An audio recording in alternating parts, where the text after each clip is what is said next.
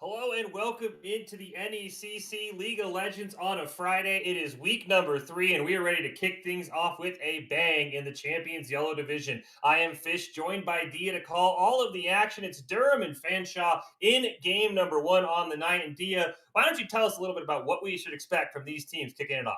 Yeah, so you touched on that the fact that it's week 3. We haven't seen that much from these guys just yet, so we Mhm. popped in to talk to them a little bit. And as we go through the draft, you're gonna see the way that their playstyles sort of evolve. Durham really said that they like to play around the centralized mid lane, specifically Galio. And spoiler alert, they do really like to play around that Galio. You're gonna see that picked up just next. And on the other side here, Fanshawe seemed to have a little bit less direct of a game plan. They're not playing around a specific champion. It's not a play style. It's the general concept of late game. I think that kind of, plays into that Galio play style. He's not a mid laner who's absolutely going to dominate. He's just kind of going to be a beefy boy. He wants to assist with his ultimate. So I think Fanshaw's got to be very happy that even though they let the Galio through for Durham, that builds that 40-minute play style. There is a player I want to highlight, though, in particular, and that is Anime Girl in the top lane for Durham. On paper, our most talented player to watch out for you tonight. If there's anyone who could solo carry this game number 1 on that Aatrox, I expect it to be Anime Girl. You got to put a lot of pressure if you're Lilia for Fanshawe up in that top lane. The solo queue ranks do not lie, and as we see the final picks coming through, this wasn't exactly the order that they were picked in, so there was a little bit more play here. I think it's important to note that we had Xin, Zhao, Lucian, and Nami locked in as the first 3 picks for blue side, so they actually buy a lot of time for that Aatrox to come through later as a potential counter pick, and yet, even still, Dutch Import for Fanshawe was the one that ended up being able to wait patiently, counter pick the Aatrox, and the Fiora is somebody who can thrive in that matchup. This is where, though, you start getting concerned about the Galio, because Hectic from the mid lane and Juju alignment from the jungle can both really heavily influence what would otherwise be a top lane island with a little bit of early attention. Yeah, I think there's going to be a lot of pressure, as you mentioned. We talked about Hectic and Juju alignment. I want to see what Sutek can do on this Lilia. If he can get asleep onto a Galio who's trying to charge in for a taunt, or maybe onto Zinzao who's caught out of position, that is going to allow Ezreal and Conrad to get a ton of picks. Ezreal's going to be very safe, not only with his kit, but with 2 pump, basically sitting on top of him as that Yumi. I think it's going to be very hard for this Durham lineup to get onto Conrad. So I expect Conrad to have free reign. How fast can that Ezreal get built? How fast can he get to that power spike where he's poking people down? That I think has to be a win condition here for Fanshawe as we get ready to hop into our game. Yeah, they've talked about it plenty before. We're going to see how it plays out once we hit the Rift. We'll be right back in just a few minutes with the first game, and we'll catch you then.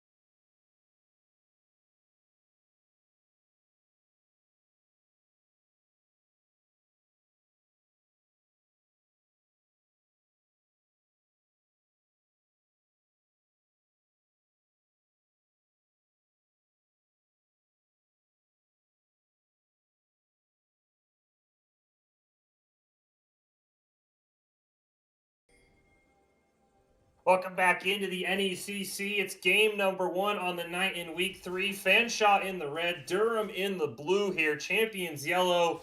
We just saw Fanshawe attempt a little bit of an invade there. They get caught out. They just want to ward that red, and they're just going to back and reset. I think it's interesting that they're the ones going on an invade here. I was kind of laughing to myself when we saw that because we think about the way these compositions want to play out, and it's Durham Lords that really have the majority of the power right now. They're the ones that have the Lucian Nami, the lockdown from the Galio, the follow-up from the Xin Zhao, and even the small amount of CC that Aatrox provides. We take a look at Fanshawe Falcons. They are lacking CC in a really big way. The only ways that they have to take somebody and put them in a place where they can't move is post 6 on both Yuumi and Lilia and the one ability from Syndra. There's actually a big struggle to engage here on Fanshawe that they don't seem to be respecting, at least early on. The one thing I do like about that Fanshawe invade, though I think you are totally right, Thea, is it's something that I am keeping my eye on. It is that power that Anime Girl has over Cavell in that top lane. I think you check red just to make sure that Juju isn't going to try and set up his tent in that top lane, kind of run top to mid. And so I do like them saying, okay, Xin Zhao's going to start at blue. We know he's probably going to hover around that bot side of the map. They even get a good ward on it. But I think you're right. They do not respect the crowd control here as we see a nice little trade in the top lane. There's even a secondary thing there as well, where you could see Juju try and move into the top lane off of the initial blue clear, but right now, it's actually Sutek that's getting the better of the trade, is with the vision that you just talked about, he's going for an invade on the red, and this is really risky stuff, because if Juju had wanted to come down and give a little bit more attention to his bot lane, you would find yourself looking at a very, very dead Lilia right now. But the fact is that it's only now that they're encountering each other, and even still, Sutek might be in a little bit of trouble. He does have that red, and it seems like Juju, he's going to get 3 buffed at the start of this game.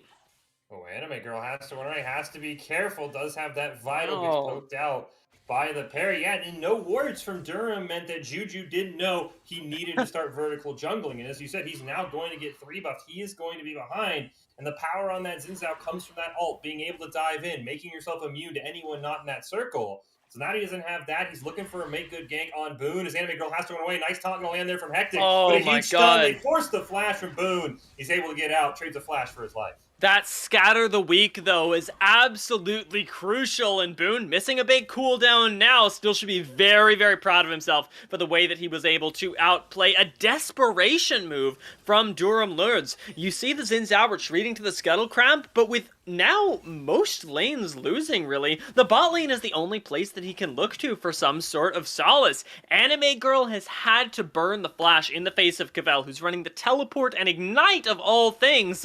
It's really weird to watch because, again, Fanshawe said they wanted to scale. This does not look like a scaling game. Sutek's gonna come out, does get knocked in the air. There's that Vital in an awful spot for Anime Girl. Has to flash away to the tower. Vital on the left side. You don't dive. You don't dive!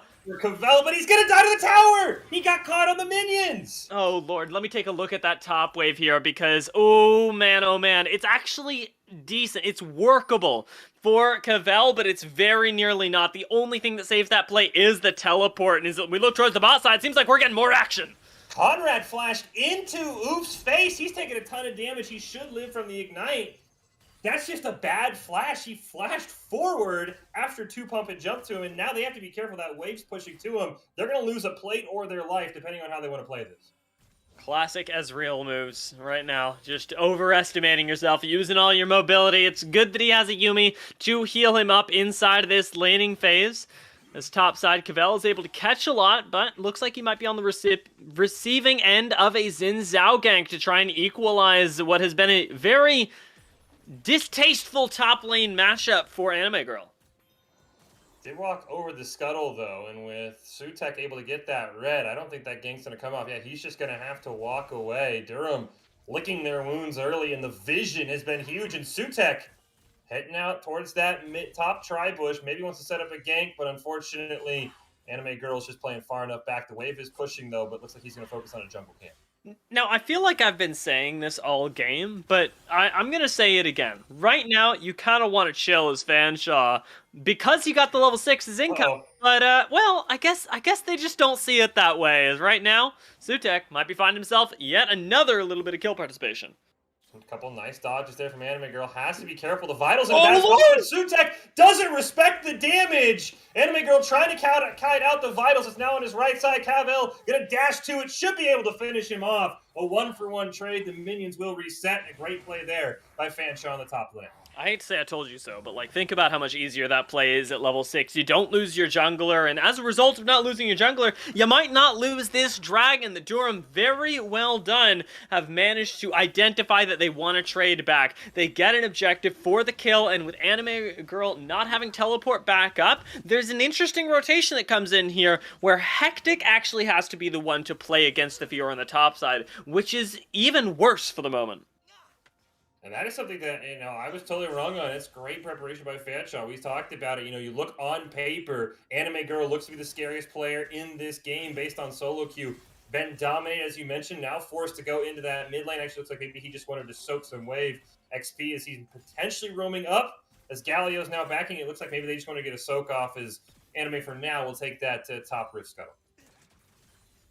Able to get back on the board, or at least get his team back on the board, as jungle equality has been something that is severely lacking. We take a look at the CS numbers across the board, though, and it hasn't been that bad. The disparity is not so large, and it really is only a few camps in that jungle that Sutek is ahead. And this is where, despite the fact that the scoreline is even, at this exact point in the game, I start favoring Durham Lords just a little bit. As those first mythic items start to come through, they are going to have really, really big power spikes, especially around that Imperial Mandate from Nami. Bot lane's going to be able to pop off. And what we got to be worried about, what we got to look out for, is Fanshawe Falcons making their own plays with the level 6 before the item breakpoints get hit. And as you mentioned, level 6, that means Hectic now can go basically anywhere on the map. Of course, he's going to have to roam a little bit into the river, but if they keep going after Anime Girl, they'll have that hero's entrance to make it a 2-on-2. As Cavell gets some nice trading, doing a great job forcing his Aatrox back, abusing those vital placements. And right now, this game sort of slowed down. You see a ton of wards, some pings going out. That Rift Herald is the next target for both these teams. It is ironic and a little bit unfortunate, though, for Durham that they're the ones with this very mid-roam-centric playstyle, and yet their mid laner has not been allowed to leave. Cavell now is able to abuse Anime Girl on the top side because of the attention that he's received from the jungler, and think about the proactive plays that we've seen from Durham. I can't think of any off the top of my head, Fish, and it doesn't seem like we're getting a whole lot more.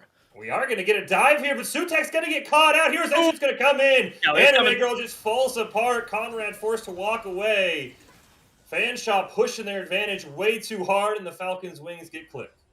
I think they take it a little bit too literally there. Yes, we hadn't seen proactive plays, but it was a little too proactive there. It seems like bot side might the same be true. Conrad barely surviving there along with 2Pump. Really great juggle tanking.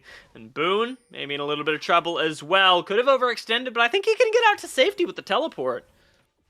He's actually just going to go for the back right in their face. Is Juju going to get there in time? He does get the auto attack off at the last second, knocked away. Now Boone's going to have to take some towers. Is Hectic going to be able to get there? The flash taunt just barely misses. Nice. Boone running for his life. Justice Punch doesn't quite hit the knockup. Sutek's coming up. Oh, Boone barely makes it out. Should have used that teleport like you said, Dia. Still does end up burning a summoner to escape. I agree, would have been better if the teleport had been used, but the thing is, Boone hasn't really been involving himself in risky skirmishes just yet, so maybe we get to see that used elsewhere. For now, being able to get back to the lane, not miss any creeps, puts him in a really nice position, and Fanshawe Falcons, they still feel like the ones in control of this game. I'm waiting for Durham to start grooming up maybe around this next dragon. We got a minute until that next one spawns, the Infernal no less. Teams that love Infernals. To be able to blow somebody else up just that little bit faster, maybe even hit your first item breakpoint before that fight starts out, that's where Durham need to take control of this game.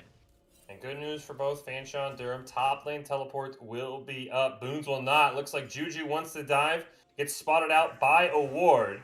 Sutek and Boone are behind him. We can have a party in the top lane where all of our kills so far have been. Yeah, there's a lot of, I want to say, call it like faux wasted time here for Juju. Is that dive realistically isn't happening. Cavell is completely safe right now under the tower, and it feels like Durham are trying to find a play where it does not exist. And right now, they're going to get punished for it in a big way. That is a very, very dead jungler, and now an even more fed Fiora. Great job by Sutek landing the seed into the sleeve. Even with that immunity shield, Juju can do nothing against Cavell on that Fiora. 3-1 versus 3-2 in the top lane. All of the actions taking place there. We do get a teleport coming out from Anime Girl, which means they will not be eligible for this Infernal Dragon. They want to kill Cavell to make it a 4-on-4 around Dragon, but they're not going to do it. That is a huge teleport expended for really nothing. It really hurts to watch, too, because you see that teleport come up, and you know, as a viewer, that it's his best chance to kill Cavell. Before you get to back, spend that gold, get the mythic, our first mythic of the game, the Gorge Drinker, now completed for Cavell. Now it's impossible for Anime Girl to win a fight, and that's the thing that hurts the most, is knowing that he had to blow the summoner for even the chance at being able to touch Cavell, who is now a god in the side lane. Cavell helped the rest of his team out as we see Durham. The Lords have started that dragon. Keep an eye on it, bottom of your screen right now. Cavell looking to punish Anime Girl, maybe potentially going to dive under the tower. Takes a couple of shots. Estimates himself. Worldbreaker comes out, but Anime Girl can't get in range. Infernal over to Durham. Risky play in the top lane. Cavell going for the spell immunity. Has to be very careful.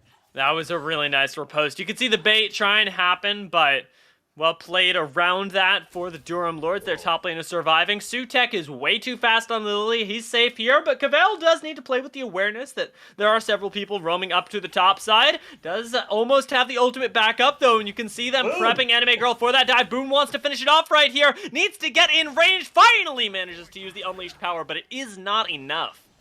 Boom just throwing himself away for a free kill for Durham. Very interesting. Also cost Sutek, who was on that Rift Herald, he had to pull off.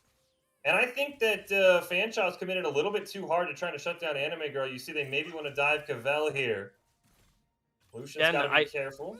Yeah, the Gore Drinker is back up. Cavell is low. It's doable, but with Sutek in the area, they're just going to back off the turret. Not going to let this one fall too early instead, as Sutek's got a lot of fighting in him. Is it too much? I think he wanted the four-man lullaby, and he just completely missed on everyone but Hectic. That's great awareness by Oof and Juju to make sure they are out of range of that Q of the Lilia. And Fanshawe had a great start, but it feels like they're pushing their advantage. Boone's going to come back up. They want to bait the tower dive. Anime Girl going to take one shot. Boone is like a homing missile for these control wards. He is continually finding them in the weirdest brushes right now, and at least he managed to clear that one, but he doesn't get too much for it. And for the first time this game, the Durham Lords come out with a gold advantage. It's a slight, almost imperceptible, but definitely one that we have to keep an eye on, shift in the game state, where before, Fanshawe were the ones that were continually pushing the pace, and even despite that, they've still managed to lose out. The second dragon was secured by Durham Lords, so we'll call this them running the game by then, and they're fulfilling our expectations. Now, Fanshawe, on the other hand, they have a bigger mountain to climb, because you've got to stall out what is a composition that is very much spiking for the next 10 to 15 minutes. It's interesting because at the start of the game, Fanshawe was playing kind of counterintuitive to what they had told us. They wanted to play a 40-minute game. They had a huge lead. They had the first two mythics finished on Cavell and Sutek. But now, as you said, that lead is evaporated with all the pressure they want to put onto Anime Girl, almost throwing away a couple of kills, it feels like. As this game has slowed down, Juju maybe looking for a pick on the bot side of the map as they start to set up for that dragon that's going to spawn here in just under 2 minutes. And right now, everybody's just calmed down. Boone doing a great job, though, denying this Galio of much roam potential and a lot of CS in the mid lane. Unsung hero right now, though, I want to see how Kaio ends up doing inside of the team fights. This guy has been doing super well in the 2v2 with Oof and has the completed Gale Force right now. There's no better time for him to fight, but it feels like because Durham are playing so reactively, they haven't gotten their AD carry a chance to get involved yet. I want to see that next couple minutes, find a way to rotate even everybody down to the bot lane, crack that tower with the Rift Herald that you just secured, and start moving your AD carry around the map, because otherwise all this gold on a Lucian is going to go to waste. Bot tower and top tower very susceptible to being taken down for that first turret bonus. The anime girl with the level advantage wants to jump right on top of Cavell. Nice Ripple Zay going to land the stun as well. Ignite will come out, so will the grand challenge. Ton of healing here for Cavell. Is it going to be enough through the world ender? Anime girl able to put that vital right next to a wall, make it impossible to hit and retreat there in an explosive fight. 1 level lead, it's a hell of a drug, but it is not enough, as it looks like right now we're going to see that Galio playstyle come into action. Bot lane, beware! Tidal Wave does miss. Taunt not able to land. Nice flash there by Conrad. They'll still take down the first tower regardless. Didn't even need to use the Rift Herald. So Shelly will stay in Juju's pocket for now, and they're setting up for a dragon in 45. We address how good that is as well. We literally said it moments before, but they rotate everybody down to the bot side, they crack the tower, and now your Lucian is unleashed, which is what it was all about. With Anime Girl on the retreat, this could get bad. Anime Girl does get stunned. They've got to be careful. The nice lullaby there, but here's the hero's entrance. It's not enough to save him. Oh, Lord. Punch into the wall. Does land the taunt onto Sutek. A ton of damage coming out from Hectic. Just needs to land one more Justice Punch waiting on the cooldown, but the speed of Lilia is going to prevent that. Boone will die off screen. Flash into the winds of take care of it. And a huge double kill in their own jungle for the Durham Lords. Massive play for them as they not only get that 600 gold, but almost another 600 gold on top of it from taking that mid lane tower, getting the charge, and getting so much more CS on Kaio-Rez. I mean, Lucian, massive right now. Galio 3-0. The playstyle could not have gone better for Durham Lords, despite the fact that the early game was reactive. They don't seem to have cared at all, because now they're putting themselves on sole point, and it's Fanshawe Falcons that have very limited ways of coming back. 3 dragons, no contests. Cavell looking like he's going to challenge Hectic. He doesn't realize Anime Girl is there, though. The taunt is going to land. Ripple Zay is almost enough. Should be able to use the Blast Cone. Flash from Anime Girl with the Whirl Ender up, looking for one more kill. Those Vitals, not going to be enough. Teleport is coming out from Boone. Anime Girl sees that, dashes over the wall. It's Super Smash Bros. Time. Everybody get in here for Fanshawe. Bit of there's no one to fight. That emotional roller coaster was kind of crazy. Watching the start of that, I was like, oh no, Cavell, you're your team's 1-win condition. You can't go down now. And then Anime Girl follows him over the wall, and I'm like, Anime Girl, you don't win this 1v1, you can't be doing that. So the thing is that neither of them die, so really nobody loses out there, but I think both teams very tangibly noticing that top lane is their one weak spot, or in the case of Fanshawe, the one strength that they have to protect at all costs. And right now, the Vision heavily supporting that. Take a look at the wards littering the top side. Oh, Cavell, I think wants to go over this wall on the top side of the map in 1v1 Anime Girl. Does have that Ignite available with the more meta Ignite teleport we've seen, but he's just going to retreat. And yeah, you see the wards littering the map here. Some of them a lot of defense and vision as well from Fanshawe. Yeah, a few of them got cleared out by Durham just to try and threaten the potential Fiora that they can't see, but they must know is there. I mean, we talked about the high solo queue ranks of all these players. You know when somebody's waiting over a Gromp wall to kill you, and that, at the very least, isn't going to happen just yet. In the mid lane, Conrad is going to be able to farm up quite a bit, though, and we talked about the AD carry being super important for the side of Durham Lords. It is no less important for the Falcons, as Ezreal is definitely a hyper-scaling carry that already is doing a lot of damage with the Qs and can change the game quickly. Got a game of chicken over the blue buff. Juju gonna land that smite to steal it. Cavell trying to dash away. There's no blast cone to save him this time. Should have dash up. He will. Using that Fiora mobility. Stay alive, as we do see Conrad ulting, just trying to clear that wave out. Doesn't even make use of the riposte in that trade to escape. There's no standing still. Fiora just gets out, doesn't burn the Core Drinker, doesn't burn anything, and you drew 2 people up there. So still, very tangibly, a win condition exists in the form of Cavell up in the top lane. Looking good for right now. The side lanes are drawing a lot of attention. Boone has been all over the map and unfortunately has not had much success. He is able to knock Hectic away. And now, we get to a very interesting point in the game. Baron is up It is Mountain Soul potentially online in 2 minutes here for Durham, which would make that Aatrox even harder to kill, the Galio harder to kill with the shield. This could not be a bigger dragon for Fanshawe. They need to prep accordingly in the next 90 seconds. And prep looks very different for them than it does for the Lords. They got to keep vision on the dragon, yes, which is already difficult in the triple control wards, but more so, they have to make that threat from Cavell in the side lane tangible. Right now, getting that dragon is going to be impossible if Cavell is not solo killing either Anime Girl or Hectic, because Fiora's side lane pressure is all well and good, but it hasn't actually netted them anything just yet. There's a lot of attention being given to Cavell. Durham are mitigating a lot of that threat by using Juju alignment on the Xin Zhao to keep Anime Girl safe, but until that Aatrox solo dies, until Cavell is able to 1v2, you can't take this dragon. Every summoner should be up for this dragon outside of Boone's teleport. So we will have a full fight over Mountain Soul. As we mentioned, Durham, the Lords are on Soul Point already early in this game. They're just clearing out sideways. Anime Girl is pushed back. And you can see the Vision Wars starting to start. Boone just clearing every ward in his path. Nobody wants to take a fight now and cost their team the dragon.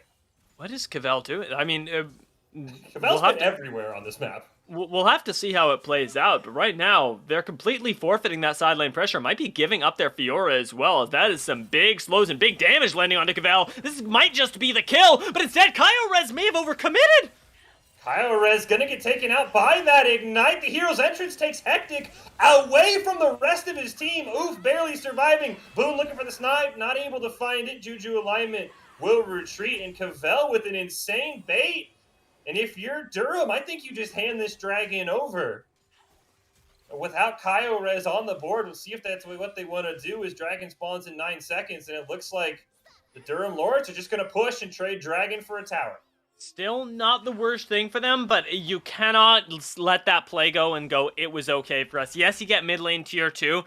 The game isn't over for you by any means, but remember 2 things. 1, Fanshawe Falcons win condition, self-identified, is going to be scaling, and you just gave them 5 extra minutes for free. And 2, Kaio cannot be overextending like that. He cannot be jumping face first into melee range of Fiora. Cavell looks super juicy, but no snack is worth losing the game. And then they lost the hero's entrance. That's also on. I mean, everyone's done it. You get ignited, you try and flash away, and you just burn a major cooldown even though you were dead anyway. The hero's entrance is not going to save you from ignite. So losing that cooldown, losing Hectic from the fight. Now Cavell wants to jump on top of that Galio. Taunt is going to land, but a nice Ripose is going to cancel it. Teleport is coming out here from Anime Girl. Just punch Mitches, and I think Cavell just realizes, you know what, I got enough, I'm out. Man, I think I will believe to the end of my dying days. That should have been a kill. Cavell 100% could have gotten that, but whether he did or not doesn't matter, because Durham Lords know as well as we do that Galio should be dead right now, that you cannot be alone with the Fiora, and right now, Cavell going to be able to reset, get himself a second item. Now the Ravenous Hydra completed makes this Fiora in freaking invincible fish.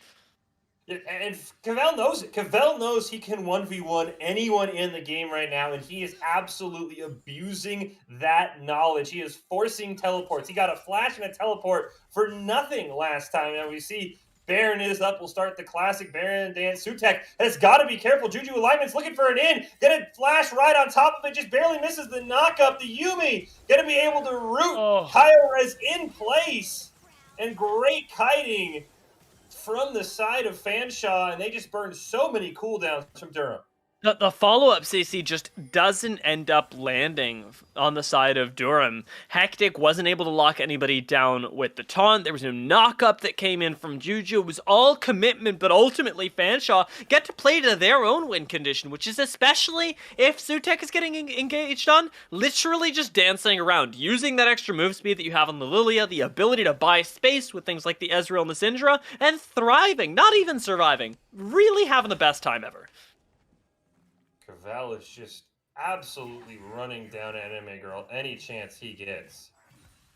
He knows that no one can fight him, and no one's coming down. Anime Girl's stuck here in a 1v1 deal. Now, my question is, where does this end up going? Because we've seen Cavell do this several times, push up, play this very patient, and rightfully so. They've got no vision. You can't have Fanshawe Falcons top laner pushing with reckless abandon. But continuing to draw a member to this side wave isn't really doing anything for them just yet. Baron is up, but what they need to do is sort of continue playing this game and draw down Juju, who previously had been responding to Cavell on the top side. Now, as soon as he shows bot side, it's a Baron gone. That's the threat that now Cavell has, is either you kill me or I take or I 1v1 your top laner. You're either going to lose your top laner and all your tier 2 towers, or you lose the Baron, and it's a no-win situation that Durham Lords somehow have to find their way out of. I will say the one thing that I am worried about for Cavell is he has to play perfectly, Dia. If he gets caught, and either through a hero's entrance and they're able to get to Baron, there's no one else on Fanshawe who is at that level. I mean, yes, you see the Ezreal, 239 CS working on his third item. Same with Boone. But as they see a 4-man dive for Cavell, go to Baron. Kings go out. They're taking too long. They just want to push lanes. That's the other thing. Fanshawe has to be on top of the Baron call, and that time, as you mentioned, they just weren't ready for Cavell to get 4 people top lane. Like that is something that they must recognize. That I'm sure that Cavell knows, as soon as you see 4 people there, we gotta correct that play. You gotta be ready for the fact that Durham Lords can and will commit those people, and be ready to take the Baron, because that was a very small win for Fanshawe Falcons that they didn't end up using, and now we sort of lapse into this, will Durham Lords give them that opportunity again, because it's 30 seconds until this mountain, and that's where Durham have been focusing most of the game. And if you're Durham, do you trade Baron for Mountain Soul here? You trade Baron for Mountain Soul. You know what? I think you might. I could see that play working for Durham. It takes something really... Yes, you know what? I think you do. But in this particular case, you may as well take a free Cavell. Yeah, you take a free Cavell. They get the one-man sleep onto Juju. Thanks to the Crescent Guard, he is immune to damage. And now, how can Fanshawe contest Soul without their top laner now on a 39-second res? They're just going to say, you get the Soul, we'll look for a tower, but now you have to be careful. Hectic's going to come in. He has the Rocket Belt. He has Predator. He doesn't quite have Flash. He's not able to get there, but this could be a free Baron for Durham as well. Anime Girl is still also pushing everybody off of this Baron. Sutek actually pops into the pit briefly, but as Durham, because of that pick, they don't have to give up either objective. Instead, they get free Conrad Flash.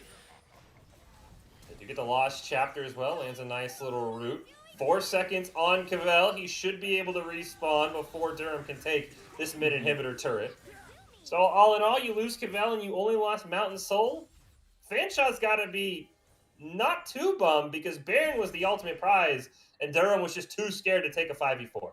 And right now, Durham need to sort of take that Mountain Soul that they had, take the reset, buy as much as they can, and then focus on that Baron, because we saw just there that pushing into Conrad at this point is extremely difficult. Same thing gonna happen with Boone, and the way that you crack the base right here, while at the same time equalizing the problem that you've had with Cavell the whole time, is with that Baron. You gotta have these minions that can stand up to a little bit more damage to actually be able to find your way into the base without taking a full-on team fight, because Fanshawe have already shown us that they're not going to walk into something like that. They're not just going to let you kill them in a straight-up 5v5. They can and will run to buy time for Cavell. Anime Girl and Cavell in another epic duel. This time, the Anime Girl does have the Grievous Wounds, going to cut down greatly on the healing Cavell could do. The Ripasay does miss, and you can see the power of those Grievous Wounds. Teleport has to come out from Boone. I don't think this is a good call. Anime Girl can easily win this 1v2. Meanwhile, the Lost Chapter is forced out. Boone has to run away. And Cavell's power spike has ended. Anime Girl has caught up, and Durham immediately calls for the Baron. How the turntables, Fish, is now with the Mountain Soul as well. They're not even taking any damage from the Baron. They are simply taking it for free, and a teleport up from Anime Girl will seal the deal. He's got to zone out Sutek, because that's the one threat on this Baron. It doesn't matter if Anime Girl dies as long as... Holy! Colin comes out, gets the kill. As you mentioned, Dia denies any chance of a Baron steal. Ezreal alt on cooldown, so Conrad doesn't even have the Hail Mary play. That gold lead still only 3k, but it feels like Durham can now just shove whatever lane they want because Cavell has lost his 1v1 power. He doesn't have the ability to be a threat anywhere on the map anymore. No, this is a Fiora that is pretty darn lost until her next 2 items right now. Unless you can find that outplay on Anime Girl, who's 2 levels up at this point, it seems impossible to be able to come back from there. And now Fanshawe, they've got to rely on that good old-fashioned win con they talked about at the beginning. That is the scaling. Has it been enough up until this point to get 2.5 items on your Syndra to have all 3 completed on Conrad? Only time will tell, and time, it is running short. They're looking for a play here. They have to give up the mid inhibitor turret. They're also going to have to give up the mid inhibitor. What does Durham want to do? That looks like it is just simply dash away and continue pressure across the map. Cavell, realizing that, has a nice way pushing top, but immediately has to bail out.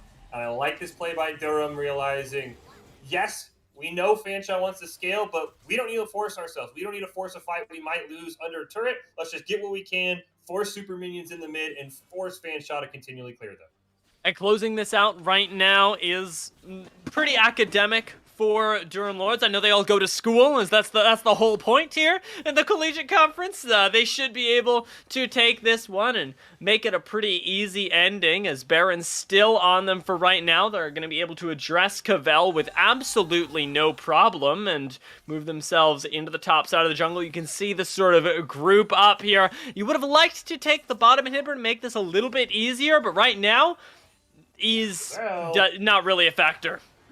Cavell, you're not able to 1v1 anymore. They do land the lullaby onto 2 members. The guard keeps Juju alive. Now Sutek has to run away. He'll blast go to safety. Juju alignment gonna flash on top of Conrad. Just barely misses. Hectic going way too far in. Gonna be forced to pop that stopwatch. Should be able to survive. Nice block there by Kyle Rez. Snipes him out. Sutek gonna be caught out as well. Hero with entrance will come crashing down Cavell. You can kite all you want, but you're not gonna make it away. Anime Girl, we'll just throw out that stopwatch to sail it alive, preserve the KD. It's a triple kill for Kyle Rez, and that should be game 1 to the Durham Lords. Kaio goes crazy in that last fight, finishing off every single kill that Fanshawe were not able to. Now, much like those kills, they're going to pop into the base, finish this one off, send themselves up 1-0, and in a best of 3, it's a spooky time to be a Fanshawe fan. Great prediction there from Anime Girl, ending it with the ace. 15-5 win here, as you said, in game number 1 of this best of 3 for the Durham Lords. We saw the win condition come out from Fanshawe, and I think that's something that I really do want to touch on, Dia, as we prepare to go into game 2. I think Fanshawe almost got confused because we talked about it. They told us our win condition's scaling. We want to play 40, 45-minute games. They got ahead early and didn't really know what to do with the lead. They kind of just were sitting there saying, well, let's try and make a play, and all of those plays backfired and immediately put the Durham Lords, especially Hectic, right back in the game to a point where nobody could fight them. Yeah, it was really strange to see that sort of identity crisis happening, as Durham at the very least got to play within their comfort zone. It didn't happen as early as I thought it was going to. That's because Fanshawe Falcons were really doing their best. I think great jungle pathing plan. Sutek looked really, really insane when it came to mind controlling not just the enemy jungler, but the enemy team. But they got to find a way to translate that, and maybe it starts with questioning their own identity, moving themselves into a slightly earlier game composition. And I think as we prepare for game 2, I mean, the question always becomes, I mean, okay, we saw, the bans in our first game, usually very standard. What's the most popular pick on OPGG? What kind of counters our comp? What do you think, do you think Fanshawe maybe takes a look at that Galio? I mean, I don't think you can touch the Aatrox because the Anime Girl has a wide champion pool and they took away the Camille, which is already his favorite. So is there a ban that can maybe help out Fanshawe? Is it that Galio, or is it just, as you mentioned, picking a better comp to play against what you want to do, but kind of how game 1 ended up going, which is play faster and force your advantage? A little bit of a sweet spot here. I don't think the Galio was actually that big of a problem. I didn't see the Galio changing or warping things around the way that Durham Lords wanted to play. Instead, I think you got to be really careful for that bot lane 2v2, because the fact is that we called it out from, I think it was like minute 10 or something, that Lucian was absolutely massive already. alone in lane. Playing against an Ezreal Yumi, giving Durham a free bot lane is not a win con, and that Lucian Nami that is so potent right now, I don't think you can give to them again in good conscience. I 100% agree with you. I think bot lane became the focus, and bot lane it was basically stuck at the 2v2 as you mentioned, Dia, because there was so much pressure. As you said, Sutek did a great job, basically controlling what Juju was going to do, forcing Juju to camp top lane, keep Anime Girl in the game. Which I have to say, huge shout out to Anime Girl for keeping their head level. I mean, everyone's been there where your lane just gets camped. You know you're the target, and you're just sitting there like, come on, somebody do something. The other thing I do want to ask of Fanshawe, especially Boone, I love the idea of making plays. If that's what you want to do, I don't think you can pick the Syndra. You don't have mobility, and there were several times he was on the wrong side of the jungle looking for a pick with that overwhelming power. Would get it. Sometimes he wouldn't, but there's no escapability. There's no mobility on that Syndra. You've got to pick something a little bit more mobile if you want to be this backline flanker in the mid lane. Yeah, Boone seemed to overestimate himself a few times, and I definitely, I can see why they pick him a long-range mage, just to make sure that he's got the space, because definitely did like to get aggressive. I don't know if they want to lean into that or not. I guess we'll have to find out in future series. It seems like for right now, they will be side-swapping, and we'll get the chance to take a look at that draft in just a few minutes. I cannot wait to see how this is gonna go here between these two teams. As you mentioned, Durham Lords up 1-0. It's week number 3. Durham at 1-1, Fanshawe at 1-0. So it's a huge week. And I believe this 8-week regular season for Durham to pick up this win. And I'm curious how this draft is going to go. There is one thing that I did want to touch on is that Hectic is a very interesting play style. D. I don't know how much you saw. We saw the Galio. He's a very, I want to say counter mid laner is almost the best way to put it. A lot of his solo queue games, he's picking Karma mid, and it's almost just to annoy the heck out of the enemy mid laner and say, "I'm never going to let you kill me. What can you do elsewhere?" So I'm worried that Fanshawe's going to say, "Okay, let's take out the Galio. He was all over the map." And then we're just going to see Hectic say, okay, I'll play Karma, and he's just never going to die. And I think it's a very unique playstyle. We're used to mids being these wombo combos going in on assassins. I like that Hectic's kind of said, I just want to be an anti-mid and just really annoy whoever I'm facing. And it works, right? Very clearly for them, having a laner like the Karma or the Galio who can constantly apply lane pressure can shove you in over and over and not be in danger of going down. Really challenges your opposing mid laner to find the small gaps in waves to be able to call jungle attention at the right times so that they can actually move around the map themselves, because nothing is getting done there, and it's a really great way to nullify a team if their win condition, if their only win condition is that mid lane. And that's where I think that Durham kind of excel, in the fact that they're not looking towards that mid lane, but they've got two very clear win conditions in the side lanes, either of which they can play to. Yeah, and I think that mid lane also is unique because it was something that you and I were talking about a lot before we came on here with the side of Fanshawe. They don't have a true mid laner. They have sort of a couple of top laners. I think Boone actually a support player who's flexed into that mid lane. So it is very interesting that mid is sort of a position we're not going to see a lot of plays out of. I mean, we saw the Galio do exactly what we expect the Galio to do: heroes entrance around the map, try and support his teammates. Top lane feels like that lane we're going to see a lot of pressure in. And I'm curious if Fanshawe is going to say, did our plan work? Did the plan of Sutek camping top lane, forcing Anime Girl to basically sit under tower and get poked down? Is that something we want to do again? Or as you mentioned, do we try and play around that bot side? Do we maybe pick a jungler that can make ganks in the bot lane? Of course, such a hard lane to gank, just how it is set up in the 2v2. I think there's a lot of pressure on Fanshawe to adjust their comp on the fly. And speaking of adjustments, though, Dia, it does look as we sit here in lobby that we might see a new jungler come in for Durham. They have a very wide roster. Does look like Juju got his game, and it looks like Moffat might be coming in. So that's now another question for Fanshawe: is how do you adjust to someone who you have not seen? We're going to have to see that in just a few minutes here, as we're going to take a short break while the teams do their drafts, and then we'll be right back with the start of game number 2 to break down those comps and see how things have changed.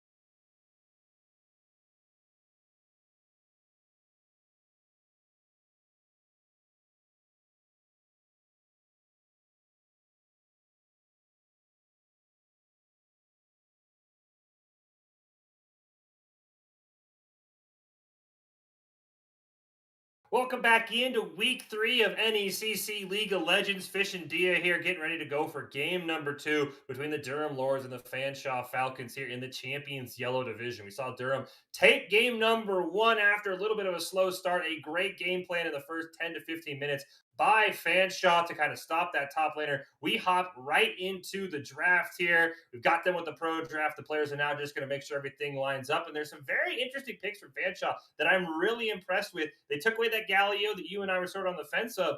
And they're also going to take away the karma that the mid laner for Durham Hectic loves to play. So they almost kind of got a fourth ban, if you will, in that first phase. They really did, and I like the way they use it as well. They don't sort of slot it into the mid lane and say we're going to negotiate this. As you see on your screens right now, we're actually getting our very first Vex, and Vex is a champion that I am excited to see play out here because alongside an Aurelia and a Graves, she can give you a lot of space with appropriate utilization of her passive Doom and Gloom that can fear everybody at the same time. I don't think that we can afford to underestimate what Vex brings to the table in terms of burst to take down the members of the Durham Lords, but also in terms of CC to give safety to Aurelia and Graves.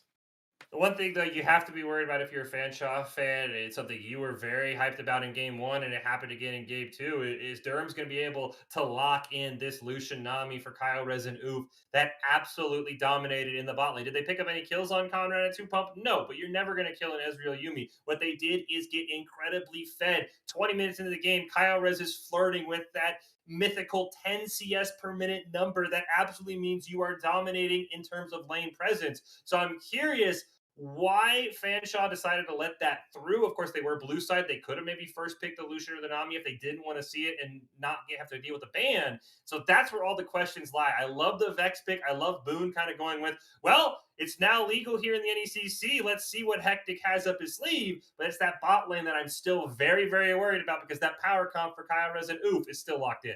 Yeah, and I think that the response here isn't so much in the picks or like the bans denying Lucian Nami as it is in the picks on the other side of this. Conrad and 2 Pump have totally changed up the playstyle. From Ezreal Yumi to Misfortune Karma is a totally different lane. Even though they both have poke, you look at Misfortune Karma and as anybody going into solo queue, you go, oh my god, this lane is going to be miserable. And that is what it needs to be, I dare say. Sutek, this time, has managed to take the Graves for themselves. Won't be on the Lilia, but still another immensely fast clearer. And sort of counterintuitively, has to play around giving his bot lane pressure here. You can't pay too much attention to the Aurelia, even though you want to, because Misfortune Karma is a lane that can and will win, but needs the freedom to push.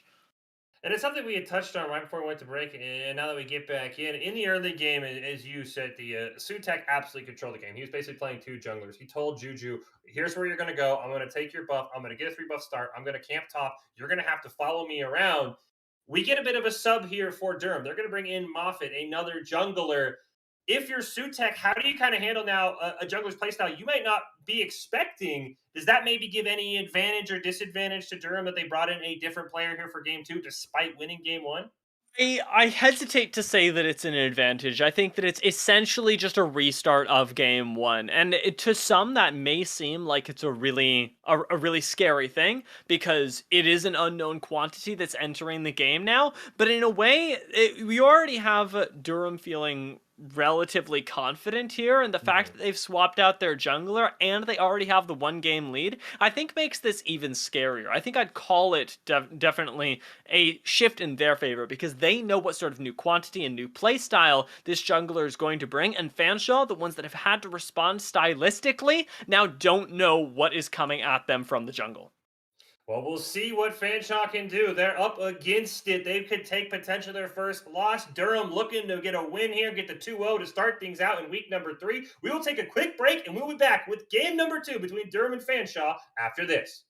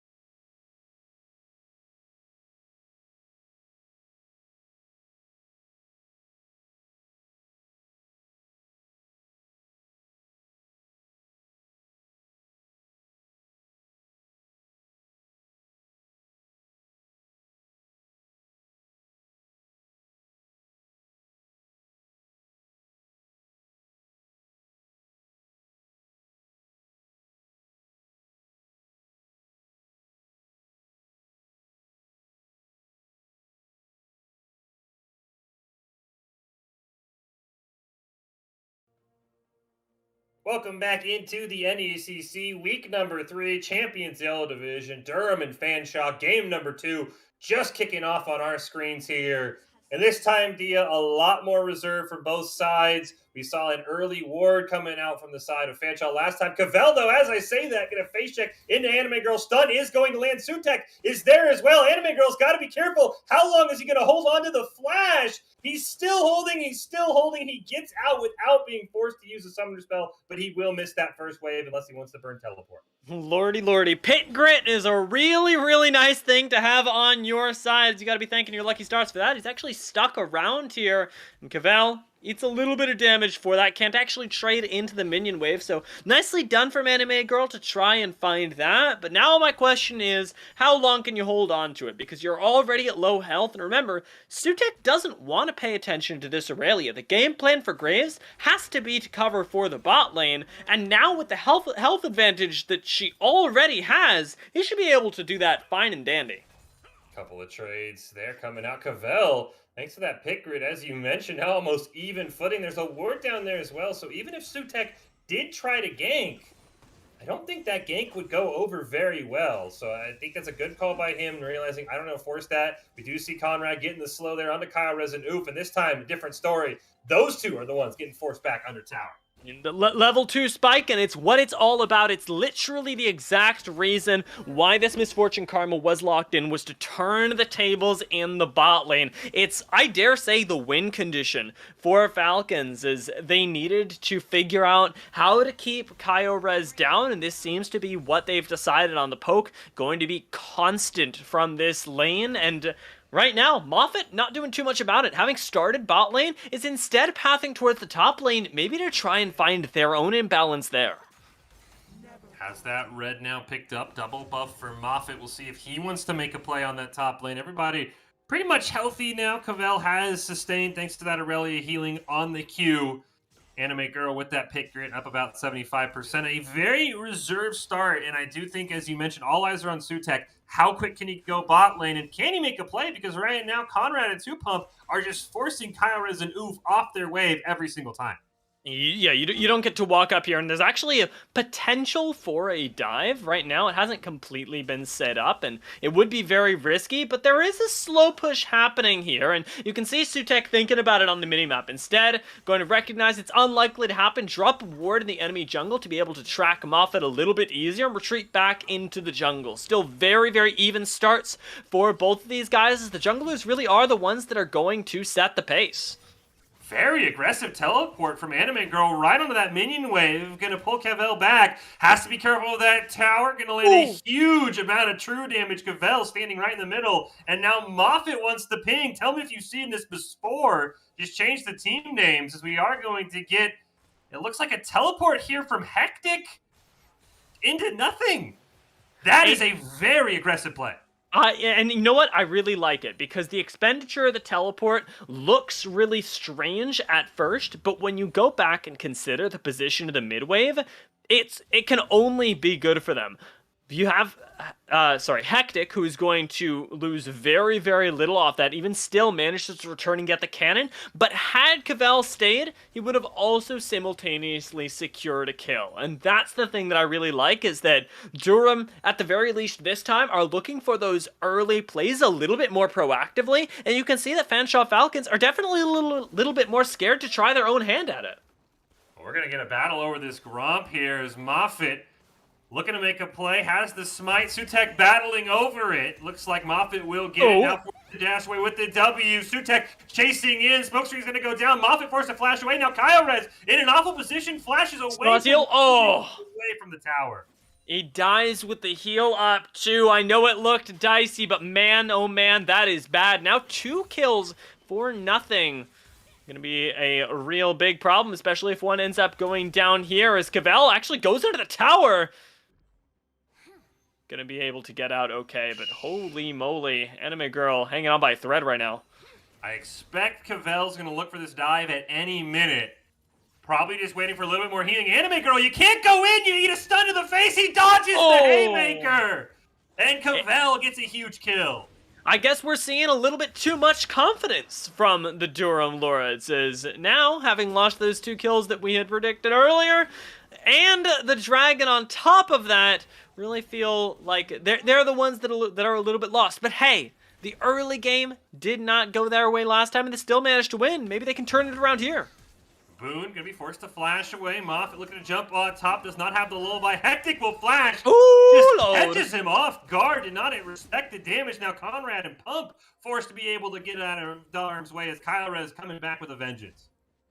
Nice job from Conrad to be able to get out to safety there and map at the very least for right now in the favor of Durham Lords. They're down about 1,000 gold, and now's the time where we got to start thinking about how that's going to impact them. Because take a look at Fanshawe Falcons, and they this time are the composition that spikes in the mid game. Durham Lords, they've got a little bit more of the Fanshawe style from game one. I wouldn't call it scaling exactly, but they're a little bit more comfortable with letting the game go even for the majority of it and rely on these big individual outplays to pay off. The lockdown, the picks that need to go in their favors. They can really search for them with things like Set and the Lilia, the Lilting Lullaby, and the Showstopper can provide an immense amount of crowd control, and we gotta look out for the Shockwave. But it's Fanshawe Falcons that I feel like really are sort of Uno reverse carding Durham this time around, because not only do they have the kills, but they have the composition that makes better use of them.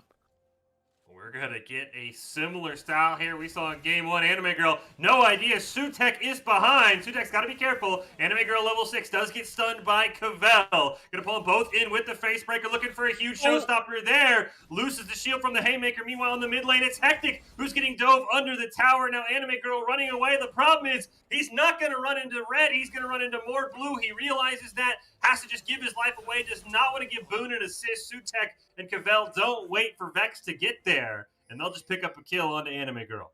Seconds away from having that Haymaker off cooldown, though. It is heartbreaking to see as Durham once again are going for a play of their own, but are, well, not finding too much. There, Boone's gonna dash in with the Shadow Surge. Moffat gets deleted. Bullet Time forces everyone away. Another Shadow Surge off the reset, lands a two-man fear here for Boone, but he's going to get caught out by Kyo Rez. A little bit of an overestimation on Vex there, and he gets caught out. We see exactly the same sort of thing that plagued Durham in the first game come back to bite them again in the second game, and it's a desperation to want to make plays. Fanshawe really are the team that have the early game under control, and it seems like that, at the very least, is the thing they can rely on. Oh my god, Conrad! Speaking of desperation, Oof and Kyorez are just dead here. Kyorez gets feared. Oof should be able to make it away just because no mobility on the side of Fanshawe. You said it, Durham is just forcing these fights. They don't need to take Kyorez for how well he played in game one. Really just wants to hold down the gas pedal and dive on Illusion.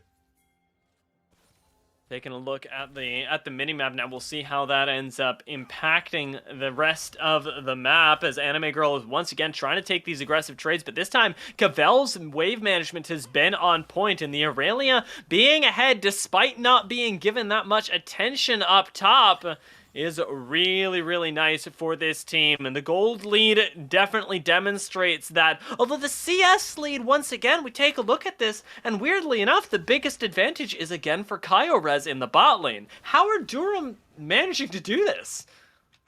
Kyorez is just, he has been so spectacular on all the parts of AD carry, except for the team fight. We'll get to that in a bit. Great facebreaker there from Anime Girl's going to pull Cavell away from the tower. Moffat is there along with Oof. They're going to use the Rift Herald. They picked up to tank tower aggro. Should at least get them a couple of plates. But they want blood. Ult comes out from Cavell. He's going to dodge the knock up there. Oof does not have the tidal wave. Showstopper comes out. Cavell can't dash to safety. Boone, not quite having that Shadow Surge, has to be careful. But so does Durham. They're going to back in his face. He gets a huge fear onto Oof. Gets the elimination. Oh, Shadow Surge is now up. Does not quite land. I thought they knew Boone was there, but I don't think they did. No, and very clearly, they don't know that one, Boone is there, and two, what on earth Boone can do to them with the immense amount of damage that he's got. Teleporting to the bot lane, though, maybe changing things for the better, as Anime Girl is a hungry hippo, but cannot catch up to Graves. But Hectic on the other side gets a huge two-man Shockwave. Two pump now. Should be caught out. Facebreaker almost pulls him to safety. Anime Girl gets the kill. Would have liked to see that on the Kyorez, but that's a little ticky-tack overall. They get a kill, and Both these teams just kind of throwing themselves at each other right now. And there's actually a really big problem happening right now because Boone is pushing in the top side. Anime Girl is trying to zone off the Scuttlecrab, but they need to be the ones to take this dragon. They've expended so much for that bot lane play, and it simply isn't worth it. But right now with the jungler top, he's got to kill Boone, and this is a tall, tall order. Cavell fighting on his own. There's so much split map pressure going on right now, and I feel like both teams kind of lost.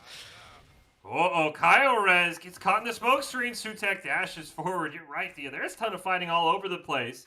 Couple of flashes are going to be expended by Boone and Cavell in all of that trading.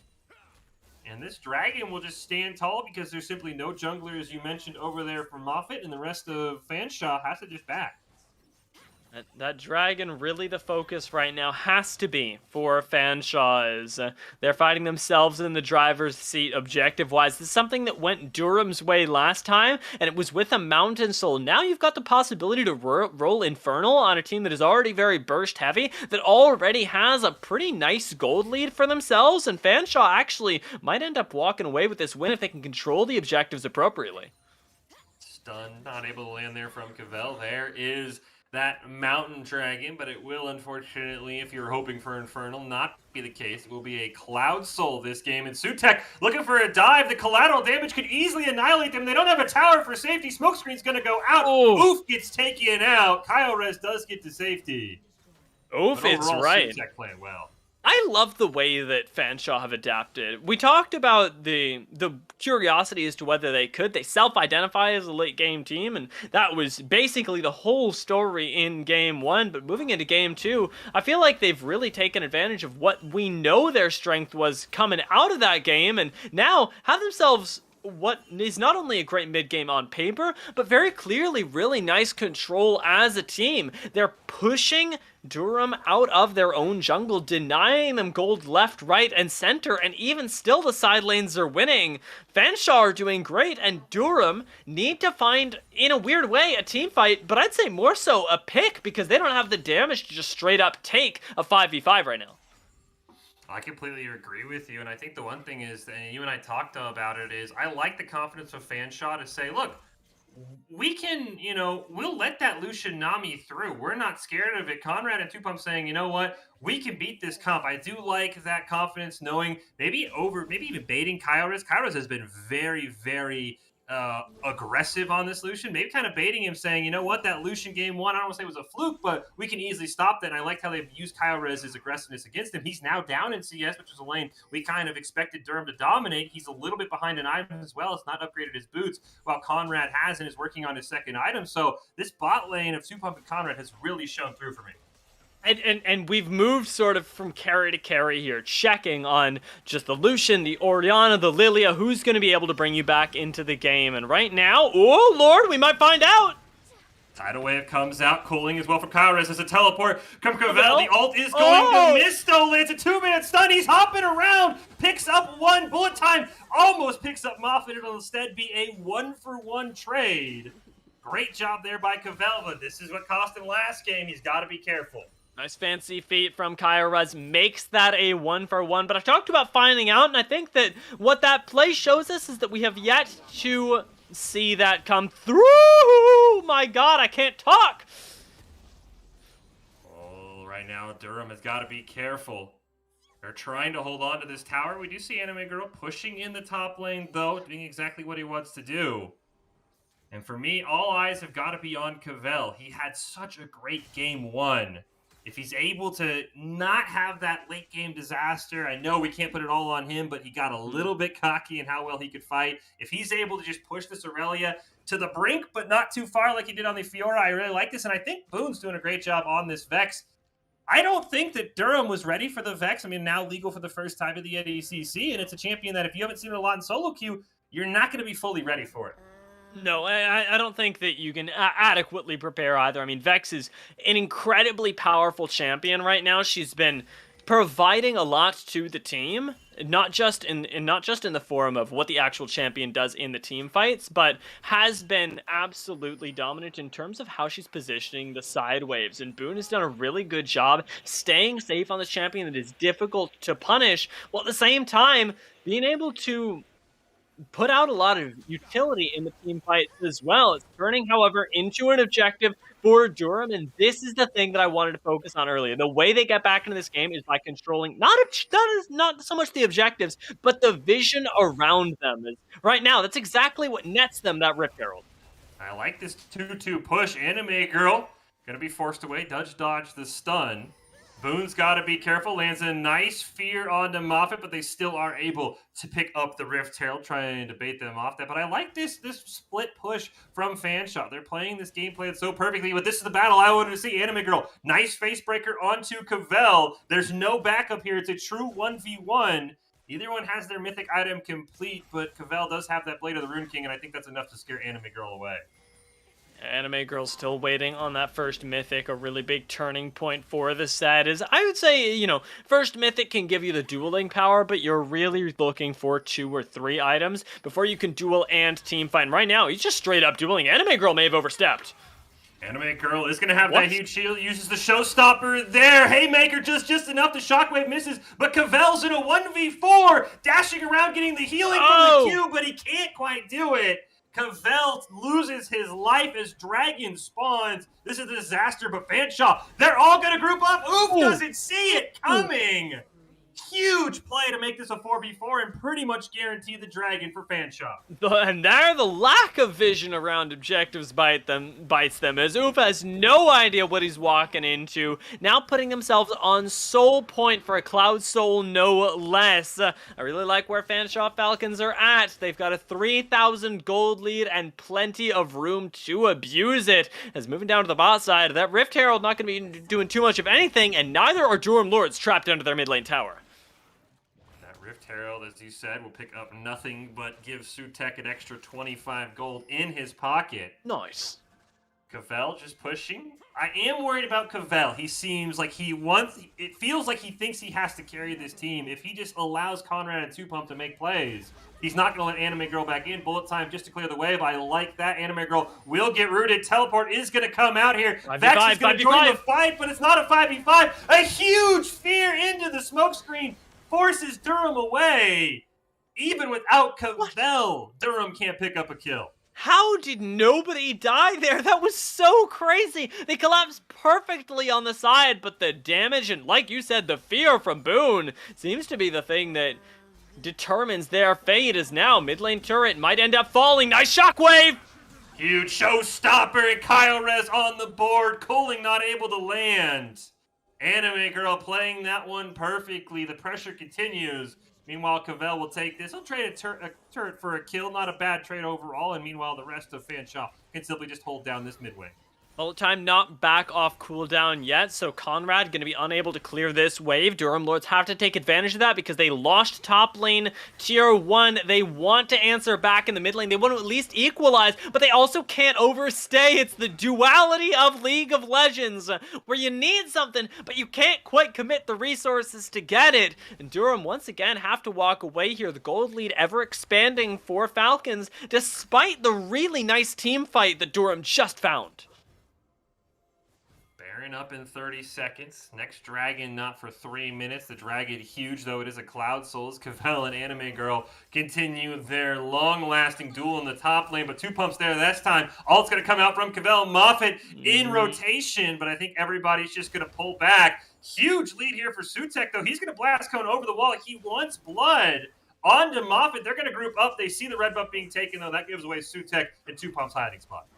Think about using the ultimate right there, but no Lilting Lullaby available means that it's just a small war of poke over the red buff. We see Baron spawn, though, and that's the next big objective. The one that the game got played around last time is one Baron really determined the way that the game did go.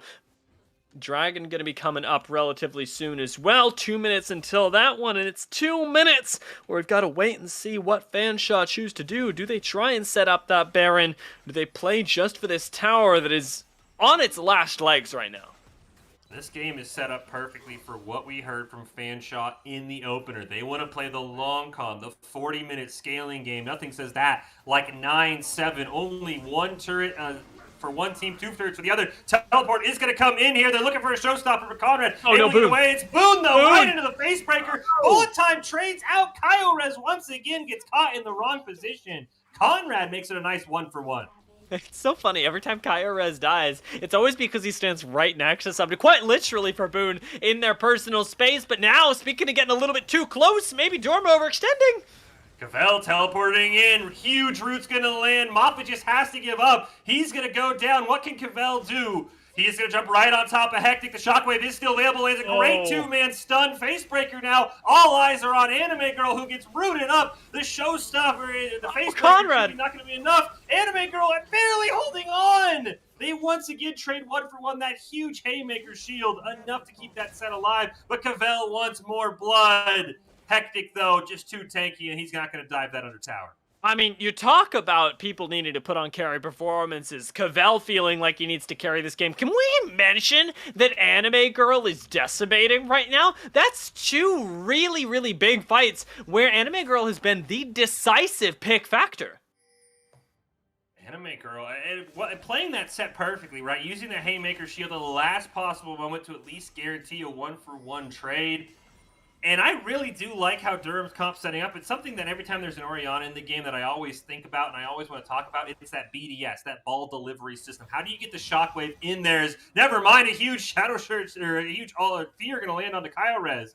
Boone holding back smartly, though. We're going to get a dragon fight here in 10 seconds. This is sole point. How hard does Durham want to fight for this is going to be the question. It seems like they want to commit pretty heavily, as this time they do have that objective vision. Boone is throwing in some really, really nice poke, though, and Fanshawe should be able to take this team fight if they take it appropriately. Right now, just two members over the wall. It's a little dangerous as the ult misses.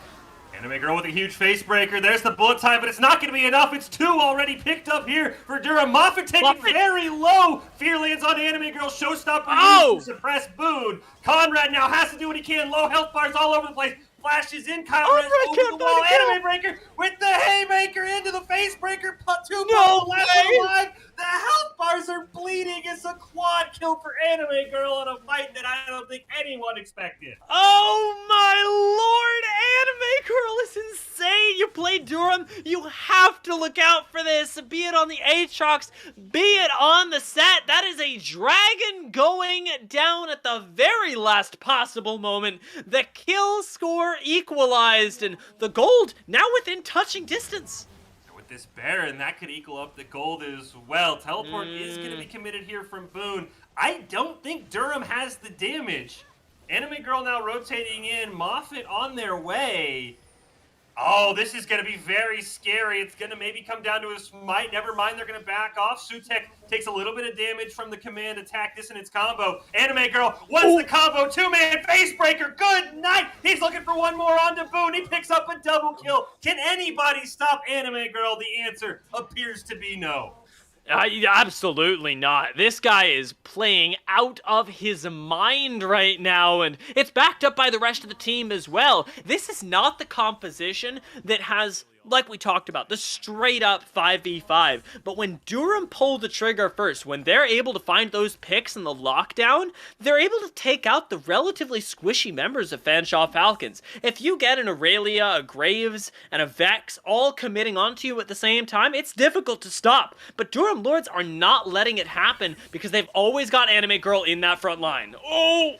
Shockwave, not enough. It is a top lane party, and the rest of us are just here watching Cavell and Anime Girl. We talked about feeling the pressure. I think Cavell felt it in game one, and now after your opposing top laner picks up a quad and a double kill, Cavell has to feel so much pressure. Conrad gonna make the call to hop onto Baron now that it is a 5-on-4. This is bad. Very risky here. You cannot group up with Anime Girl waiting in the wings. Everything online except for a couple of flashes. They're just trying to stall them out. Oh! As we wait for Hectic. Here comes the tidal wave. Boone gonna get a nice fear. Anime Girl with the huge Haymaker and the shield.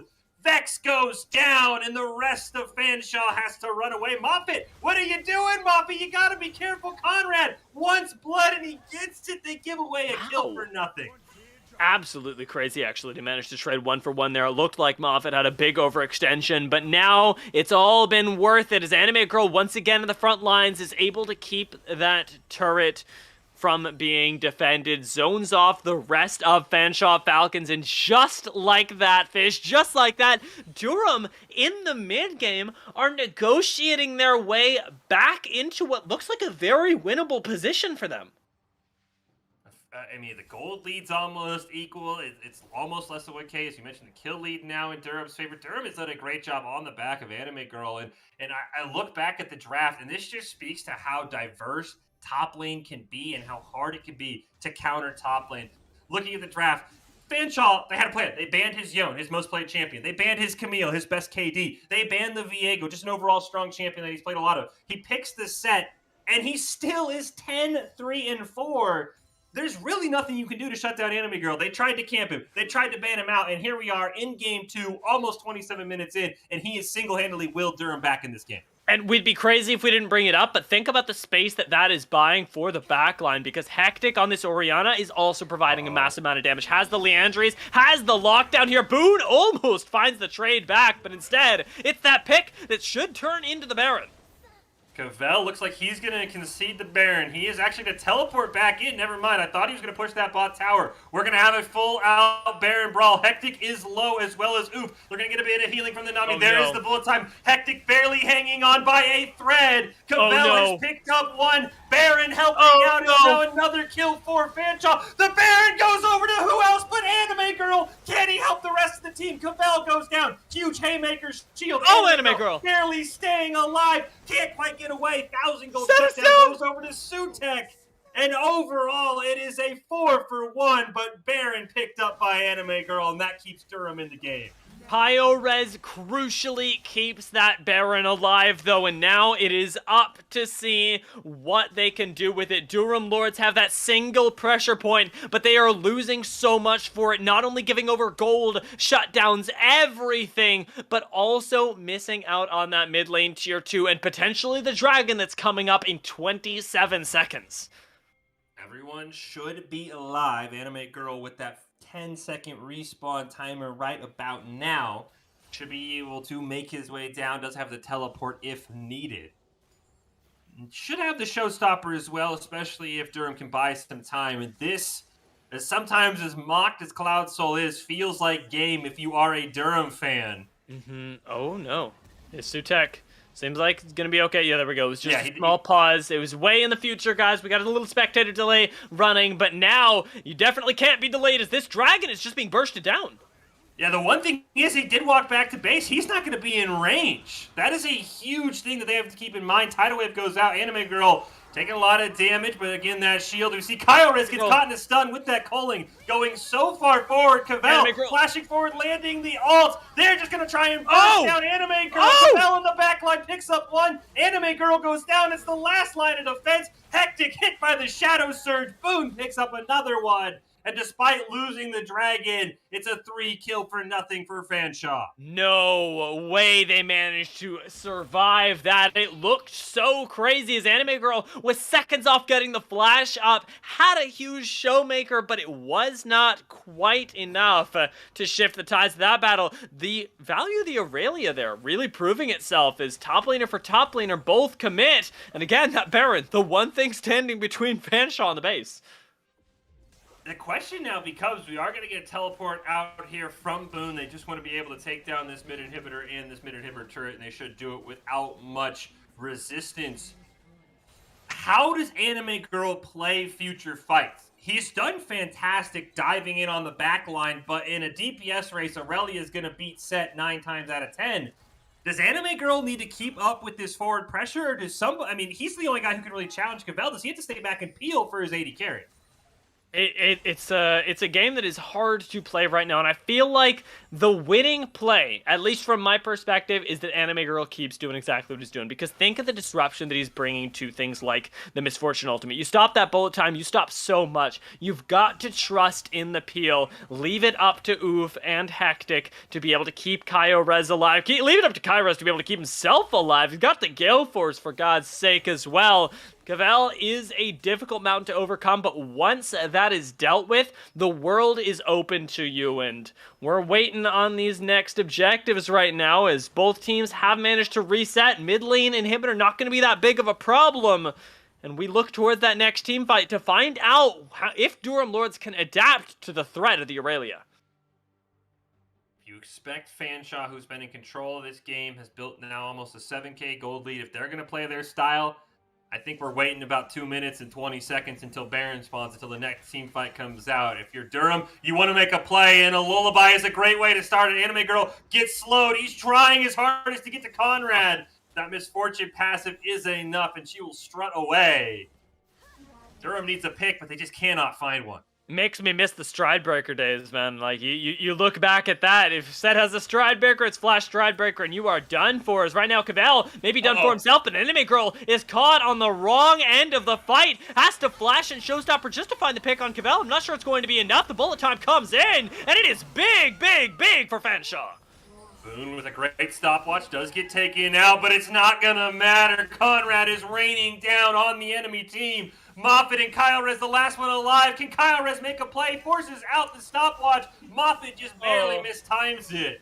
And once again, Kyle Rez, the only thing standing between Durham and a loss in a game 3. But how long can he hold on? This actually might be the end of the game here. There's a chance.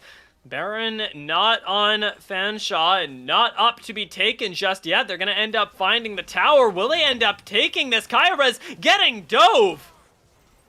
That I think you're right, Dia. That feels like game. We'll let the formalities work themselves out.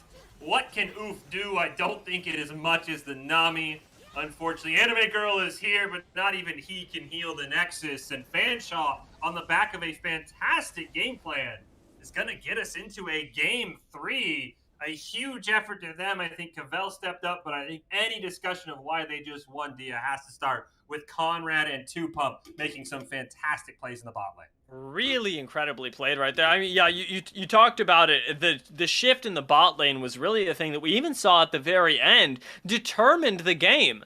The fact that we had so much damage coming out of that misfortune single-handedly ended up killing Anime Girl and snowballing into the win, and it was really up until that last little bit where I genuinely thought it was anybody's game. Durham Lords could have won that, and it would not have surprised me.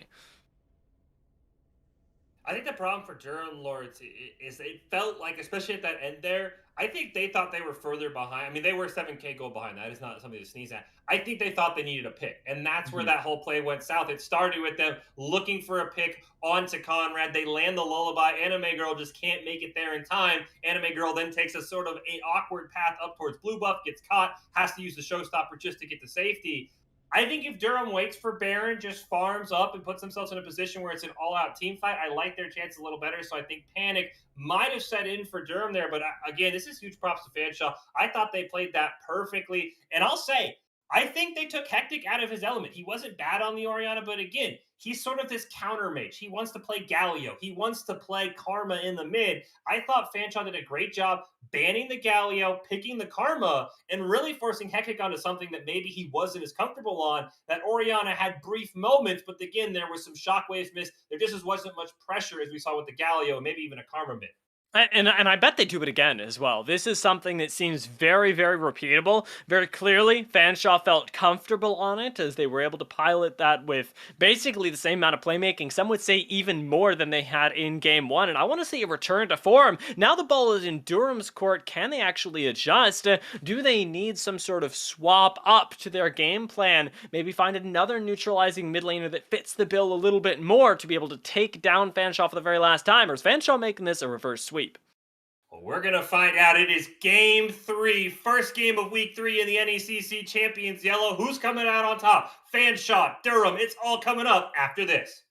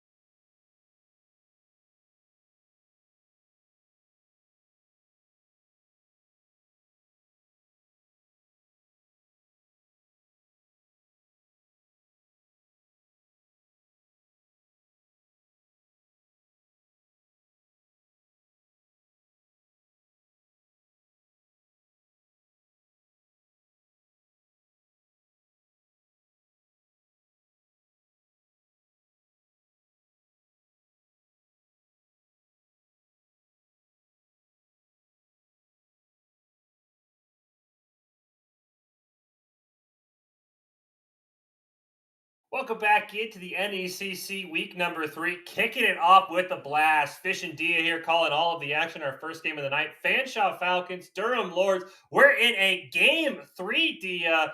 Durham with the pick. They make a very interesting choice in the draft that's going on right now. They actually choose to stay on the red side despite the loss. I think the real big reason why they wanted to double pick that Karma Nami. So they get Hectic, I would assume, on his Karma. They keep that Nami in the bot lane. A very interesting choice. Very rarely do we see teams lose and choose not to go back to blue side.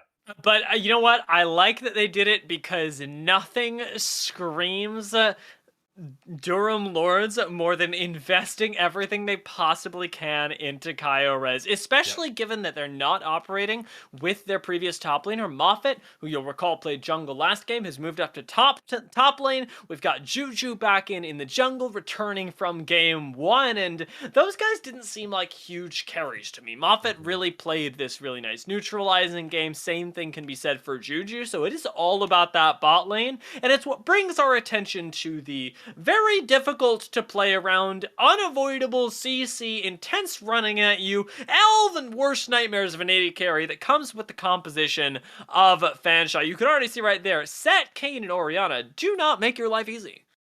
I'm very curious about this substitution just in terms of how are we going to see Moffat handle that top lane matchup? Again, with someone we saw in the jungle, you said, I thought played a very nice and neutral game, but we know what Fanshawe wants to do, and that is get Cavell ahead. He is an animal. He's on the set this time, which we saw Anime Girl play very well. There's also something very interesting that took place. In order to try and shut down Cavell, and also, I think, just neutralize Boone, Durham opted for an Aurelia Camille Vex ban. What that means is Sutek is going to get his Kayn, nearly 200 games in solo queue on this Kayn. So they're giving Sutek his best champion in a winner take all game 3. That is a very, very big risk from Durham. And I'm curious if it'll pay off for them. And really, they did all of that to lock in that Lucian Nami that you and I were such a big fan of. Yeah, like I cannot emphasize enough how much it is going to be a battle of the titans here with that Kayn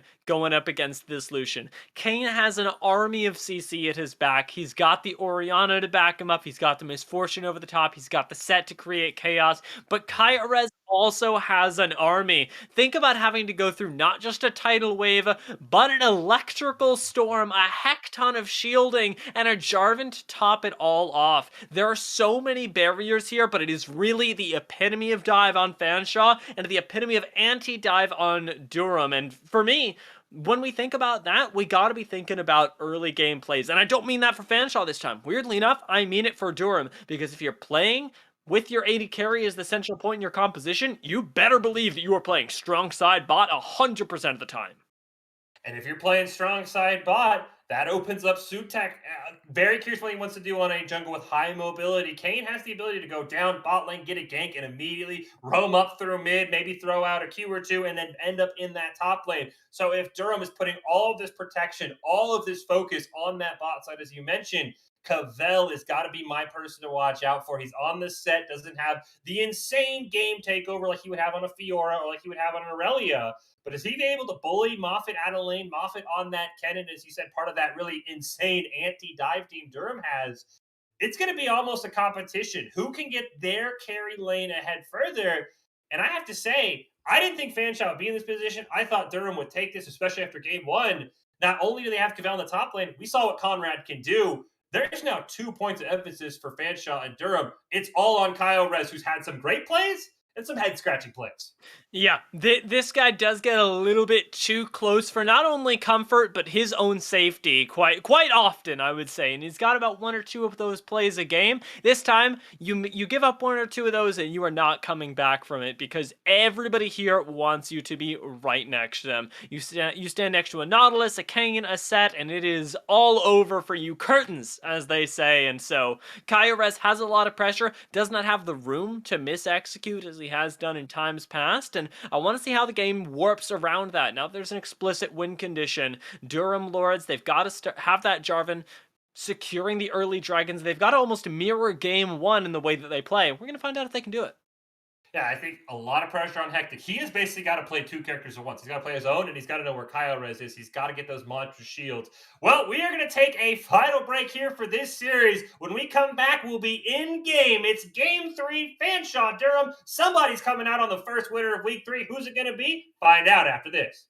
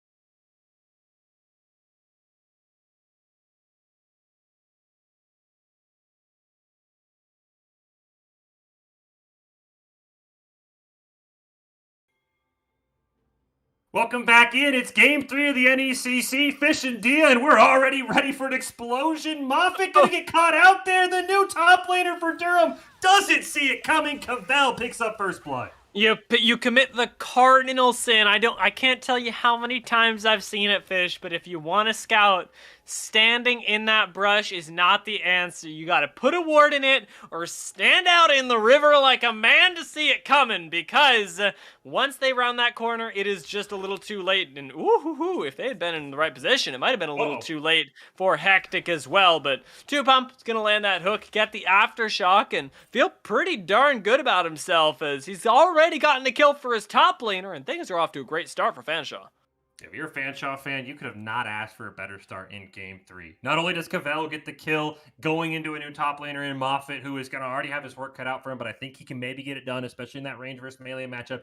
Everybody but Sutek gets an assist. That is a 500 gold lead created before minions spawn for Fanshawe. Interesting for Durham, as we mentioned. They picked a stick on red side after losing Game 2. Don't usually see that. It's furthest bot lane you see right now. Kyle Rez and Oof. That's what they wanted. The Lucian Nami. Can they break their team back already from an early deficit? I like that Sutek is adapting to what he knows has to be the playstyle of Durham. They have to go bot lane, so he goes on the early invade, is not spotted right now, so in a weird way, despite the fact the game is being played around bot lane, there's a massive advantage already in top lane, and there's about to be one in the jungle, as Sutek is going to be able to take off using those raptors as a bounce pad, and now Juju alignment knows what's happened, but it's way too late to stop it. You've got to full commit to helping the bot lane, or you are just losing. You can see Moffat already taking a ton of damage. Cavell with that level advantage has the Facebreaker and the Haymaker, so he can pull you in, get that shield as well. Moffat's going to have to land a ton of stuns just to keep Cavell off of him. As we see, there is the Facebreaker. Oh, sorry, go ahead, Dia. I was just going to say, he's got the boots too. Like, he ended up using that gold really, really well, because normally you'd see a set go back and buy something like a longsword or something like that. But because he's got the ranged matchup that he's dealing with, the actual just ability to get on top of Kennen is what's valuable here, and he's making really good use of that. Take a look towards that bot side, though, as our junglers do end up meeting for the first time this game, and it's around that Scuttle Crab. Sutek just going to dash away. Nothing too crazy. A lot of dashes in both the Jarfin and the Kane's kit, so both of them able to get away. Moffat has to be careful. Pulled in by the Facebreaker. Huge Haymaker! But luckily, the stun from the passive is all that's keeping that little Yordle alive. And really, it's the only thing that lets him approach the wave at all, but even that is slowly being taken away from him. Now out of health pots, and very soon going to be out of time. Junglers meet once again towards this bot side, though. This is what I'm talking about. This is going to be the whole game, or at least it should be, Fish, as Juju isn't leaving, and so why should Sutek? Kyle Rez is the one who's got to be careful. We've talked about his positioning. There's nothing more punishing than a dredge line to the face, especially with the depth charge later on. Can Kyle Rez navigate that Nautilus? But right now, in the top lane, Moffat this time does avoid the true damage. Lands the stun, but that cannon is very low. Most likely should back here and teleport, because we've seen a lot of dives so far in this series. What do you think we have? One of those? Two more of those? Because there's a limit to how many end up going down before Kennen dies or gets dove. They know Sutek isn't around, but they're pulling up Juju just to try and buy a little bit of safety. Moffat gonna have to teleport right back into lane, as Hectic is having a really difficult time crashing this one. Boone is so just tenacious right now. Moffat gonna be forced to run away. They see the pings. Juju is there. He, I believe, is gonna get spotted on the ward. Can Cavell get away? Gets knocked up by the flag and drag. Moffat, you gotta be careful. You don't have the health for this. Flashes away. They're flirting with danger, but right now they might have a kill. A huge flash Haymaker to land the true damage. But now Cavell is out of cooldown, stunned by the passive. Juju gets the kill. Big Moffat misplay. with the great bait.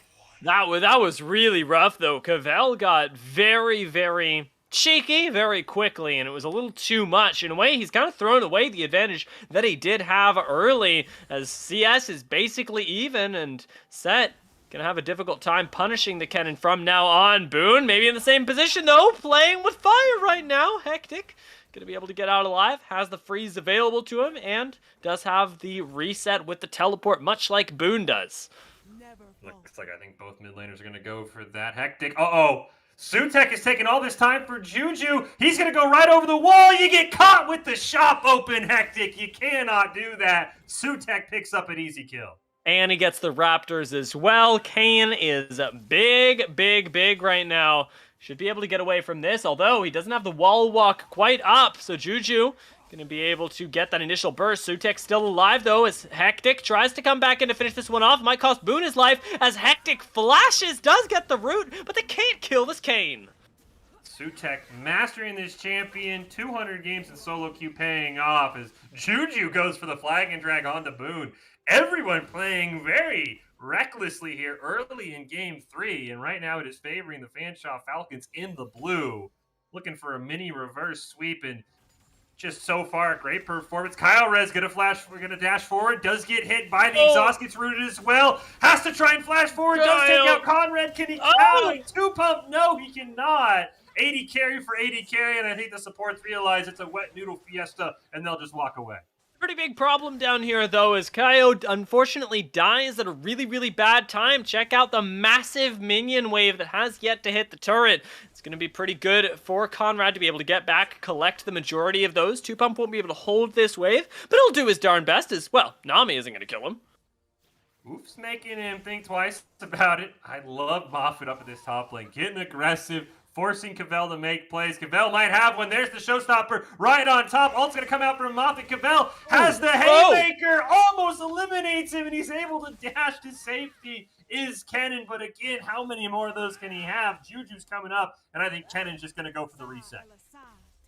Cavell gonna stick around, though, end up using what he just did to buy himself a freeze and force that teleport. He's the one that had to expend the cooldown earlier, and Moffat really needs to stay even in CS, so can't afford to hold onto the summoner spell, eliminating the teleport advantage that was once held by Durham. Really nicely played, and it's Cavell that does that solo.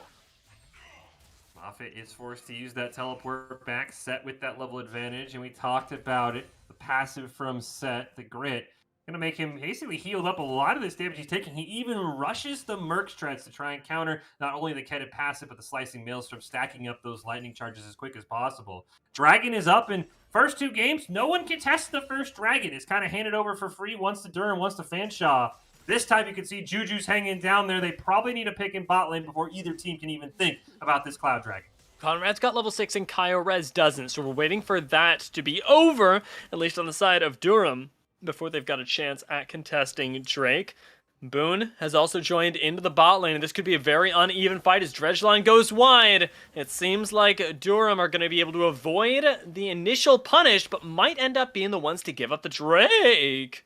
2-pump takes the culling to the face. Kaio is playing that perfectly.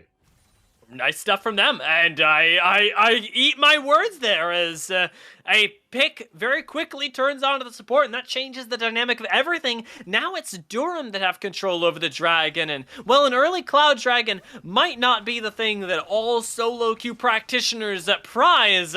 It's still going to be a very nicely received treasure for the side of Durham that now keep themselves a little bit more of that extra ability haste on the ultimates and have themselves more bot lane dominance. 2-1 on Kaio Rez. We got to keep track of that guy because, again, he is the thing that will determine this game. Juju, he's got the Cataclysm, ends up burning it right there as 2-pump. Gonna be able to get out, it seems. Does knock him up. Bullet time, forced to disengage. Sutek runs in, gonna ult right on top of Juju. Sutek's gonna die, coming down. Yeah, Sutek, I think, is just dead here. Both teams getting a little aggressive in Durham. I mean, fighting back and keeping Fanshawe on their heels. Yeah, that was a pretty aggressive fight for Fanshawe to try and take, even just defending the vision, knowing that they didn't have priority, definitely comes back to bite them. The nice thing for them is that it hasn't really impacted the gold levels just yet. They're still ahead for right now. They've still got that big stack up in the top lane, and really, most of their advantage is just due to Cavell. Take a look at the CS numbers, and 30 CS discrepancy, 10 in the jungle, and almost 20 in the mid lane is the entirety of their game plan. We look down at the bot lane, and it's very clear where Durham's eggs are. They're all in this 3-in-1 Lucian. Kaio Rez has so much pressure on him, as we've talked about. He's played so phenomenally tonight in this series, has been insane on this Lucian. He's got it all 3 games, and now at 3-1, a majority of the kills. We do have Juju with that one. I think you're right. We know where all the eggs in the basket are. I'm curious, though, again, how the Fanshawe mid-game approach is going to work out. They had a huge lead in game 2, and in the mid-game almost kind of threw it away. What is Cavell going to do on this set where he has this huge lead over the Kennen? Is he going to split push like we've seen him do on the Aurelia and the Fiora? Is he going to try and team fight? That's where a lot of my questions lie, is Fanshawe has struggled to seal the deal in the mid game, and I think that's where Durham can capitalize as we get a Rift Herald here. Sutek going to go over the wall, going to get lightning or slicing Maelstrom right on top of him, barely dashes out of range, gets stunned from the Q, but he's in safety. But he should have to give up this Rift Herald in exchange for that. Boon's got ult, though, and now Moffat doesn't have the multi-man stun. We'll see how Hectic deals with this as he ends up flashing away. 2Pump and Conrad coming up to join. That's a dead jungler. Great pick onto Juju alignment, but Cavell wants more. Can he get in range for a face breaker? Does not have the flash, has the showstopper as well. Couldn't get there. We get an immediate teleport down into the bot lane that scares off Kyle-Rez and Oof. They're in a 1v2 against Cavell. They're not going to be able to get this played at the moment. Now, how far does Kyle-Rez push forward is something we got to keep our eyes on here. It's a pure 1v2 down there. And for now, Cavell's just trying to soak some experience, but gets a facebreaker right under tower. Kyle-Rez taking some shots, has to dash away. Great stun from the Nami, but Cavell should be able to just scare him off. So it is not just this. As the teleport comes in, we'll see what else ends up going down here. Here comes Hectic, though. Does not have the mantra quite yet, but it'll be up in a few seconds. And it looks like after that second teleport expended, everyone realizing just cool the brakes a little bit. This is game 3. It's do or die. And we'll farm our creeps and just get back to our lanes. But ever so slightly, Durham do lose there, because they not only lose the Rift Herald, but turret plates are equalized. If we look at the mid lane right now, it's really just 160 gold advantage. You add on top of that a kill that Fanshawe ended up finding inside of that exchange, and it's really quite even. We've got around 1,000 gold separating the teams. It's again in the favor of Fanshawe, specifically towards this top side. But Durham didn't manage to get themselves anything, and I think that they're learning the hard way that the problem for them with investing towards the top side, or bot side, is that they can't really do anything on their own top lane. Sutek forced to run away from Moffat, who's been playing phenomenal on this Kennen. Slicing Maelstrom used there, but not able to pick up the kill. And I'm very curious where Sutek wants to put this Rift Herald. Plates fall in about 30 seconds, so unless he drops it now, he's not going to get that plate burst of gold that I think the first Rift Herald is always so, coveted for. So that's a little bit of a wasted gold. As Moffat, though, has to be careful. Conrad's going to try and run him down, gets the ward to maintain line of sight, press the attack, is going to proc. Gale Force dashes forward, and Conrad gets a huge solo kill. Hey, that's big for your AD carry as well, who's been put down inside of the lane. Now only a few CS down, basically equal on the kills. The strong point of Durham is looking less and less like one, although they will be able to get themselves a few tower plates down here. Still a lot of gold stacked up on top of this. Lucian around 700 up on his lane opponent, and with this tower, might be able to make that even more. His first tower of the game is going to end up going over to Durham Lords by just a little bit. Now this dragon is spawning. Cavell can't get down in time. Rift Herald just going to get spawned out there by Sutek so he can use his sweeper. Dragon will get pulled out of the pit. Does Sutek have a plan for a steal? He does not have a flash, so he does not have a great way out. He's going to go for the steal. He's not going to find it. He's going to trade his life.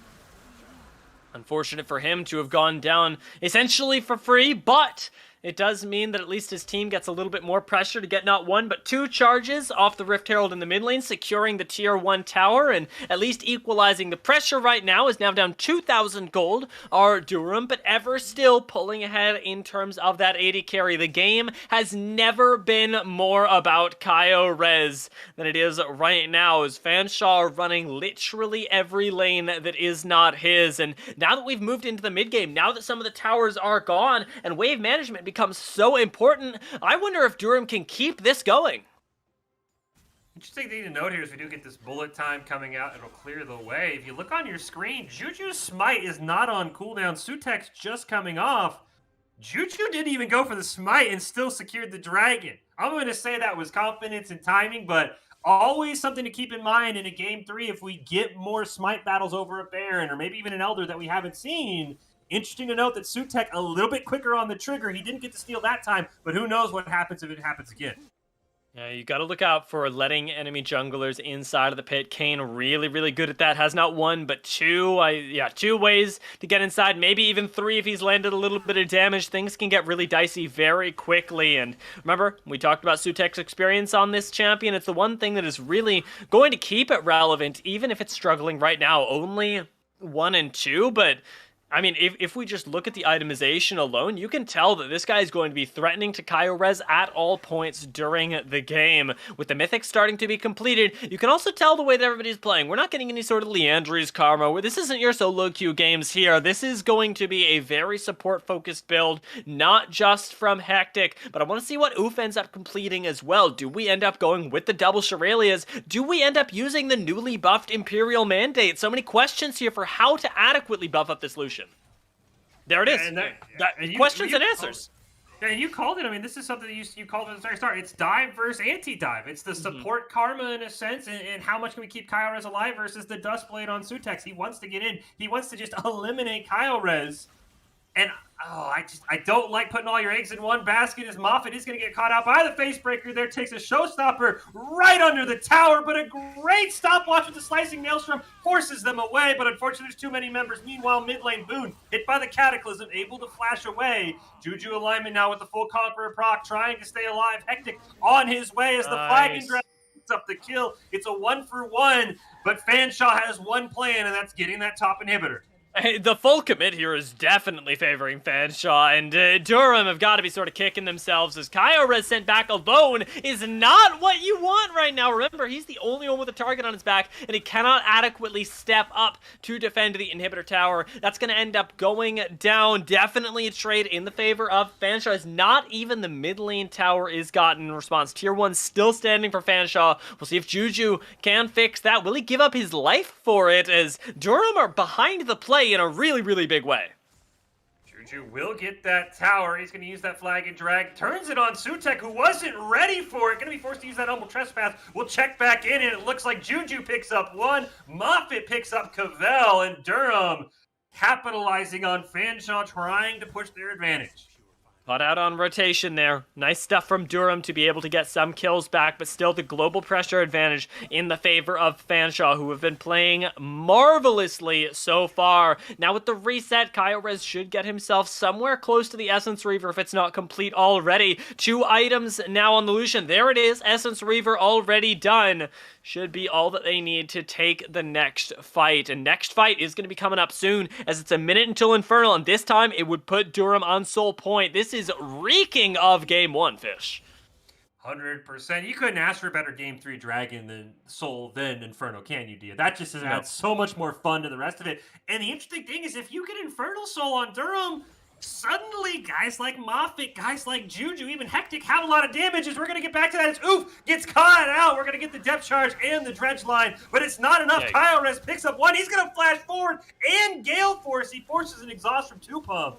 Boone now running away. Kaio knows he's the carry, and he is doing everything he can to pick up the win for Durham, but he gets caught out by a huge shockwave. Karma shield. Dashes away with a huge Karma shield. The bullet time finds nothing. Boone has to retreat. Kaio playing aggressive. He knows he's in command. That was such a dead Lucian there. I cannot express to you exactly how much he should be deceased, but there it is, the composition that we all know Durham wanted. They are definitely abusing right now to find not just the one pick on a Sutek that looked a little bit confused in committing onto a support with no ult, but then onto the much more awake members of Fanshawe Falcons, who still end up falling. It is a scary, scary time, and Fanshawe are starting to, I think, question, rightly so, whether they can kill this Lucian. It's why we see all this aggressive play, using 2-pump's ultimate very proactively onto Oof.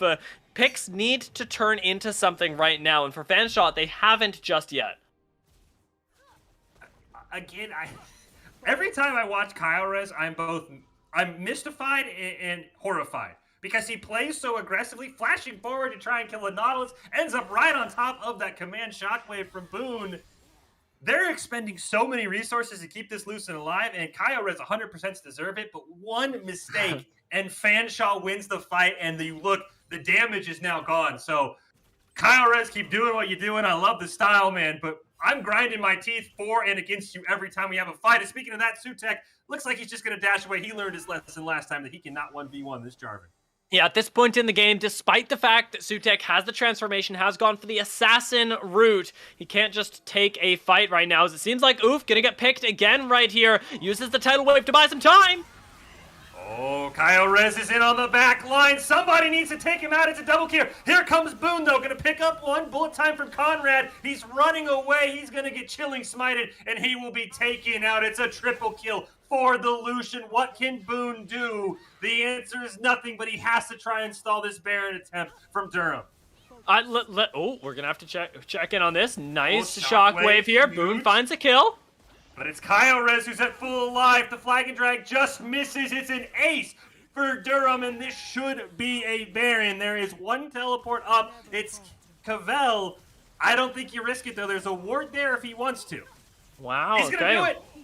Gonna go for it right now. Does not have the showstopper, but it seems like everybody's paying enough respect to this set that they're gonna end up backing off. Backing on a control ward as well is a little bit risky. Juju going to peel for his AD carry for right now. The man, escort Mr. President back to the base. Kyrez should be able to get out of this one alive. Facebreaker, though, pulls him right back in. Haymaker not able to land onto Kyrez. Cavell running for his life. Can he get away? The answer appears to be no. He tries the showstopper to get back in. 2Pump going to be forced to dredge line away. Juju alignment in on the back line. Not even exhaust can slow down Kyrez. And it's Baron attempt number 2.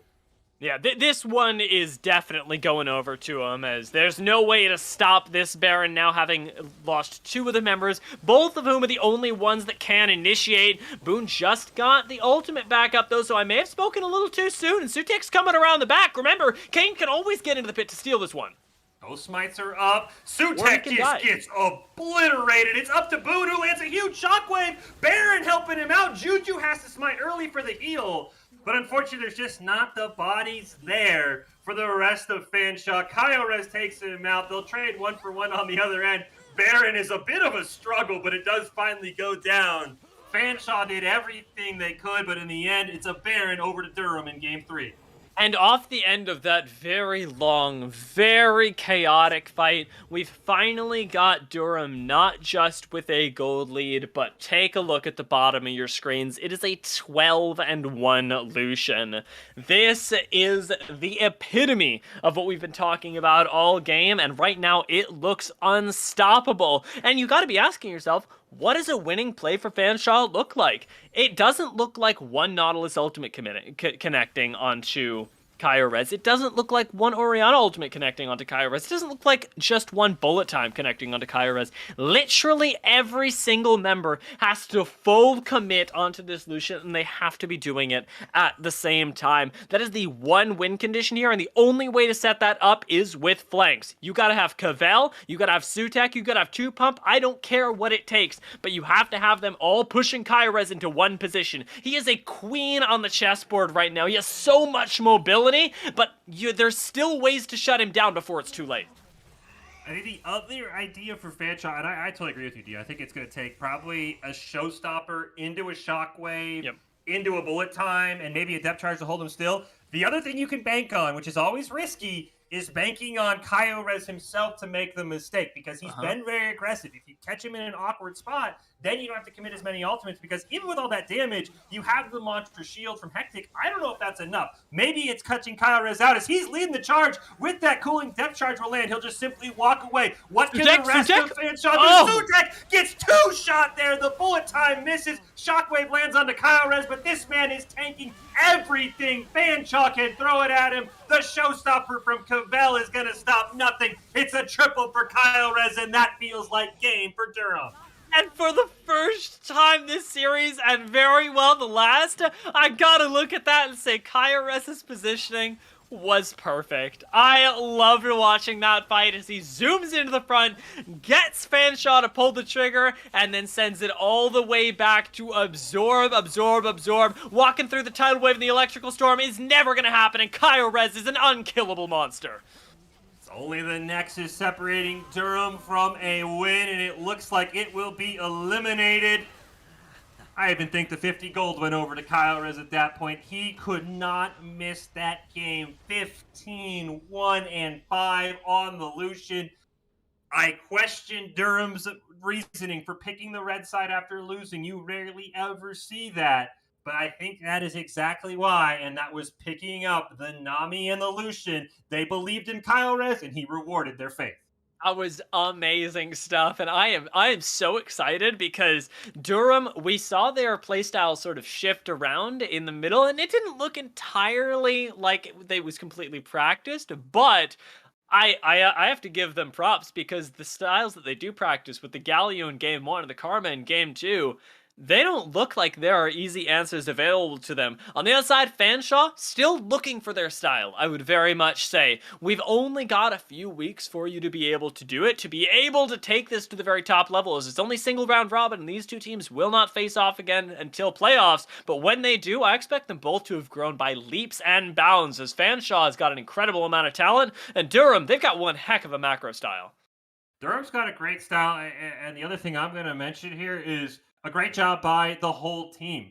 Anime Girl, when I came into this, felt like the carry, felt like the person they would rally behind. Sub him out for game three, and it plays perfectly. It's not, and he wasn't the reason they were losing. They just realized we got to build a style around Kyle Riz, and I think you're right. Fanshawe can figure things out. I think Cavell has to kind of come up with his style. Boone's still looking for his way in the mid lane.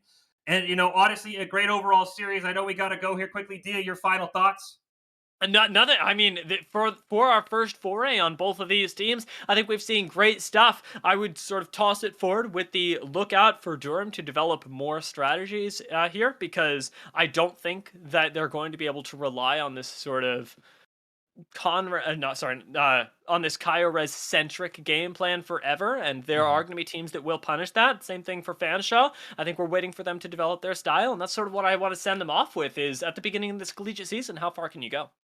We will send off the Durham Lords with a win. They will move to 2-1, a great spot to be as we get about halfway through the season. But we are not done with NECC League of Legends by a long shot. A big shout out to you, Dia. It has been a ton of fun. Cannot wait to see you again. But we will say goodbye, but you don't want to go anywhere. It's Waldorf and Baker. They're coming up next on the NECC.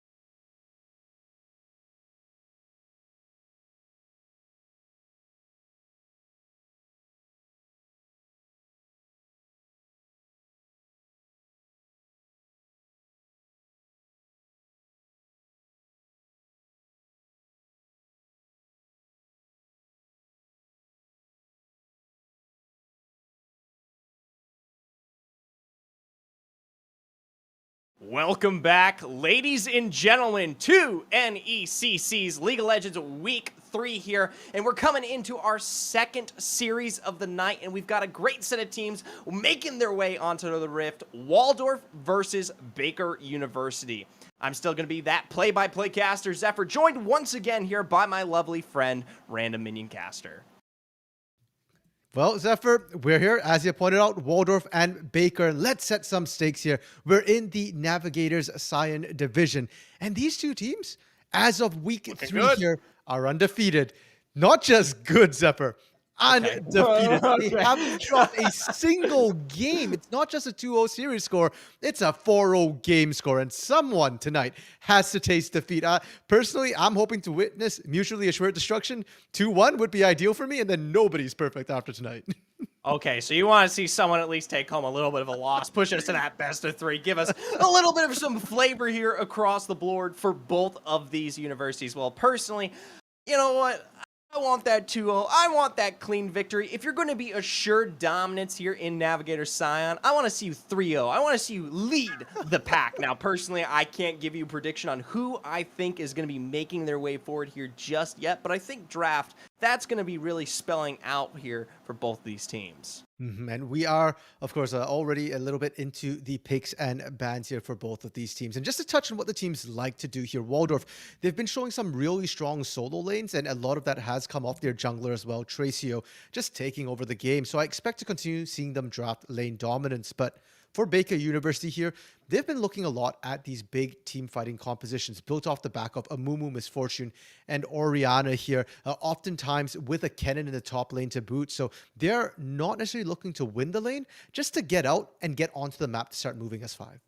Right, playing around a little bit more of the wombo as you've discussed there and drafting to it as well. So getting a little bit of a different mix-up in terms of win cons here. You've got that lane-to-lane state that Waldorf needs to come out on top of relatively so early to mid, or else more than likely we'll be seeing a good shift in that turnaround here as that team composition, which we're already starting to see drafted out here. We've got big picks coming out on the board. That Orianna is something very, very notable that I like to see played around. That's going to more than likely take care of those individual prowesses that we might see early. Yeah, so Waldorf at this point here, they've drafted themselves to Darius, to Udyr, Vigar in the mid lane, Jhin, and Nautilus to come through. So, for them as well, they're happy with what they got. Aminarch right now on this Darius is one of his most played champions in solo queue. It's absolute monster, and it's a good pick considering how they like to play and Tracio with this Udyr. Known to play not only just Udyr in the solo queue, but within NECC has been really playing that as well. 2 out of 4 games, and the other 2 times, well, the Udyr was banned away. So right off the bat, I'm expecting Waldorf to just take control of that top side of the map. Right, and that's one of the presence picks, and that's why we bring it up here. I'm not entirely too sure if our viewers here at home are able to see this one out or sniff out some of these picks. So very quickly for everyone, I'm just going to happily announce who is playing what here, and we can work our way forward from that one there. So, of course, as RMC was just discussing, Aminarch on that Darius, Tracio with the Udyr, Waza on the Vigar, Joe Cool on that Jhin, and Nautilus on for straight Shifty. On the other end of the bracket here for the side of, my apologies here, Baker University, you have Shao Scythe on the York, a bit of a surprising pick that we'll be happy to discuss here in a moment. Neglect VG on that Viego, Orianna here for Slayer, Blues Badger coming through with her Misfortune, and Blosif on that strong Amumu pick. Right. So as you mentioned, let's touch on that Yorick, Zephyr, because that is something a little unusual. When we're looking at the draft, we had said, Misfortune, Amumu, Orianna, Kennen, all big team fighters here for the side of Baker University. Yorick is not like that. Yorick is not a team fighting champion. Lane, baby. That's his own fight. That's his own love, all right? Okay, it might not be as tough, You're not working your way out against any individual player, but I'll tell you what, those minions, they get shifty. I don't know if you're calling me shifty here, Zephyr, but I'll try and live up to that throughout this game. Well, Yorick, split push monster, right? Like with the Hullbreaker changes as well, you build Hullbreaker on Yorick, you go to a separate lane, and you kind of 1v2, 1v3, and if you keep going long enough, well, maybe a 1v4. So I feel like that champion was picked up specifically here to deal with Aminarch's Darius. Yurik's got a couple little nifty abilities as well. His little Mistwalker minions there. Well, they tend to stick really close to Darius, and Darius ideally likes a little bit of space. His damage doesn't hit quite as hard, especially that spinning axe there when you're too close to him. And on top of that, the Mistwalkers take reduced damage from area of effect skills. So Darius has to actually physically target them down one after another, and that buys plenty of time for Shadow Scythe here on this Yorick to do whatever he wants. So I think interesting pickup option. We'll have to see if it works and whether the reduced area of effect damage for the rest of the team fighting does come back to bite Baker University. Right. Personally, I don't know if it'll be too much of a problem here. Aminarch, if he's got the skill set available, he'll be able to take down Shadow Scythe before he becomes more of that sustained monster that makes him so difficult to kill. But if that isn't the case, that's one less player here that's going to be making an impact for a squad that likes to play so dominantly through the individuals that they draft for. But as for us, though, we are going to be going towards a short delay as we work our way actually onto the Rift. So stick around and stay tuned for some great League of Legends action.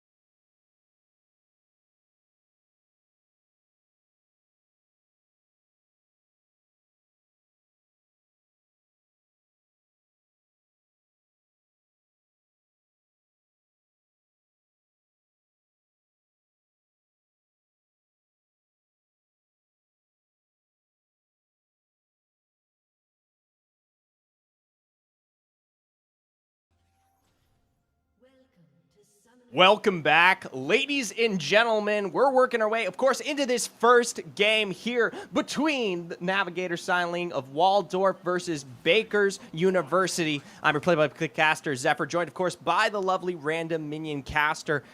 And finally, we actually get to see a little bit of what some of these picks actually look like. They're a little bit of the drop on the draft. Hopefully, we can fix that before we get into our next game. But hey, look at them. They're beautiful. Some of them are dressed like they're about to head to the pool. Some of them look like they're hot. Yeah. I mean, fall's kind of started a little bit. So, just enjoying the last vestiges here of the warm summer. And speaking of warm, we did get to see a little bit of a scuffle already in topside with that Darius, with that Yorick. That was why we were setting it up before, because expect to see plenty more action on that top side. What I am curious about, though, Zephyr, is where these junglers go. Because for the side of Waldorf, Tracio has been one of their star players, making action happen. And with the Udyr here, we've not seen Udyr for a while. He used to be an absolute terror on the Rift, just running everybody down. Now, he's a little bit less tanky, less survivable, less damaging here. But he did get a small buff this patch, increasing that Phoenix stance damage. So I want to see if that's going to make a difference and whether he can still tear his way across the rift with that little damage boost. And personally, I think no matter what here, Udyr has a lot of lanes that he can capitalize on. Now, early, that's when you're being able to really take advantage of Shadow Scythe. Once he starts getting 3, 4, 1, 2 first backs, it's no longer a viable option unless Ammonarch finds some really great pressure, which is definitely possible. We've discussed the control he has on this area, so be mindful of that. But if that doesn't work out, you can work your way into that mid lane. You can find Slayer. You can look for kills on some of that immobility. But for now, it's looking like Ammonarch making quick work here of this York. Yeah, already applying that pressure. And look at Tracio as well. He's just gone straight from red to blue. He's sprinting it to try and take control of that top side. In fact, he's going to try and invade with this pressure they have. And do they spot Neglect? I think he spotted them out, but I don't think Neglect saw Tracio.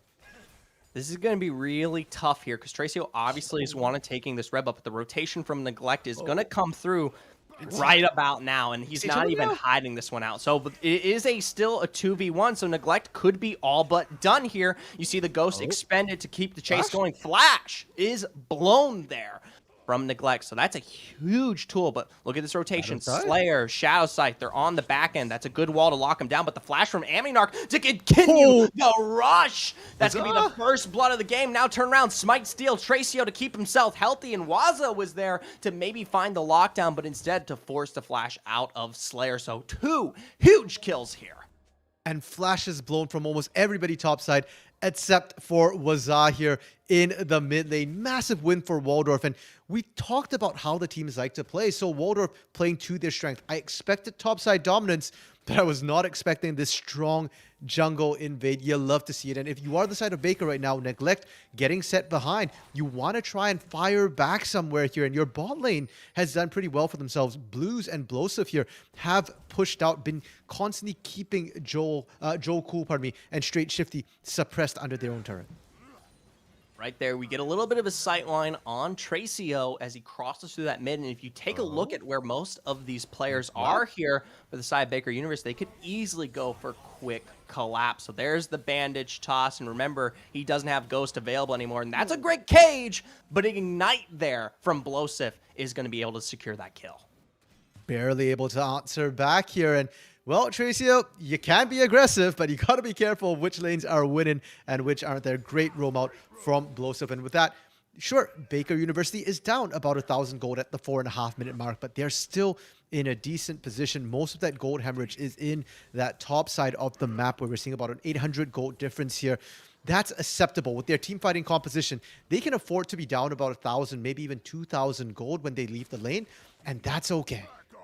Right, and at the end of the day, you talk about team fight. That's mid to late game. That's when the presence here is really going to shine from Baker University. They're not even there yet. Finding a little bit of a kill early is definitely a good sight to see if you want to be in a great position for contesting major objectives when you get there. Now, what I don't want to see is a continued flow of gold onto major carries. Obviously, Ammonarch is looking really good thus far, but I don't need to see it on Waza or Joe Cool, because if you give these players the tools that they need to find themselves accelerated, Waldorf can take complete advantage of that. Sure now, Zephyr, look at Tracio, undeterred by the first failed gag. Still beating up Neglect here. Yeah, he's easily going to pick up this kill. That is so quick there, and it doesn't even feel like a great response. Neglect doesn't get to do much of anything. His jungle is not of his own, with Tracy constantly pressuring that out. I'm surprised he hasn't fallen behind in the CS. Top side, a bit of a duel. Remember, he doesn't have Noxian Guillotine, but that bleed is going to chunk. He's mana. healing a little bit, but it's the axe. And I think Shadow Scythe running out of mana hurt a little bit there. Couldn't actually spam any more spells. Got Ammonarch incredibly low, but unfortunately not quite enough to take him down. And you said, Zephyr, that you didn't want to see gold keep going towards the carries. Yeah. Unfortunately for Baker University there, as well as your prediction, it seems to continue flowing their way. And this top side's getting riskier and riskier. Herald coming up in about 1.5 minutes. And Waldorf, they can just look to try and get that down on lock and maybe take that first turret, try and unlock Ammonarch to start bullying the other lanes as well. Right, seeing him shift down, that's when it actually becomes a major problem. Right now, it is confined to that space in the top side. And yes, you obviously don't want Shadow Scythe to be suffering. You want him to find success. But if it's just him and the rest of your team finds some marginal level of kills, maybe Blues Badger securing something in a team fight, then awesome. We have something more even to play around. But once he starts to rotate, that's when you see this one become, or at least go all the way out of hand, especially since Tracio is also in such a good position. So they don't have to rely on Amninarch actually making those apparent rotations. You already have a great sense of pacing from Tracio, and his job is to affect these lanes. Yeah. I mean, that's why you picked the idea to sprint around the map. And speaking of sprinting people down, Blosif.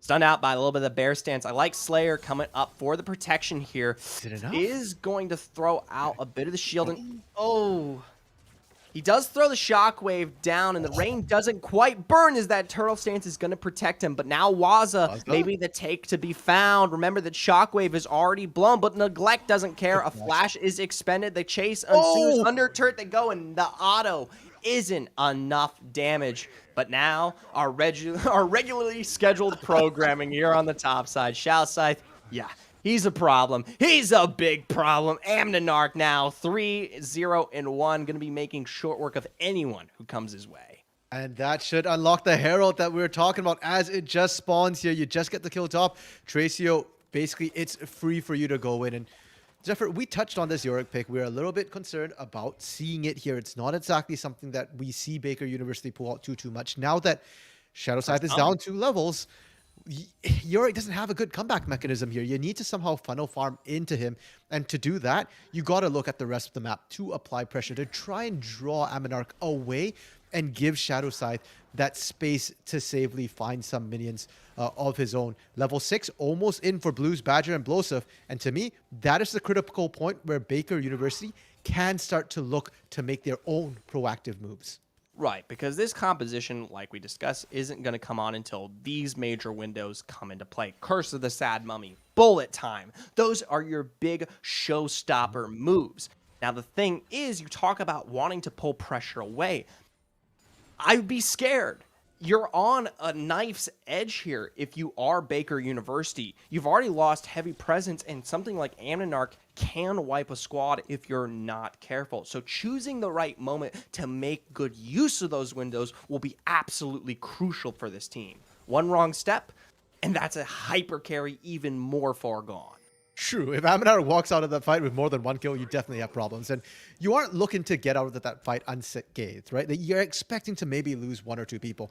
The win condition here is that you kill more people than you lose. So we'll have to be able to pull that out. The bar seems low here. You say it's low, but I'm really scared of this Darius.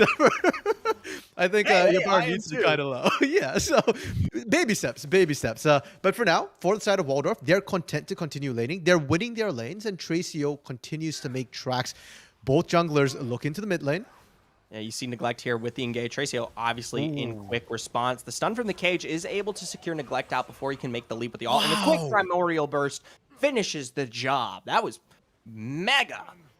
I mean, people talk about like, oh, Viego execute on the R. Did you see that execute on the Viego? Yeah, that was chunky.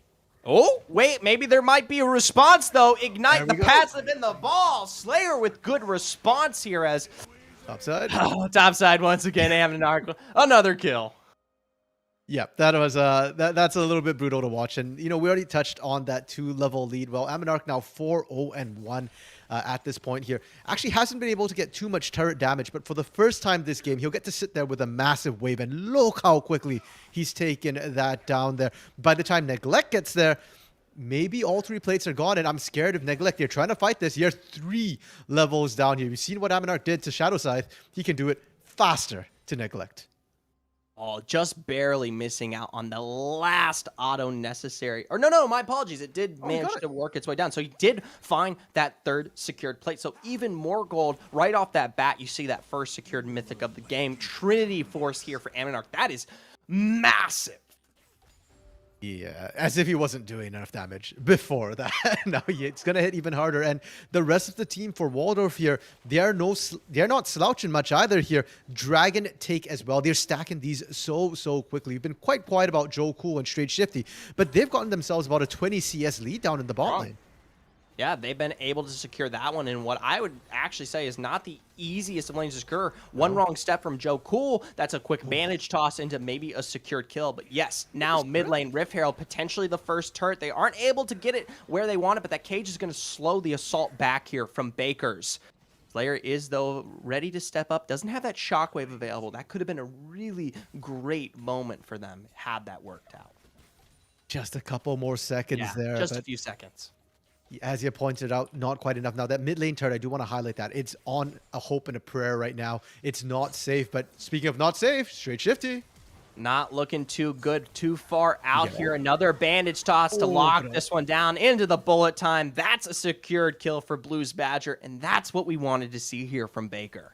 Yeah, it's not necessarily that huge, big wombo combo just yet here, but stacking those small kills, that'll certainly help. Now, you do have to play around cooldowns when you run a team fighting composition like that. So the cooldown on that bullet time at level 1 is about 2 minutes. You've got to be very aware. Next 2 minutes here, you don't want to be fighting any big fights. Small skirmishes, small disengages is what you're looking for instead. Now, I will say, Dragon is coming up next 3 minutes or so. Nothing too crazy. I was just curious why Tracy was down there so aggressively, but he's already trying to clear out the vision there. Meanwhile, topside, you've got Maiden of the Mist making her entrances now on the bot. Tracio, who I was concerned about, might be getting engaged on here. Gets a good heal back in response as a Primordial Burst secures Blosif, but he is punished out with that Shockwave finally catching him. Ammonarch, though, here on the top side, finds the axe into the flash. Big Noxian Guillotine for the secured kill. Now Joe Cool, nice lineup to make sure the stun comes through on Neglect VG, but he continues straight forward and manages to secure the kill. Waza goes for the big flash, but can't quite secure it. So I believe that's 4 for 4 there across the board. I can't even get that. That was, well, 4 for 3. 3 for 3. My 3 for 3. apologies. 3 for 3. Math is hard, especially when the kills are taking a while. Not my job. Fair enough there. While that was happening, while all the fights happened across the map here, I'm actually surprised that Baker University finished the bot side as well off as they did. Again, the big ultimate wasn't available, but just the shockwave, just the Curse of the Sad Mummy was sufficient there. And Ammonarch, top side, takes first turret. Mid turret is also ripe for the taking here. And remember, we discussed, once that top lane turret goes down, Ammonarch is now free to start roaming here, free to start impacting the other lanes, has the Ghost ready to run down champions like the Amumu, like the Misfortune as well. So time for Baker University to be a little bit more scared here, to start grouping up and making sure that they have enough members to deal with this madman with an axe. That's a tough tale to... my apologies. That's a tough tale to beat. I mean, Ammonarch now, he's already working his way into that mid lane, clearing out vision. They could look for potential picks and dives. Now, yes, the grouping is well placed here from Baker. They might actually be looking for the kill.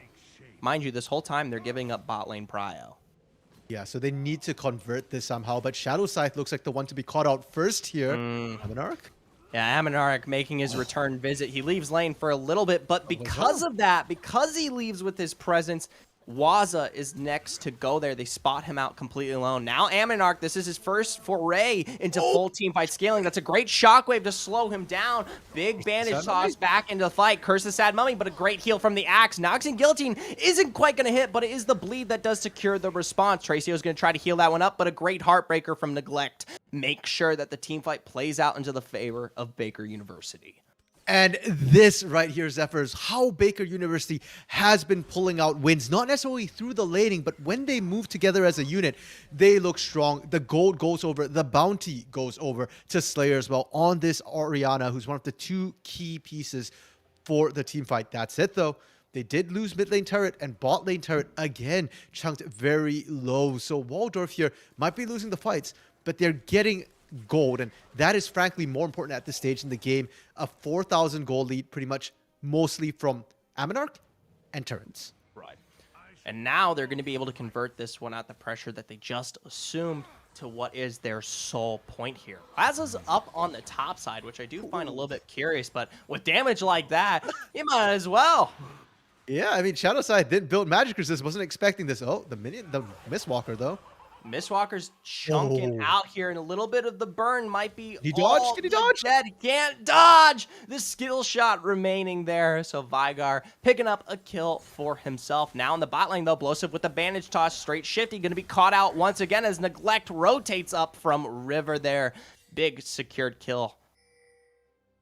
Yeah, and that's just, you know, punishing sort of the overstay a little bit after the Dragon went down. But Dragon did go down. Tracio was just there and ran immediately to pick up this Herald as well. Waldorf are at soul point. And yes, it is Cloud Soul, which isn't the most... know, but it's still strong. Yeah, I was going to say, I mean, it's not necessarily the most impactful, but yes, you're right. It's still strong. And more importantly, it gives you movement speed. If Tracio wasn't moving fast enough for you, I mean, it's no longer Turbo Chem Tank Udyr, well, he's going to still be approaching those speeds with the Cloud Soul. Look at this group. Baker's University moving as a unit. One quick lockdown. Neglect's going to try to get the grab. That's it. Big stun. Pole doesn't quite catch Blosive with the bandage toss, so a secured kill is found there onto this Vygar. Aminarch now is in a tough position as the rest of the team comes to pay their dues. Major kills for Baker's University. And once again, Baker University rotate together to the top lane, punish Aminarch, but look at Blues in the bot lane. She's been left alone here, and they end up losing their third outer turret. They should be able to answer back, but somebody probably needs to go help Blues soon, or else Joe and Straight Shifty here can keep on pushing. And if Tracy decides to join the party, 3v1, they easily dive that turret. Well, for now here, it's going to be turret for turret, tier 1 for tier 1. Not too many remaining on the map here, but at this point, with as little objectives that are available onto the lane-to-lane state here, you're going to start forcing these teams to move as units. And one big factor that we haven't seen come into play, of course, is this bot lane.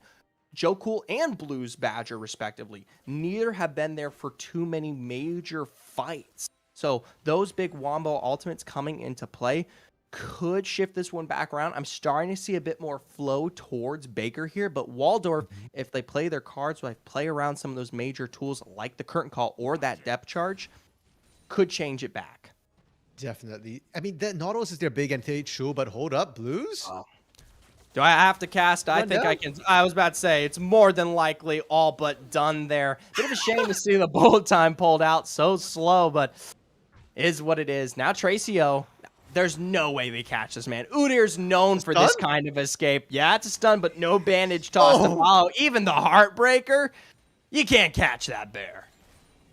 That was a bit of a heartbreaker to watch Tracio get away with what was blatant murder under the turret there onto the Misfortune. But hey, we kind of saw it coming a little bit. Udyr is still fairly tanky, and Blues Badger on this Misfortune is very squishy. You do need to protect her, and Blosive has been running around.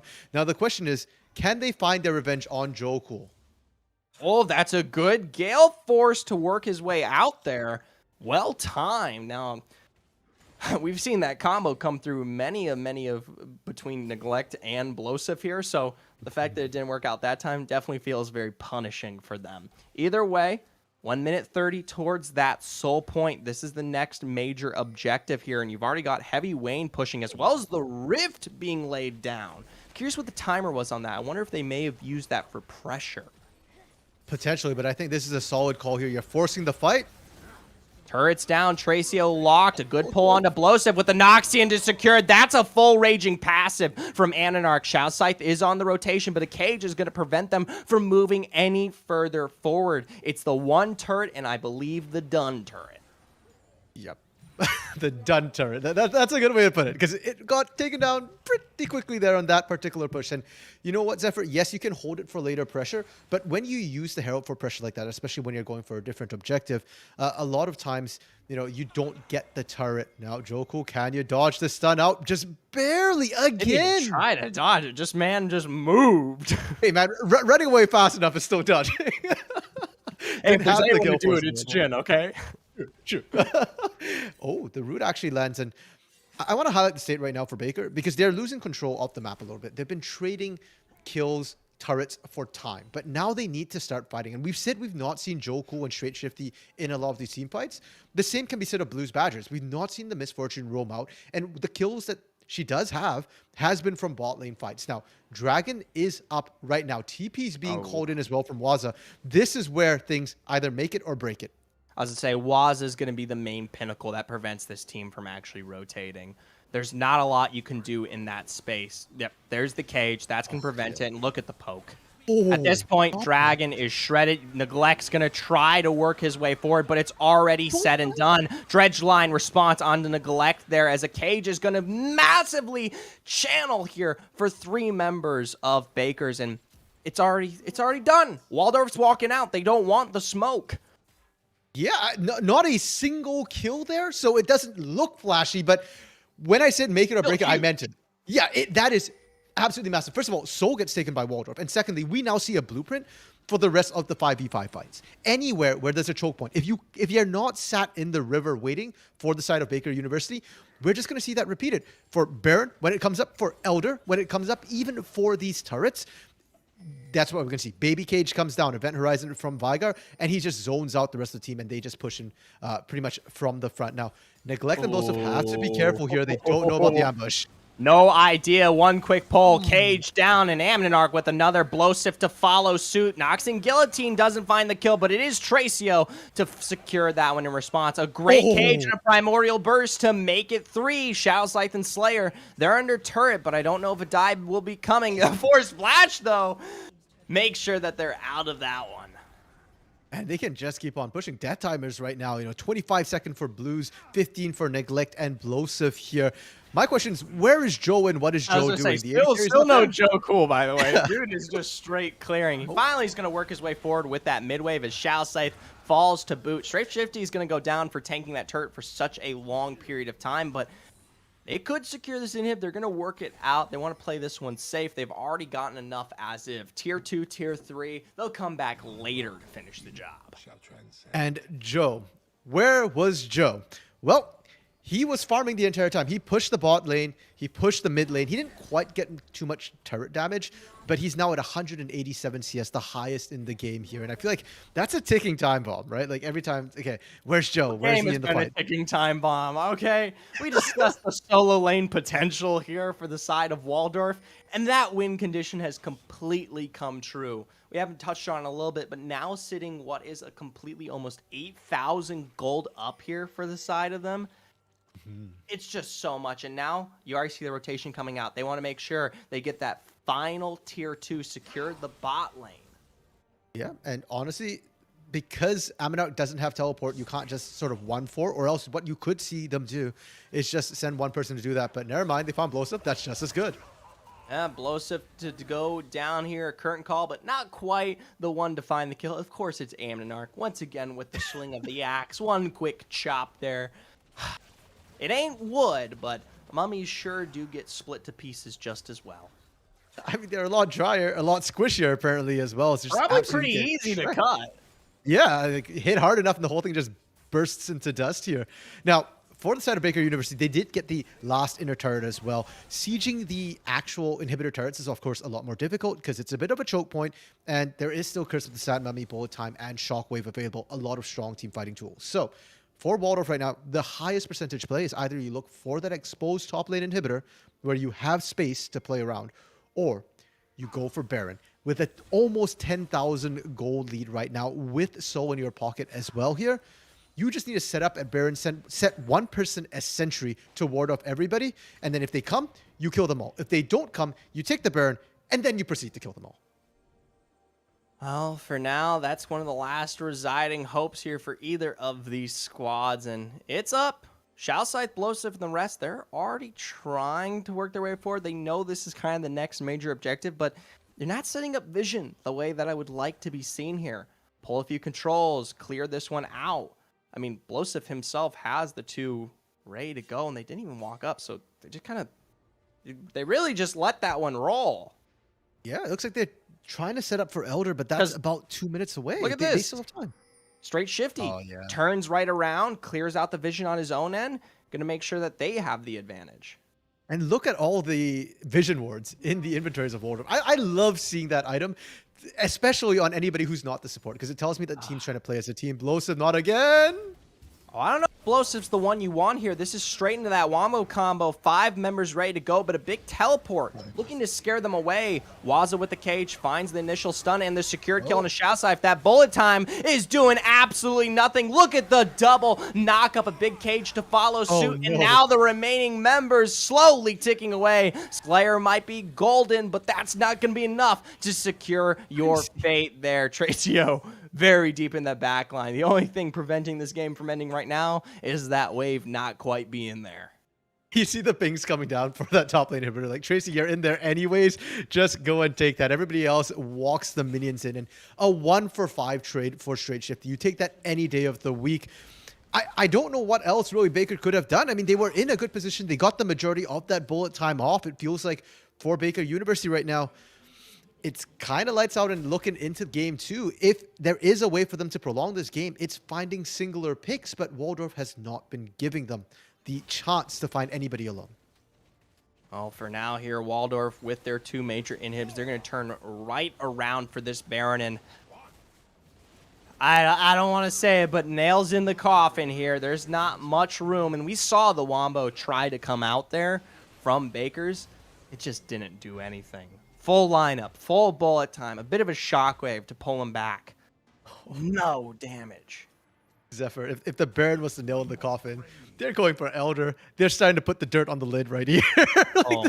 This is overkill. This is unnecessary. And Baker University here. Hey, it's not unnecessary. If you're looking to secure that win, take that 2-0 to a 3-0. This is everything you've got. Now, the support lineup here, Neglect, they're all trying to work their way in, but it's already set in stone. Look at the execution here now as Waldorf gonna secure this one. The cage doesn't quite land, but the following damage does here. Tracio with the chase ensuing to secure that one. Now the waves are crashing in. Baron buff doing its work with the sustained damage. Tracio, he's cattle. He's a little sheepdog. He's keeping the sheep from heading home there. It's a big engage from Blowsive into that Curse of the Sad Mummy, but like I said, there's no damage to work with at all. So after a surprisingly dominant victory here, we see Waldorf take it home 28 minutes. Well, Zephyr, there was the question going into this. Which is better here? Win lane, win game? Sort of lane pressure or team fighting? And at least from this game, it's 28 minutes, 50 seconds. It was very methodical coming through from Waldorf here. They didn't get carried away. They slowly choked out the side of Baker University. We never got to see the big Wombo combo come through because Waldorf never really clumped up. It looks like if you win the lane hard enough here, well, that's the better option. And going into game 2, Baker University are now forced with a very difficult choice. What do we do here? They already sent Dr. Mundo and Tryndamere bans into the likes of Aminark here. That's already 2 bans thrown his way. What do? You've got one more. You can switch the Ziggs out for something. But what is it going to be? Is it going to be the Darius? Or is it going to be the Udyr? Because both of them were huge problems this game. I was about to say, it's not just Aminark at this point. You also have to deal with Tracio running you down, and not only that, but preventing Neglect from ever getting to a point where he was actually viable here on this Viego. And he tried. He really did try. There was many good moments where we saw some crucial engages sustained by the Viego, but the fact of the matter is being put so far behind in the early game, losing such a major portion of your jungle and not given the tools to take advantage of lanes like Joe is cool, who is constantly down there and able to get picked out at any given point, it's just a death sentence. True. And you know what? We asked the question, where's Joe for the early game? Really, the question should have been, do they even need Joe? Because they didn't. Wow. They were winning 4v5s. Joe did make it in for the family portrait at the end, though. And the curtain call at the end really felt like it did signal lights out. When the curtain call started going down, you couldn't even run away, and that was how Waldorf was just hunting people down, initiating with that ultimate, if anything here. So for now, though, that is game 1 in the books here, and the teams need a bit of time here to figure out what they want to do going into the second game.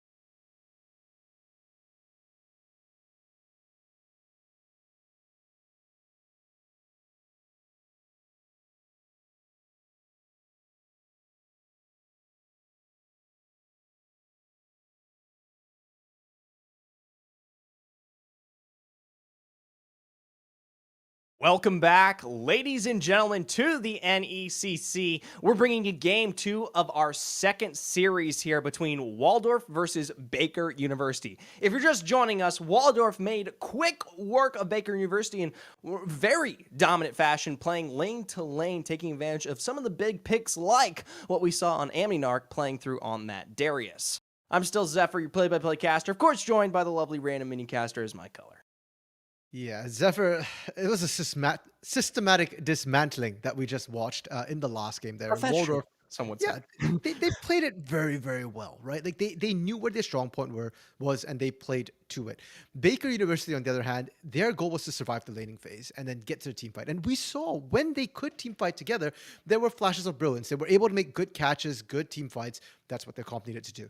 Just a little too late into the game, unfortunately, and by that time, Amninarch and Tracio had just become absolute monsters. Now, going into game 2, the side swap. Baker University on the blue side here, Waldorf on the red side, and both rosters have some substitutions coming in. Baker University, they've moved Neglect up from the jungle into the top lane, not the first time they've done this, and it's Oleg Tov coming into the jungle for them. Waldorf, on the other hand, have just done straight substitutions. Jelly Belly is out, and our Walton coming in the mid lane. And for the support position, straight Shifty taking a short break, and instead it's going to be Jelly Belly rotating. Sorry, it was Jelly Belly going to support, and it was Waza going out of mid for our Walton. Well, either way, different picks, however they may impact. We still have 2 major compositions that are going to be working their way forward here. Let's take a look at some of these major picks that are working into draft, and let's see if we get the same kind of lane-to-lane success out of Waldorf, or maybe Baker's University's got something bigger here planned for their Wombo combo this time. Okay, let's start with Baker, because Wombo combos are always easy to break down. And it's still Wombo combo. We still have that unit of Orianna. It is, but there's a catch this time. True. In fact, they actually even retained the Viego from last game, though it is Oleg Talv playing it this time instead of Neglect, who did shift up towards that top side. And in the top lane, that one's interesting, because now you've got Lilia coming in here instead of that Yorick. And Lilia can be lane dominant, especially against immobile champions. Mordekaiser is certainly not the worst matchup for Lilia here.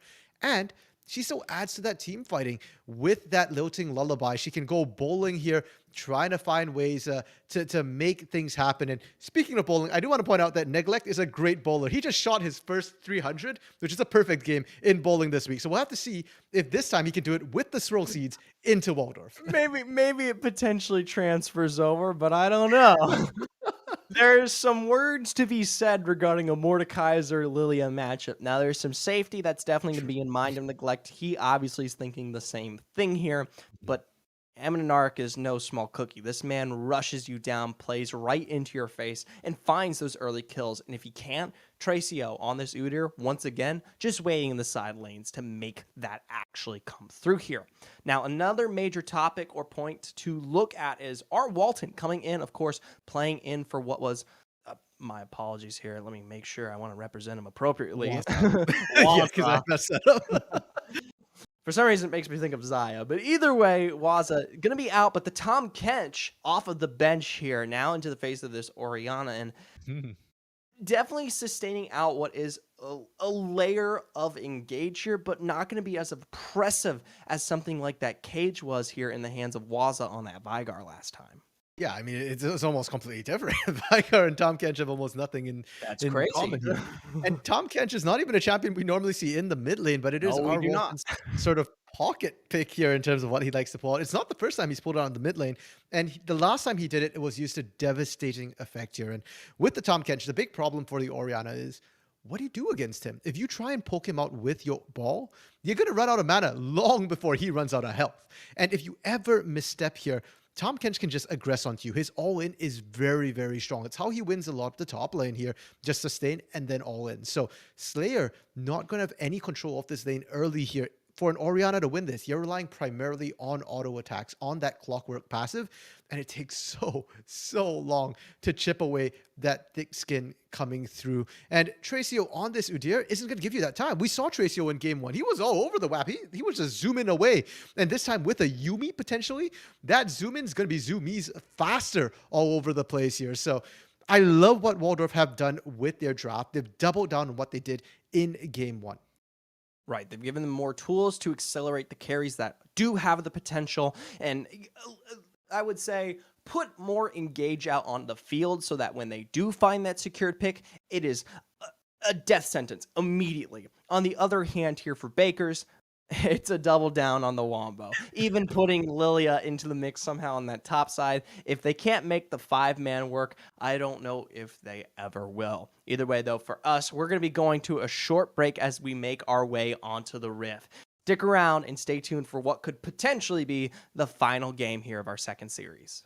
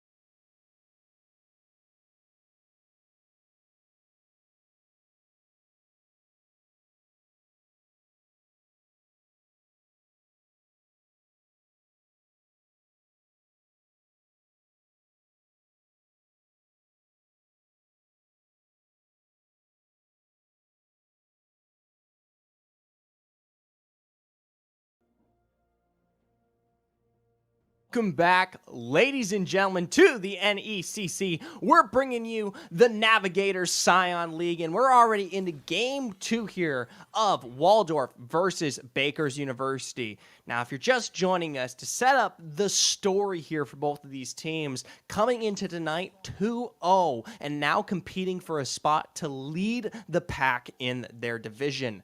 Game 1 was an absolute slide here from Waldorf, taking advantage of major carries like Darius on Ammonarch, and of course Tracio once again here now on this Udyr. It's definitely going to be a bit of a testy one here, but Baker's University might have something up their sleeves with some big wombo combos and the like here. I'm joined, of course, by my lovely random minion caster as the color, and me, of course, Zephyr as your play-by-play. You call me lovely random minion caster on stream, Zephyr, but we won't get into what you call me behind the screens here as we are loading That's in. not for anyone's knowledge. Well, as we get into this one here, we're seeing a bit of a tag in the mid lane between our Walton and Slayer here, pretty much, just running around. But our Walton actually taking the worst end of this trade, getting chunked immediately. And that already is a big change because we've said it before. Waldorf wants to play winning lanes in every single lane, and that is not a winning start for their mid lane. Absolutely not there. So, right already off the bat, definitely some choice words to be had there. Looking at this one, nothing too crazy as of yet. We look back towards these junglers here for a little bit of time. We discussed how maybe where they wanted to rotate was a bit of a question here coming out of game 1, but now I know for a fact that if you're someone like Tracio, you're going to be making your way towards top as soon as possible. And look at how hard Neglect is pushing as well. Yeah, and that's the thing with picking the Lilia right now. Very vulnerable to both Mordekaiser and Udyr. The grab back lands and Neglect. Good luck.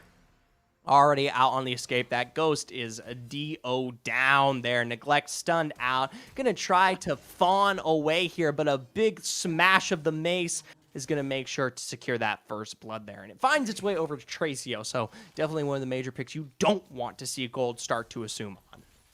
Yeah, and I don't think Ammonarch even needed to blow flash there, really, on that particular chase. Gold's already blown by Tracio. They could have just run, stun, get the job done. After all, that was Udyr's tagline there. But using the flash, assert dominance now. Tracio has to be careful he doesn't overchase. It's a 2v1 right now. He's still going for Slayer. Still trying to find Slayer there here, but now might be punched out. Oklatov here on the side. Good knockup from our Walton into the tongue there to bring him lower. The Ignites are down for both cases as Neglect swings in to secure that kill. Walton's going to eep out with a bit of the shield there, but not before going down in his own response. Now, that is a 2-for-1, though, in favor here of Baker's.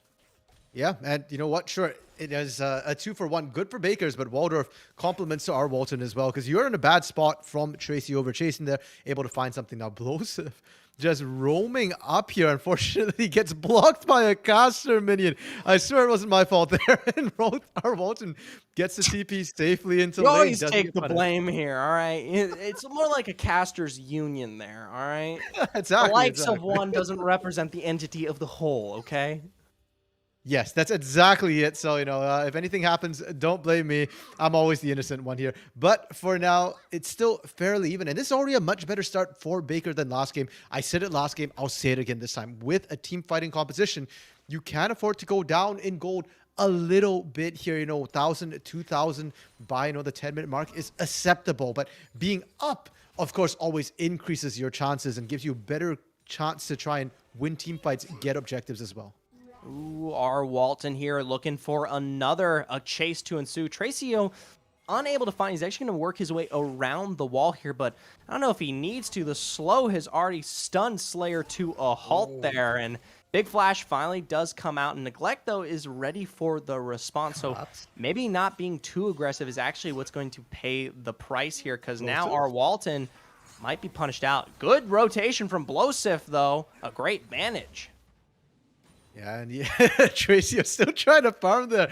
Yeah, unfortunately, when your lanes are dropping left and right, you don't have that right to do so. Now, Zephyr, I've been informed that we're getting some bugs here, I believe. Dead bodies on the screen not going away. Items not showing up as well right now. a bit of the spaghetti code working its way into our broadcast here. So for us, we're going to be going to a short break as we try to fix that and bring you the best production possible. Stick around.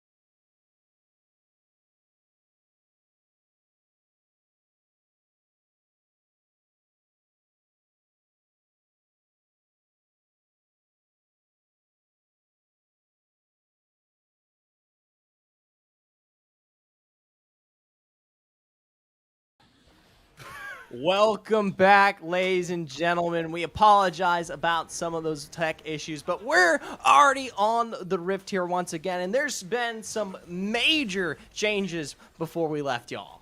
Yeah, no kidding here. When we left, it was 2-2. We're coming back to Oleg Talv here just being dove under turret and a 4-13 score. I like the response here. Blosive going to secure someone back, so maybe not 4-13, 5-13 being a better number to see, but still not very good here. Baker University falling prey here to Waldorf once again, and we have to give a little bit more credit this time around because look at who's doing well. It's not just the likes of Tracio and Amnonarch, but hey, Joe Cool back on the hunt here. 3-0 on that Jhin. That's a sight to see.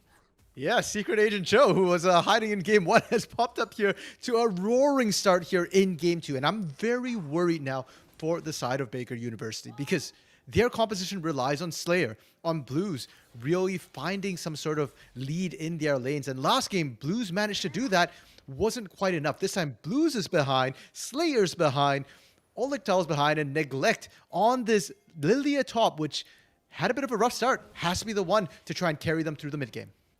No, it's going to be tough here. I like the group from Baker. They're already playing around the kind of wombo that they can work with, and we got a little bit of a taste of that through Blosive coming in with the bandage toss, but these major carries are already so far and beyond ahead here. You see our Walton trying to step in. That's going to be a big exhaust into the chapter, following the double root. The bullet time is in good position, though, here as Baker continues forward. Olktov going to try to lock down our Walton, but it's not quite going to land, but Joe is. That's going to be it for him as now this Yumi does find the blast cone, but a big flash of all from Neglect might be all but said and done. The slam doesn't quite make its way forward, but a big shield into the bowling ball, rolls 300 and can find more. Our Walton, though, looking potentially to punish this one. Yes, finds the Devour, throws it under turret, and makes sure that no one walks out too clean here.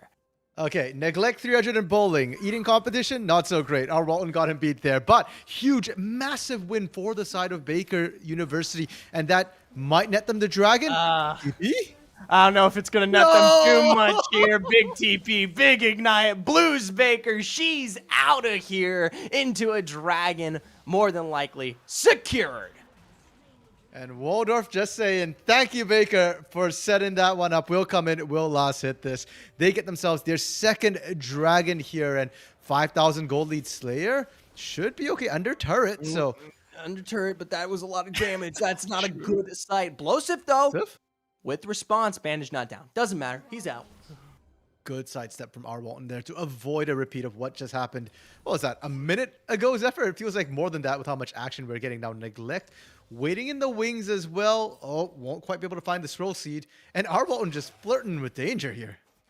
He can do that when he's got that massive health pool we were discussing. Either way, Olktov gonna join the party. Look to push this one out. Try to see if they can secure a mid. They do have to be careful, though. You have the likes of Tracio on this back end, also looking to make a play. He's a little bit too fast, and with that scuttle secured, he's going to be making out just fine. Okay, that was a 1v3 situation that the Udyr managed to get himself out of. And in the bot lane right now, Joey Belly and Joku here just taking that turret down. Now they're hunting down Blue Badger. Oh, I don't think it's going to be much of a hunt, more like a sitting duck there. Blues Badger out once again. Now we make our way towards the mid lane as a good Devour onto Blosive. Curse's Sadmite is going to slow us down for just a little bit longer, but not prevent that kill. Meanwhile, topside, a Death Realm is a sure but fire death there for Neglect. Meanwhile, our Walton once again still fighting this one out against Olktov, and it's looking a bit rough, but he's too tanky, and Tracio's up and deep on the backside. Olktov, he's just got to get out of there. He can't take that much longer. Is now the chush ensues. Look at that curtain call as well. Can't quite find the snipes they want, but they're going to make sure that they find at least this tier 1. Oh, 4-man shockwave coming through from Slayer. Absolutely massive and completely doesn't matter, Zephyr, because there's no follow-up there. If Slayer could land that with some buddies around, that could have meant a little bit more, maybe a bit of a turning point.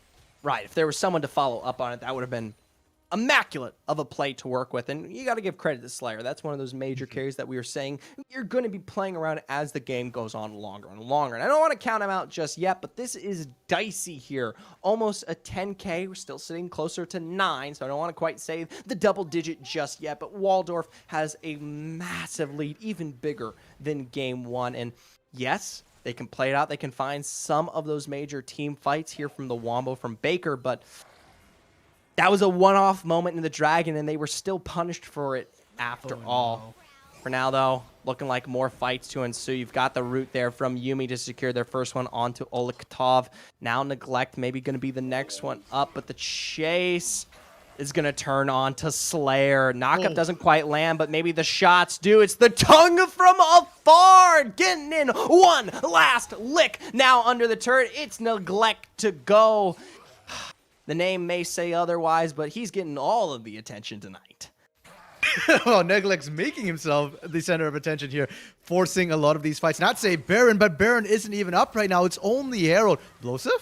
Good job. I like the response, but Bullet Time not quite doing the damage necessary here. And Tracio, he's joining the pack here. So one more wave, and more than likely that tier 2 down. No, it doesn't even matter. He's got ripped. He's going to shove this one hard. Yeah, and they might be able to even get a second charge off as well here, potentially. I mean, all of Baker is pretty much responding at this point in time, but they need to hit the eye. Okay, there we go. Good job, Olaktov. All right. That's something to work with for the time being, but still not too rough. That 10K that we were talking about, it's already been assumed here. We're pushing past it here for Waldorf, and you got to ask, where did it go wrong in that time period where we didn't get to see it and you at home weren't able to spectate? It was those little kills picked up. Amninarch, my apologies, being a big major carry there on that Mordekaiser, but more impressively, our Walton on this Tom Kench being an absolute pivot here for this squad, and surprisingly so, because you were talking about earlier how it's something completely different from what we saw last time, a bit more slight-handed than the Vygar, but in my opinion, much more dominant. Yeah, and I think it's because it fits what Waldorf wanted better. It felt like the Vygar last game was insurance. What if we don't win, guys? Well, you've got Vygar who can skill up. What if they go on us hard? Yeah. Vygar's what if slow down? Yeah, and then you just press R and you're fine. But this time it felt like, okay, no, we don't need insurance. We're doubling down. You picked Tom Kench to dominate the lane, and he did exactly that. Now, Dragon is up. Inferno here, third Drake and Baker trying to fight this. They don't have, the big critical bot lane ultimates up, so I don't think you want to fight this. I don't think they truly can here, but they're going to try step in anyways. They don't just want to give up soul point in another game here. Olaktov deep, last chapter for the double root there. Blosif the first one to fall. Neglect going to be the next one to go as Joe Cool keeps it pumping out here. They get the response onto R. Walton, but the rest of the team isn't looking good. That's a big curtain call, but it's right in the face of Bullet Time. Look at how low they go, but it's not at the expense here of Olaktov. Now Blues Badger. It was a great Bullet Time, but it's not going to keep you healthy as a double is secured there for Amninarch. It feels like every fight, Zephyr, right now that we see from Baker University, they're finding what should be the right angles. They're finding ways in, but because, again, the gold lead's too big, by the time they're grouping up, it's not enough, and then Waldorf ends up getting objective and getting kills, snowballing, catapulting themselves further and further. Before that, 10K gold. Now, 12,500 gold as they knock on the inhibitors. And now it's next to go with the inhib. Olaktov maybe looking to push himself forward. And as well, Walton tries to go deep. So a bit of a split here, but no punish to follow for such a major divide. You've got the follow from Blosif with the bandage, but a big, massive mace says otherwise as they're going to prevent them from going any much further there. And 5v4, they still can't find a successful kill or anything to work with. But maybe this might be it. Joe's still too far out here. I don't think he's going to get away with this one here. Slow lands. It's enough for everyone else to catch up.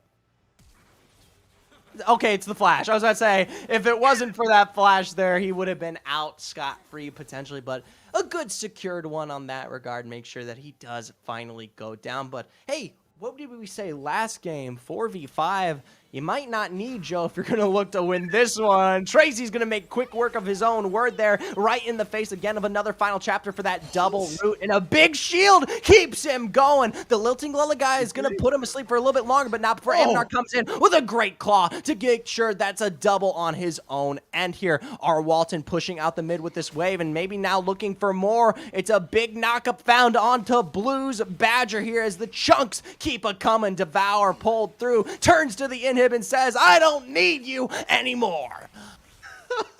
You know what? Have you ever played those claw catching games ever in the arcades? That's what it feels like, doesn't it? Actually, no, Yeah. this is way easier. Those seem to be a little bit more difficult. I don't know, man. Amnar's the guy I want playing that game for me here because he's picking everything up right now. And 21, almost 22 minutes. Baron is up and available. Waldorf don't have the vision. Yeah, they don't need the vision. They're just going to walk in there. Blue Badger still dead right now. She's not coming back up in time. And even if she does, by the time they walk to the Baron, the fight's already going to be over. I was about to say, they don't care. They're going to take this Baron and then turn it as quick as they can. And our Walton's the first to do so. Finds the knockup on Neglect, and he's going to keep posturing out. A curtain call to turn this one around, but it's immediately canceled. Either way, Baron is secure, but they want the fight to ensue there. Knockup. Oh, 3-man knockup. Found there from all Walton into the first kill. It's a big bullet time, but Tracio's on the side to stop it as the collapse continues to ensue. Baker University, one member remaining. It's Neglect, and he's got all of the attention we so fruitfully discussed here, but it doesn't matter. They don't want it. They're going to actually neglect him this time around and work their way into ending it all here. That's game. Neglect can't hold this alone. 10 seconds. Not a chance. Oh, no chance. Unfortunately, the deer just gets hunted down. That's what happens when a deer tries to fight a bear, man, human turtle thing. Yeah, man, hurdle tournament, it doesn't matter. It packs a punch here. Waldorf, 2-0, leading their division. Navigator Scion, this is the bar to beat here. Yeah, and that bar right now, Zephyr, is looking real high here. It's high. Again, I want to remind everybody that the composition that they drafted is not a great composition in terms of how it wants to. It doesn't necessarily have a clear win condition. No, it doesn't. It's just win lane, win game, right? And if they're able to constantly win by just win lane, win game, imagine what happens when they start drafting actual team fighting compositions. I don't even know if they have to particularly. Their general win condition of find success in that lane and transfer forward has been working out so well. And the craziest thing about it is it's a mix of players too that they excel doing the same. We saw what was, my apologies, Waza on the Vigar, equally as strong as our Walton coming in on the Tom Kenshin. They still played out the exact same way and managed to find just an incredible success, and even still a much more dominant one this time around. Yeah, and as you said, not only is our Walton, but Jelly Belly coming in as well. 0-1-22. Incredibly high kill participation here. And more importantly, I mean, because of Jelly Belly, Secret Agent Joe got promoted to Special Agent Joe there. FBI open up, just rushing in the front door. For a little bit. Going into Baker University here, and it was just rough to watch. And I don't think it's fair to Baker University, because Baker University, I saw really good glimmers of macro and ability to navigate and find team fights here. It felt like Blosif and Blues Badger did an amazing job constantly finding good ways, getting multiple targets. Slayer with a 4-man shockwave as well.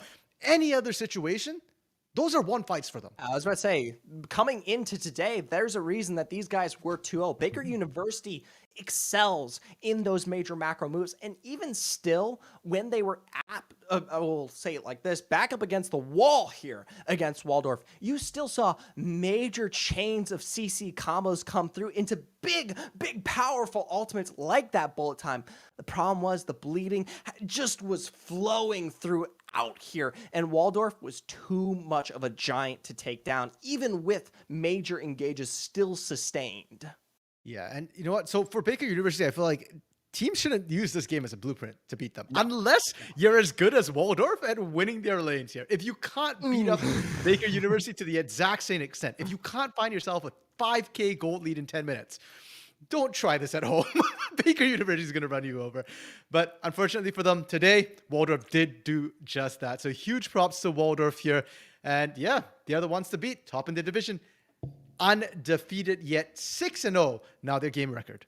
absolutely incredible there. I am interested. I want to see how they manage to persist as the season goes on. But as for us, that's going to be all said and done here for Navigator Scion. We're going to be working our way forward into our third series of the night, and you'll be joined here back on the desk by Beatdown Boulevard and Mick as they take you through an exciting game. Stick around and stay tuned, and say goodbye to me and Random Minion Caster.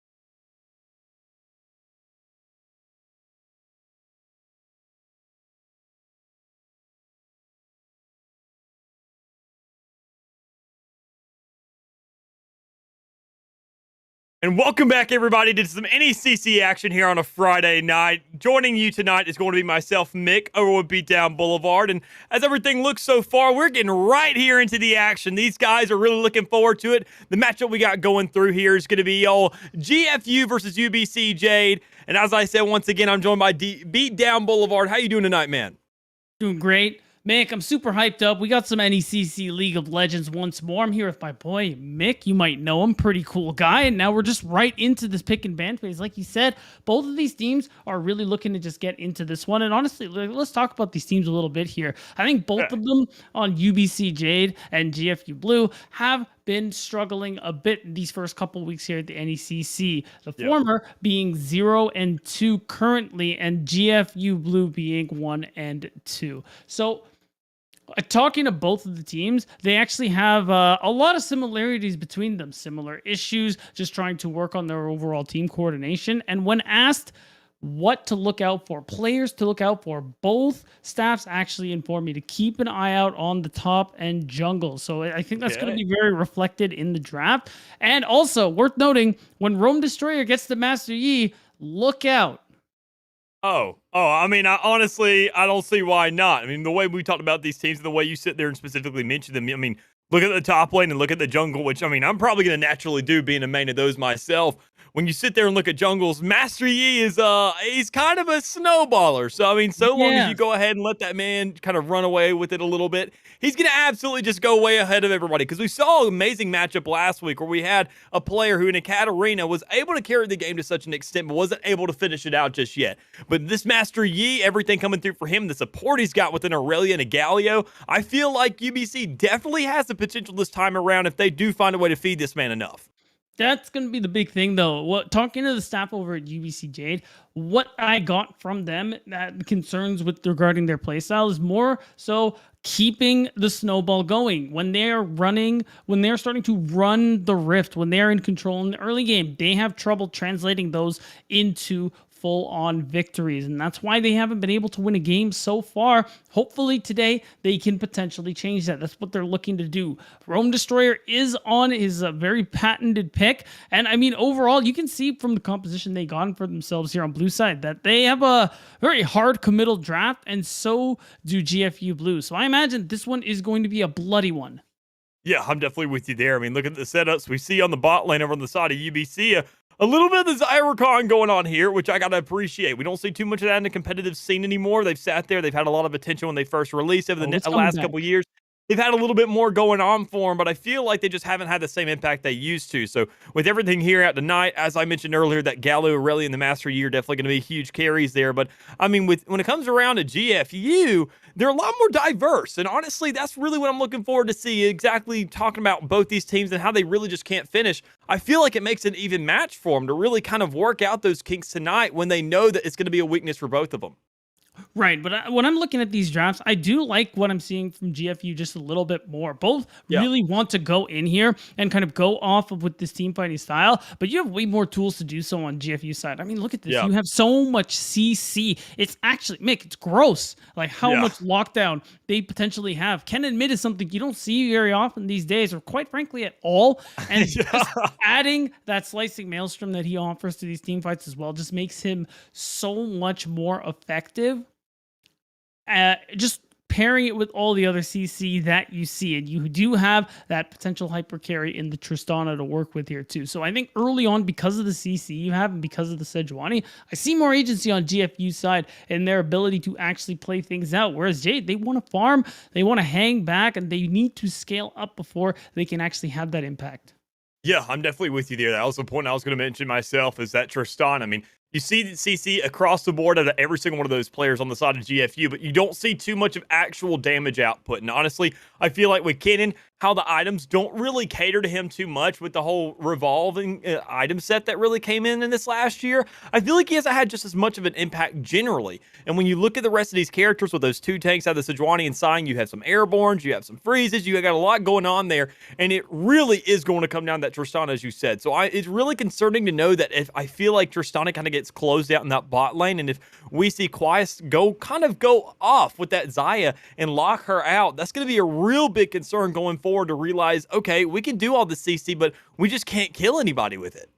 Right, but when you do look at things like the Cannon, like the Tristana, we got a lot of damage coming out on Yeah. GFU side. So I think there is a good chance they will be able to take down this Xayah, especially even though she does have a lot of tools to be able to keep safe with things like the Featherstorm, Summoner spells, etc.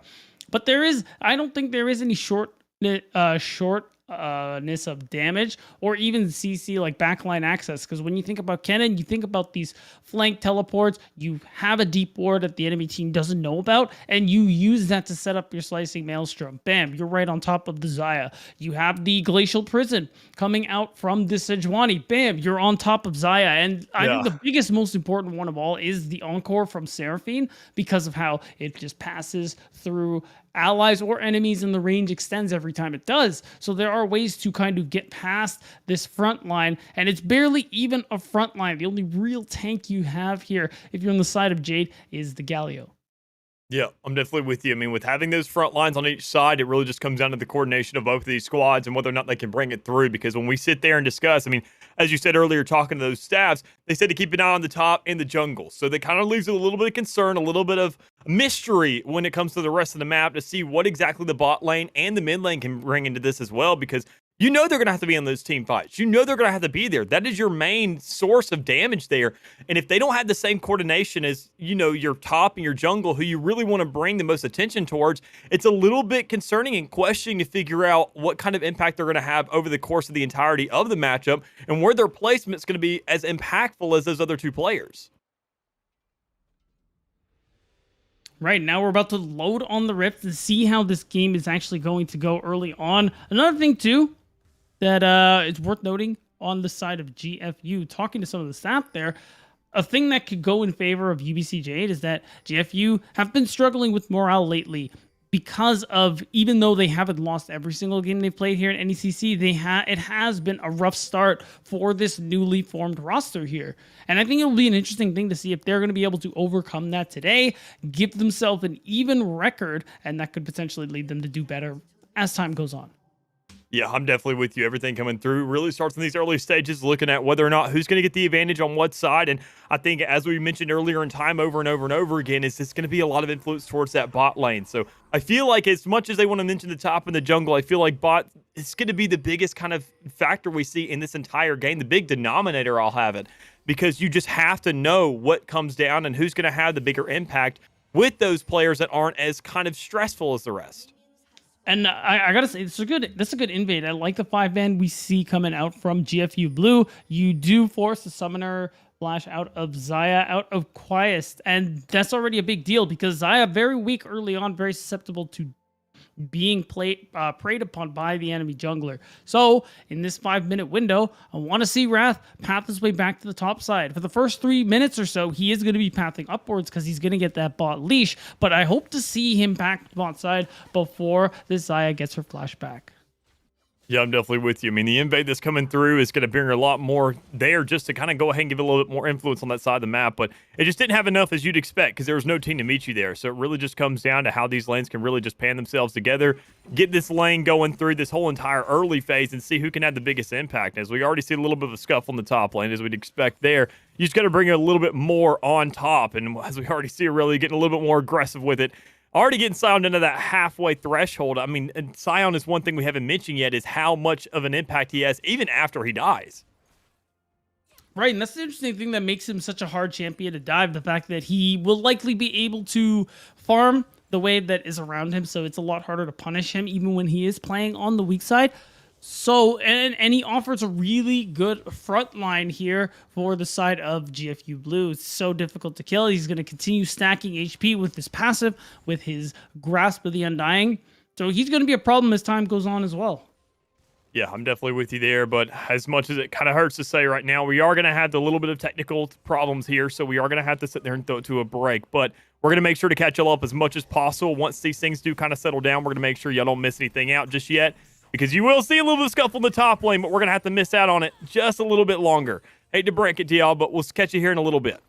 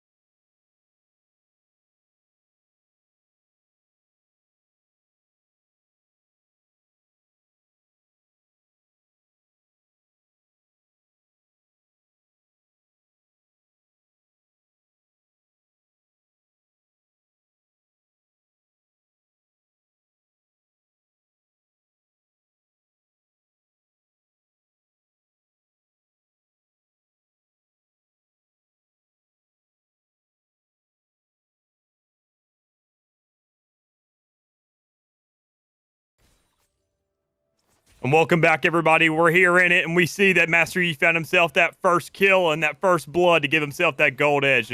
They said to look at that jungler, and he will go ahead and have that first impact. And as we see a little bit of a scuffle in the bot lane as well, we're going to see a little bit more possibly coming through as we see Quiet get himself a little bit dinked up.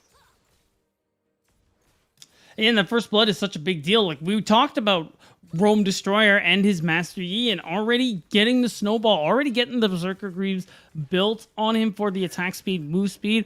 It's a big deal. The snowball's already been formed here. So we're going to see if Jade can continue on this pressure and actually manage to close out a game, because this is a big thing that they struggled with, being able to continue on with the leads that they have accrued. Yeah, I'm definitely with you there. Everything coming through for them. They just got to have a little bit more impact. We got to have a little bit more of an edge towards one side or the other, because with that dragon now kind of being flushed out a little bit, knowing that Rome Destroyer is there and he has eyes on it and the rest of the team's calling there, it's going to call for a little bit of a team fight. We got to sit there and concern of who can actually pull this out. Knowing everything going through, seeing the teams kind of collide to some extent, you see the pressure coming out and you see the kite coming towards that bot lane. We don't have much of a collection just yet, but with Galio going ahead running in, we will see the dragon go ahead and get slain. We see a lot more coming through. That Kinano coming down, but not enough impact just yet. We have a little bit more influence here, but just not enough to give ourselves too much blood on the field, as we do see over on the side of GFU grabbing themselves that first dragon, but not a kill to follow through with it. UBCJ just taking control so far in this early game. Another kill over to Rome Destroyer. They weren't able to pick up the dragon, but they win the fight after, and I think that is a worthwhile trade, because you still have Quiest in the bottom lane as well. Being able to farm at least some of these turret plates, although they are shared, any extra gold is going to help, because this Xayah, again, does need some time to be able to scale up, actually become effective. We're looking for that 2-item mark for when she really comes online. Yeah, most definitely. That's something you really got to consider. Just really for any bot lane, I feel like. Tristana, she's a lot more impactful in those early stages, but I mean, once you get to that 2-item power spike, really for any ADC, that's when the game really starts to ramp up. And another thing to consider are these ultimates. We see both these ADCs still on their level 5, not able to keep up with everybody else, but we will see right there, able to catch up with that Scion, go ahead and grab himself a pick, give him more of an edge there towards the top, which is something we were really looking at and considering going forward, because that's going to give a little bit more of an edge on the entire field, a little bit more macro to concern ourselves with, and a little bit more of an edge for that side of the guys on the blue, because, I mean, they just need a little bit more here. I mean, because I feel like they have themselves an edge, but they got to buff out that dragon more so. Right, and we're going to see, because now you have Rome on the top side of the map here with Herald spawning very soon. I think that's something to look forward to for this team, just because Rift Herald, I think, is a really good way for you to be able to try and snowball things in the earlier parts of the game. Just continue to stack gold in your favor. And there are a lot of options for where you want to drop the Rift Herald if you were to pick it up. You have this Irelia on the top. She would love plates. Xayah would love plates. Even mid, if you can find an angle and take Fennec out of the picture, is another viable option. Yeah, I'm kind of on you with that. I mean, everything coming through for them, they get a little bit more in that Rift Herald, as you said, it's going to be absolutely massive. But the question is really where to throw it down. We've seen the bot lane. We already see the side of UBC find themselves a little bit more platings, getting over on that bot lane. They already have one. They have a little bit extra gold to work off of.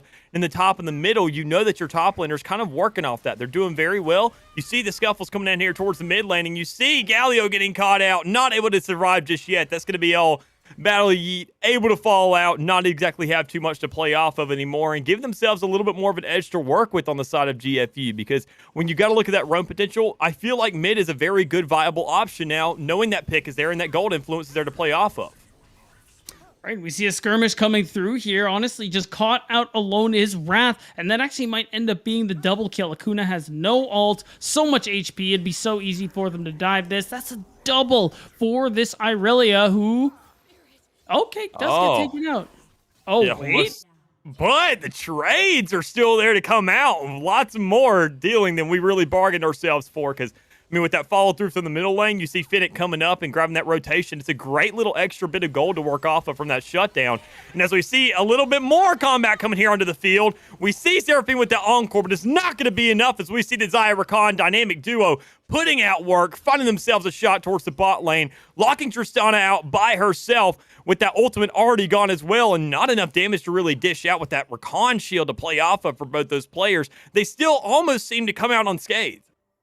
And it's huge because Tristana's supposed to be that early game AD carry that it can lane bully and cause you a lot of trouble, take favorable HP trades and the such. But Gatekeeper has not been able to find that here in the bottom lane. Same with Alpaca. So now Desire is already ahead in farm, is already ahead in kills, and is going to do just a fine job scaling to where she actually becomes very strong. And really all you have going for you at the moment, because you know Rome is on the other end of the map, you can try and go for this Rift Herald. But look, okay, the Vanguard's edge is missed? Oh no, it isn't. Oh, no. I mean, we find ourselves with a little bit of misses, but not enough to really go ahead and cause any deaths to go out in vain, because we find ourselves a trade, but it comes down to how impactful each one of those are, because Rome Destroyer is still alive with that smite. He's going to go ahead and grab that Rift Herald, and everybody's going to go back to their respective positions after that one to know that, okay, we already sat there and lost ourselves that Rift Herald. We couldn't really get too much to play off of. A GFU now knows that with that Rift Herald in hand, there's going to be a massive hit coming out somewhere and a lot of gold to play off of as well. And I think, honestly, we mentioned the bot lane earlier, and I said specifically it wouldn't be all that good of an option to really play off of, but seeing Tristana with that pressure now, getting close to that tower, I honestly feel like it would be a good move to go ahead and create that establishment for the bot lane to move towards the mid. It's very possible. Now that Rome has the Herald, you can just make a play into the bot side of the map. He's already so strong and is very close to completing that Duskblade on top of the tier 2 boots he already has. A bot play is certainly in the cards, should he so choose. But I think playing that Master Yi, Rome is just focused on the power farming angle for now. He still has that Herald for another minute and a half or so, and he's just going to continue farming, taking camps, trying to focus on the neutrals potentially, as he has showing himself in the bottom lane, hitting that Scryer's Orb just to get an idea on what GFU have planned for this Dragon, because they've already gotten the first one, and I think Dragon stacking is going to be a really important way for them to win it out here.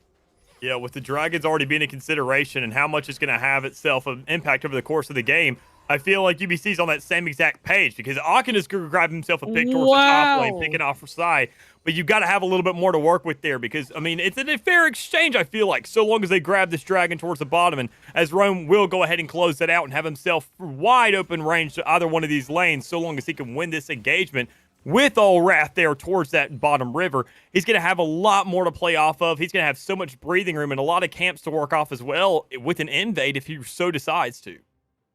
He's certainly strong enough, Mick. I would not be surprised. You're already seeing the steel caps come through from basically everybody, just because a lot of auto attackers, a lot of AD damage on the side of UBC Jade's composition here. And oh my god, it's just so easy, Mick. Oh, it is. It's just a little bit too much now. When you have a Master Yi, man, absolutely can't be touched. Finds himself an easy little double kill. He's going to get that much more fed to run off of. And the last man who needs it, if you're in the shoes of GFU right now, is that Yi. I mean, you just don't want to... If it's a Tristana, I mean, okay, that sucks. But a Yi, the fact that he is everywhere over the entirety of the map, and you have this pressure coming through, trying to find him another pick, a little bit more damage to work off of, sitting at 4-1, and with the Rift Arrow going down on this bot lane, that is so much pressure for the side of GFU, it has to call him for full rotation. All 4 players going down now.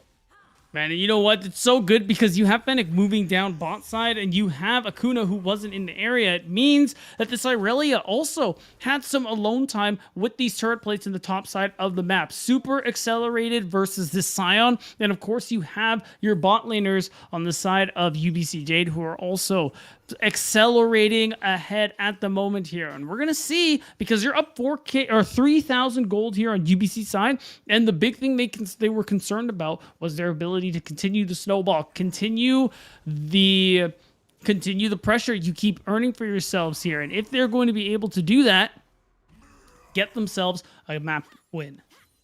Yeah, I'm definitely with you and everything coming through for him. Another consideration for that bot lane is, I mean, just Rome Destroyer saying, okay, I'm going to go ahead and stack on top of this. And speaking of stacks, we see Aurelia with all 5 of her little blade dances, but it's not going to be enough as we see a triple come up there up top to go ahead and take her down.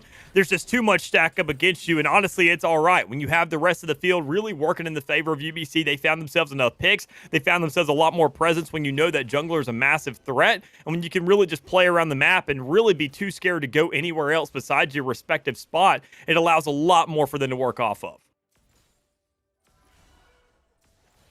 And now things have just slowed back down again. It is good that GFU are making these plays, Mick, but it's tough because they They're going to need to make a lot more before they can actually consider themselves caught up. We're at the point now, Yep. Rome Destroyer has built that Duskblade, and honestly, with how scrappy these fights have been, that's going to get a lot of value. You get one takedown and immediately are invisible, so it's going to be so much harder. And when you think about how so many people are skill shot based and also auto attack based, how are you going to be able to put any damage on this man?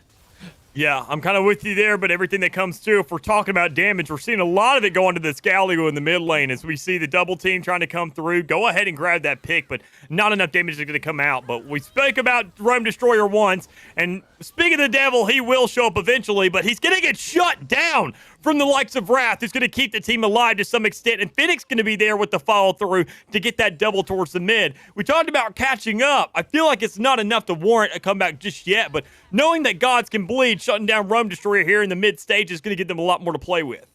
And it's certainly a good start here for GFU Blue side, and they managed to get, they had to use some summoners rather to get this kill, but it is a nice extra bit of gold you get here. I think the only downside is that you have a lot of gold, a lot of kill gold specifically on Wrath, your jungler, the Sejuani. I think we need more gold on the carries here. Think Kennen, think Tristana. But right now, speaking of carries, Cyrelia's in trouble. Yeah, Aurelia definitely in trouble enough to go ahead and get her taken out of the match for a little bit longer. Top lane definitely catching up in their own manner, and even with that, the entire team to some extent, because earlier we were looking at a pretty big lead on the likes of Gold for the side of UBC, but we see GFU grabbing these picks here and there, just kind of making the most of these mistakes that we see UBC making, and honestly, it's playing to their favor because they found themselves a little bit more platings. Platings are now off the field, so you can't find yourself that extra gold anymore with that falling at 15 minutes, but it's going to be a little bit more with them to work with, knowing that they can take down that first tower and get that bonus still. Yeah, and I think the thing that's most interesting is when we look at the gap closing here for GFU Blue, a lot of that gold that's keeping them in this one is on Fennec. So truthfully, they are in an okay spot when it comes to damage here. And actually, speaking of damage, let's hold that because Wrath is showing up. Oh, he's most definitely is. He's trying to grab a little bit more crowd control, but with everybody else on the field now, Rasai going ahead and TPing to that bot lane. He's going to go ahead and find himself one. Be looking for possibly a second, but instead, Quiet still will find that. Doesn't matter. You got the assist. You got the player still on the field, trying to find themselves a little bit more damage to deal with. Wrath will grab himself some kind of an exchange. And honestly, with the second to come through, that's a great little tool to play off of because, you know, Sion's still alive. He has a lot of health to work with, but I don't think he has the confidence in him right now to go ahead and go past that tower to close it out.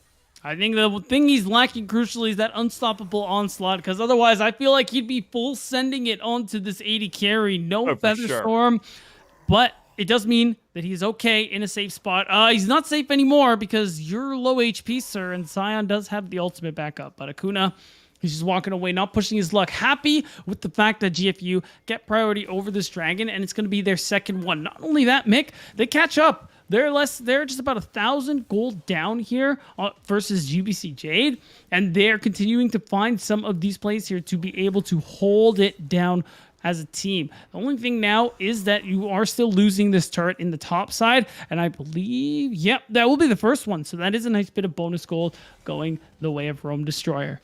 Yeah, and I love the play there. Going ahead and saying, we can go ahead and sacrifice this dragon. I got the Rift Herald as an exchange for it, so as a little compensation, that definitely works. We just got to make the most of this. And a big concern that really comes up for me as we talked about scaling for these bot lanes. Infernal Soul is the one that's going to be chosen this time around by the old League gods to decide what is going to create the impact. And I feel like Infernal Soul with that scaling of ability power and AD is so much more to work with if anybody's trying to play catch-up. So it's going to be such a big priority, especially for GFU, who's already found themselves too an Infernal Dragon already in its own. They want a little bit more to work off of, and honestly, with the fights going in here in top, you may find yourself a little bit more as Rasai's going to find himself one. Be looking at this Tristana, and we'll absolutely mow the man through for a double, but it's not over just yet. We got another team fight going on towards the middle of the map as we see Rome Destroyer trying to stay alive, trying to pick off Wrath, but he will get himself one as Fennec will be there for the assist to keep him alive. Next man to be hunted down is going to be Battle Eye trying to go ahead and chase himself out. Create a little bit more survivability. Will grab that trade, but Fennec will stay alive for another day to give them a little bit more to work with in this mid lane.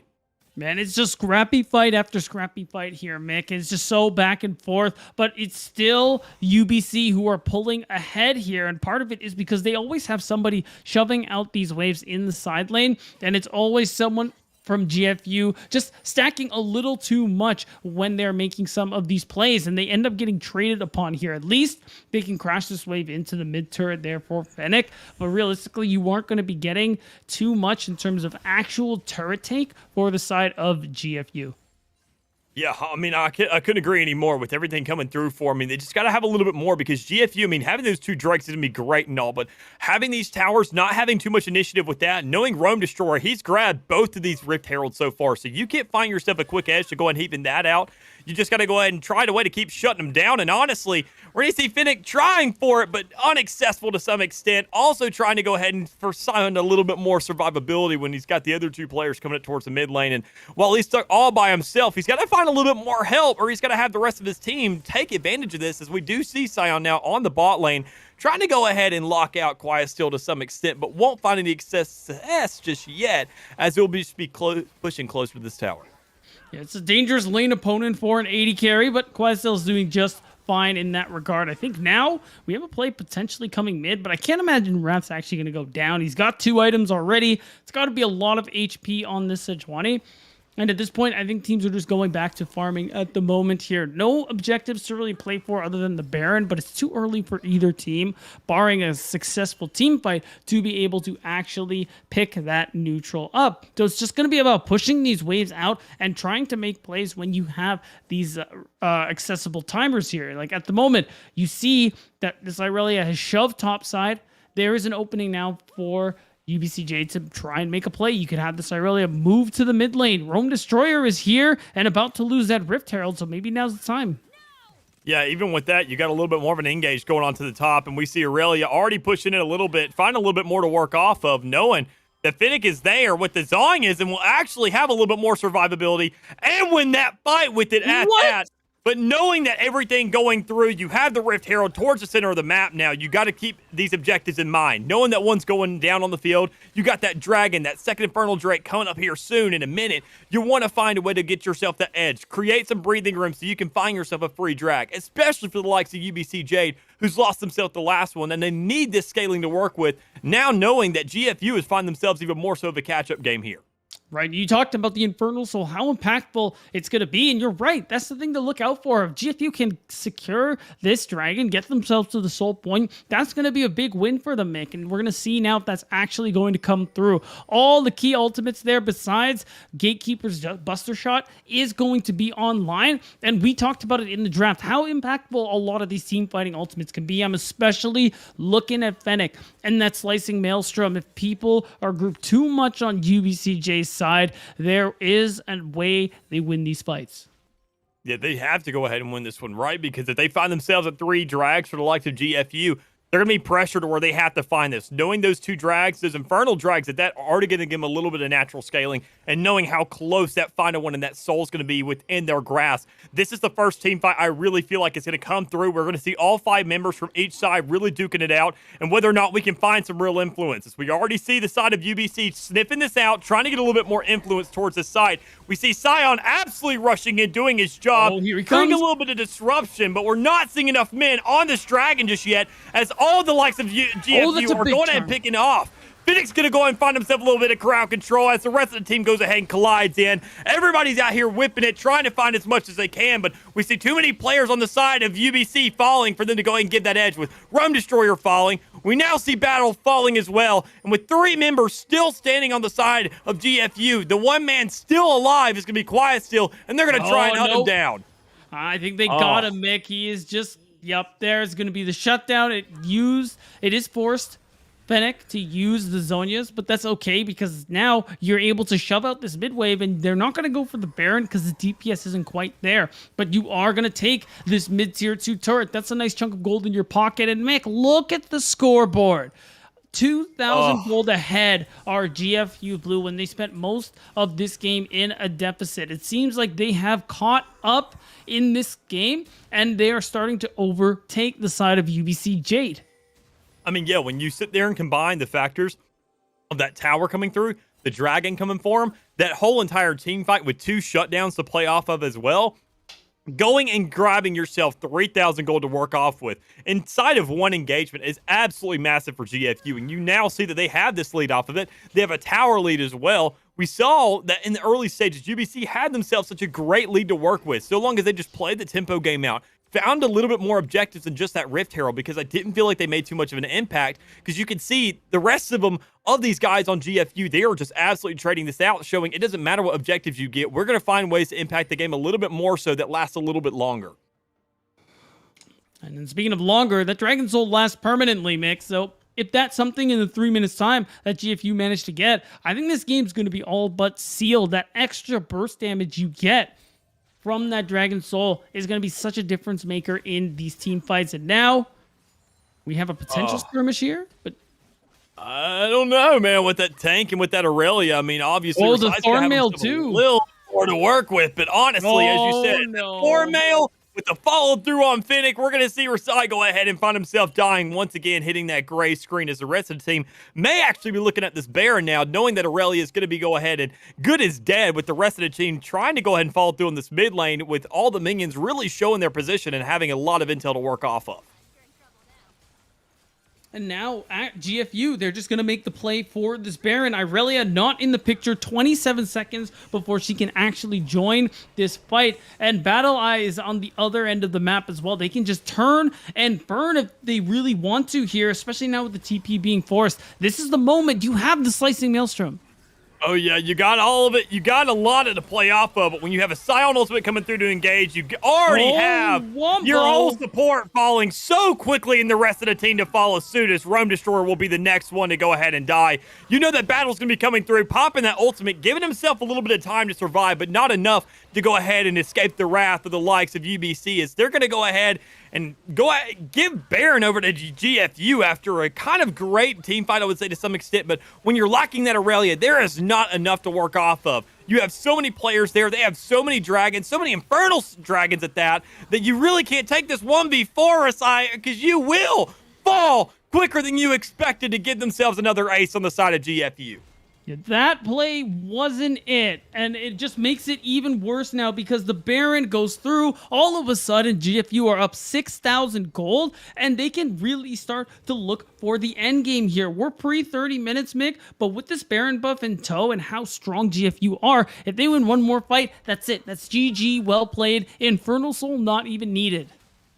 Yeah, I'm definitely with you. I mean, everything coming out for them. I mean, we see GFU doing such a great job. I mean, look at the bottom of the whole entire screen, man. Look at all of that extra gold, because every single one of these members are so stacked right now for their members. The only man that doesn't have one is going to be Seraphine. That's because she's just doing her job. Finding those assists, literally just playing as bait for a little bit so the rest of the team can find more time to go ahead and set something bigger up to find those trades. And they're working off of it wonderfully when you don't need to worry about that Tristana because you have a Baron buff. When you have 3 dragons at that and you're closing in on Infernal Soul here, there's just so much here stacked on the side of GFU that honestly, UBC, it had to be a miracle for them to pull this out now. Perhaps several miracles will be required for Jade to be able to actually catch it up here. And at this point, they can't even walk into this river fully. You can see Orios is in a lot of trouble. This Infernal Dragon is about to be up in 10 seconds time, and they can't even push past their actual jungle here. So even though Akuna is resetting, he's just going to TP right back to the fight once he has the mana, and that should be an Infernal Soul. Even if you go in for the steal, I feel like the game is going to end regardless because you're going to lose this fight. Yeah, I'm definitely with you. Everything that's kind of going out for him right now with the Scion already starting things off, giving them the edge. Alpaca will find his first kill of the game and actually a double to go through with it, but it's not going to be enough because the rest of the team will still be alive and well at that to work themselves a little bit more magic. Go ahead and secure this out. With the dragon still given to them in the back end, that's 3 Infernal Drakes and Infernal Soul to work with as well. So much gold for the side of GFU to go ahead and run it down mid and put it into this game to find themselves the first of this series. It's just going to be that easy. UBC Jade had control. They had the power to win this game with how the early game went, but they still are not able to keep it together towards the end here. DFU Blue will overtake them in game 1. That has got to be a huge blow to morale. Yeah, I'm definitely with you. I mean, everything coming through for them, they had such a great start, and it kind of really sucked for that to get robbed right out from under you because I'll admit, the start wasn't absolutely amazing by any means. It just didn't go ahead and the game was sealed, go ahead, FF15 kind of deal. It was somewhat relatively close, but so long as you just play the tempo out a little bit more, keep your eyes on those objectives, know when to engage and know how to engage, you can play off of it a little bit more, but we just didn't see too much of that just yet. We saw a little bit of hesitation. We saw some team fights that weren't made. We saw too many drags given up for Rift Heralds, and the exchange made out of those was just not enough for the likes of UBC to really say, yeah, that was worth it. Because as we saw in the end, none of it came down to being worth it. No, and I think part of it is the part of the issue is again, like you got to look at UBCG's draft and how Yeah. we saw Rome Destroyer getting a lot of kills early on, and that's nice to snowball. But when you have to fight around these objectives, when you have to group, GFU's Blue's composition is so much better. You have so many team fight ults to play with here. Yep. And you saw it happen every time, whether it was Dragon, whether it was Baron, whether it was Herald, just blowing all this huge amounts of CC you have. What are you supposed to do? If you can't Alpha Strike as Master Yi because you're stunned, charmed, stunned again, rooted, you got nothing. Yeah, I mean, I'm sure Rome Destroyer there, he's probably going to go ahead and blame it on the fact that he couldn't play the game for like a solid 3 minutes if you combine all that crowd control stacked towards him. But honestly, it was also the start from that Scion. Whether or not he was behind in those earlier stages from Aurelia, I still feel like knowing that the rest of your team, Fennec, go ahead moving up to that top lane on so many different occasions because he's not too concerned about that Galio. He knows he has to follow through. He knows he has a Sejuani who can back him up, a tank who can at least just hold the line without dying and allowing for that roam potential. There was so much more to work off for the likes of GFU there to say, we can play this comfortably and we can go ahead and kind of hang back, let everybody go do their jobs and really double down on some lanes with no repercussions besides just a Rift Herald. And when we saw how they sat there and go ahead and pop the first one, found themselves implanting towards the bot side. Honestly, our bot side kind of tossed them to the side, man. They're not that big when it comes around to the team fights because, I mean, it's a Tristana and Seraphine, as you said earlier. Seraphine, she can go ahead and do it from a distance. She's like a Jhin ult in that stage. You can go ahead, pop it to your teammates, still get that crowd control. So long as Fennec is there with all that gold, we see Scion there with all that establishment and all that tankiness, it doesn't matter in the rear end. Right, and so much damage was coming through from Fennec. I mean, I think he went deathless this entire game too, or maybe only dying once. I remember seeing something like very close to it, and he had a good game on this Kennen mid. You got to imagine we're going to see some things change in that pick and ban going into game 2. It's definitely back to the drawing board for UBC Jade, especially because they talked about how drafting better is something they want to be working on, especially in tonight's match. So going into game 2 with your backs against the wall already, one more game for being basically sent to 0-3 instead of 0-2 means something's got to change quick. Yeah, I'm definitely with you there. So speaking of that drawing board, speaking of that time and a little bit of a breather for them to go ahead and really orient these drafts for the next go around to go ahead and find themselves getting back into this game for the likes of UBC. We're going to throw it here to a short little intermission so we can let these players kind of collect themselves, get a little sip of water, and also so you can grab yourself a little bit more snacks to see hopefully this series come back to some extent. But with that, we'll catch you here in a little bit for some more action.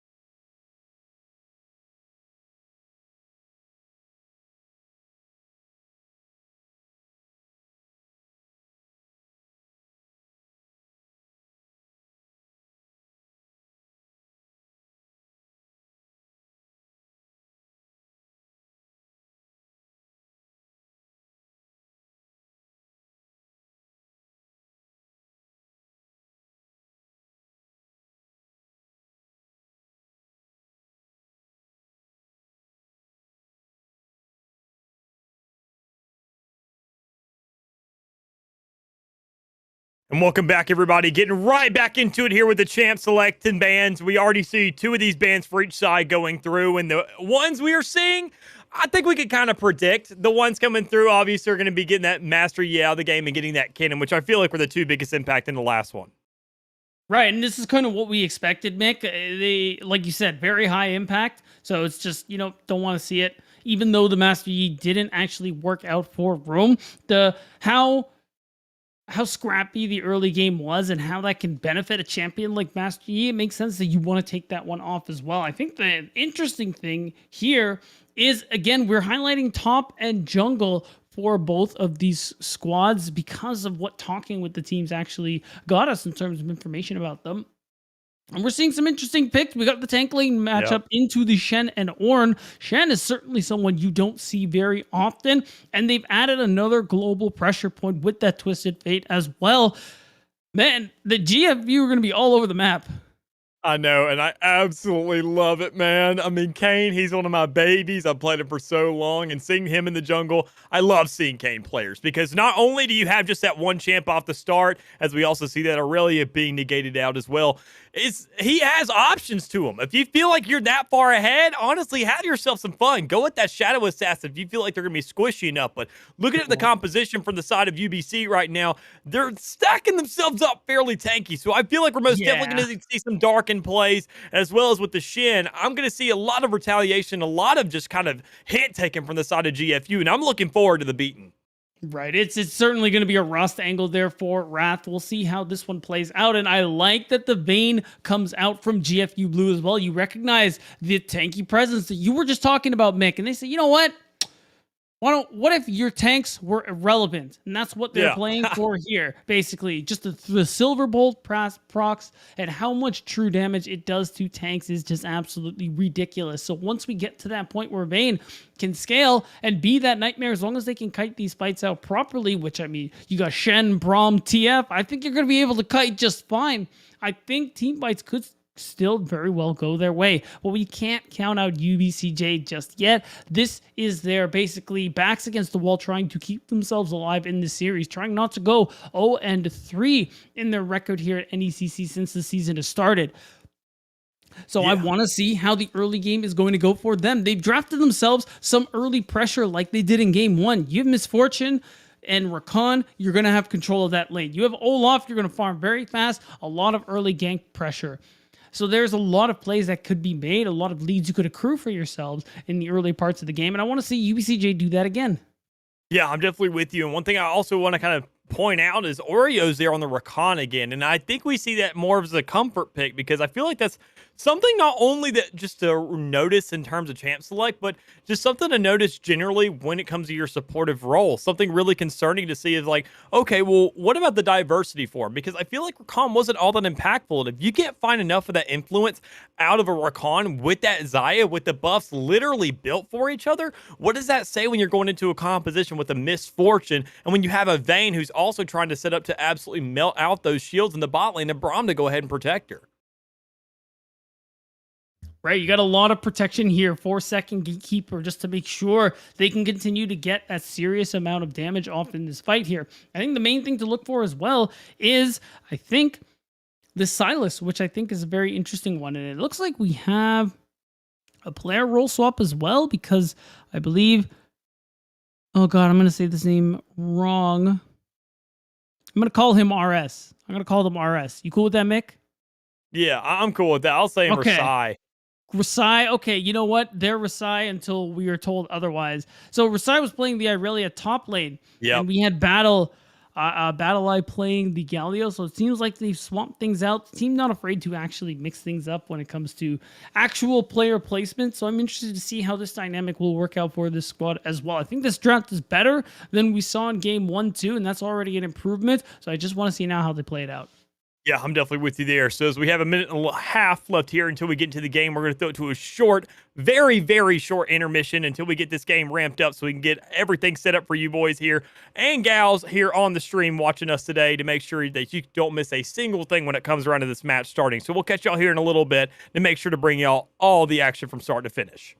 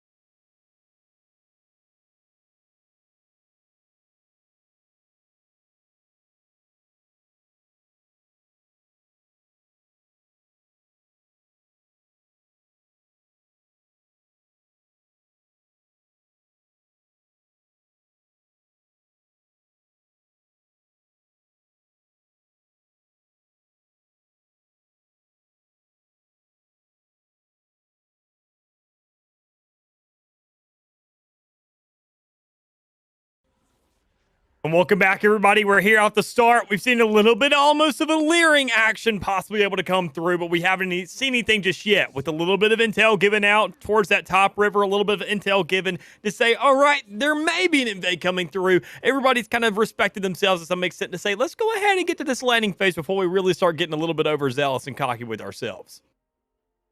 Right. Things are slow early on. We might have seen some early action, but I'm sure we'll see some early this game, especially because Rome Destroyer is playing the Olaf champ with a lot of early agency, especially into Kane, which is what Wrath is playing. You're trying to farm. You're looking for your early form, whatever it may be. Conqueror does tell me it is probably going to be the Rost that we're seeing come through. And because of that, it's going to take a while. Some ganks are definitely going to come through, but you're not going to be truly effective until you have that ready to go. Oh, and when we're speaking of early action, we already see, obviously, Silas going to be buying into that early game aggression that you have just so much to play off of. Only issue is with that mana burn coming through. He's a very, very powerful champ, and I feel like with the capability of his E and how much he can heal off of it, you got to go ahead and start looking for some early grievous wounds to knock that man out of the game. Otherwise, he could completely refresh an entire fight or an entire skirmish on his own. But when we really look at everything else coming through and how everything's panning out for the entirety of the field, we're going to expect things to be a little slow if we're excluding this top lane with Akuma looking to get a little bit more aggressive, looking to find a little bit more dinks here and there, but not enough to go ahead and kick Battle Yeet out of the fight just yet. No, but it's looking like all these laners not really afraid to trade into each other at the moment here, and we're seeing that result here in multiple lanes, like you mentioned, Mick. I think the interesting thing I'm looking forward to is probably the mid lane matchup. I mean, you can already tell from that level 1 trade that Risai, I believe is what we agreed on, is pretty comfortable on this champion pick. Could actually perform really well this game. Silas is definitely that kind of 1v9 champion if you find yourself a really strong early lead. And I mean, I'm already seeing it. Up 13 CS despite being melee into ranged. Fennec not having as good a time in this Twisted Fate matchup. Yeah, and I mean, the fact that he's Twisted Fate, that's really concerning to be kind of considering over the course of this game. Knowing that Silas is going to be so aggressive, have so much to play off of, and speaking of aggression, we already see an early gank coming out from Olaf. Rome Destroyer and Battle trying to find themselves that first pick onto Akuma, who's going to find himself to escape a little bit to some extent with all those dodges coming from his sword, and with the flash, that's going to go ahead and be burned out. Find himself having to recall here, I'm fairly sure, because, I mean, after a fight like that, man, Rome Destroyer still lingering around. You got Wrath there for a little bit of backup, but the health pools are not healthy enough for the side of GFU to really go back into this just yet. Well, Acuna, you say that he's walking right back up into this one and is going to use his pots to basically heal and get himself back up to full. He knows this is around the time that junglers are looking for these scuttle fights, and worth noting, Wraith managed to snag that top scuttle, and he's looking for scuttle number 2, Mick, so we're going to see if we actually see the junglers scrap it out for here. He's been spotted on a ward. You can see Quiest and Oreos are on the move at the moment here, so this one could get bloody. Oh, I'm definitely with you, man. Everything going down there in the bot lane, everything going through for me. You want to find yourself the scuttle. Wrath was eyeing it, but when you had so many players there to help follow through and that support from that bot lane, it's a little bit too much intimidation to say, all right, buddy, know your place. We each get a scuttle. We both respect our spots and get a little bit of gold to work off of. Let's go ahead and fight this out later and see really who gets more CS over time, because now it just comes out to farming, how much you can get out of that, and whether or not who can find this first pick, because that's something we're still waiting on. And maybe with Akuma here in the top lane, facing out with Battle Eye, a little bit more damage going through for him, it's something to consider coming up here soon. Yeah, I mean, as a big wave, I don't think Battle Eye wants to be fighting Acuna at the moment. A lot of caster minions there, so that's why the HP trade is not going his favor. And this wave actually might get shoved in, which is kind of insane when you think about Acuna's health pool at the moment since that top lane gank. He hasn't recalled since it came through, and he's still just happily farming away in this mid lane here. You can see if we're looking, both junglers are pretty happy power farming. We haven't seen any ganks come through, but as I say it, Wrath is looking for an opening, trying to see if he can bait and engage, or just go right in. Oh, and with Wrath there as well to go ahead and get the follow-up. Dang, that passive coming through, so much to work off of. It's going to be a lot of damage, but it's not going to be enough to find a pick just yet. I mean, everything coming through for him. You will find a little bit more in the top lane because that's what they've been eyeing the entire time to find something. His Roam Destroyer will find the follow through. They already burned the flash off of Akana. He may go ahead and fall here and see Roam Destroyer grabbing this first blood, but we see the blood trying to come in the favor of Battle Yeet. He wants to give him that goal, but he's like, all right, man, if you're not going to go ahead and finish it out, I'll get that free 400 to play off of, and I'll go right back to my jungle to play with it.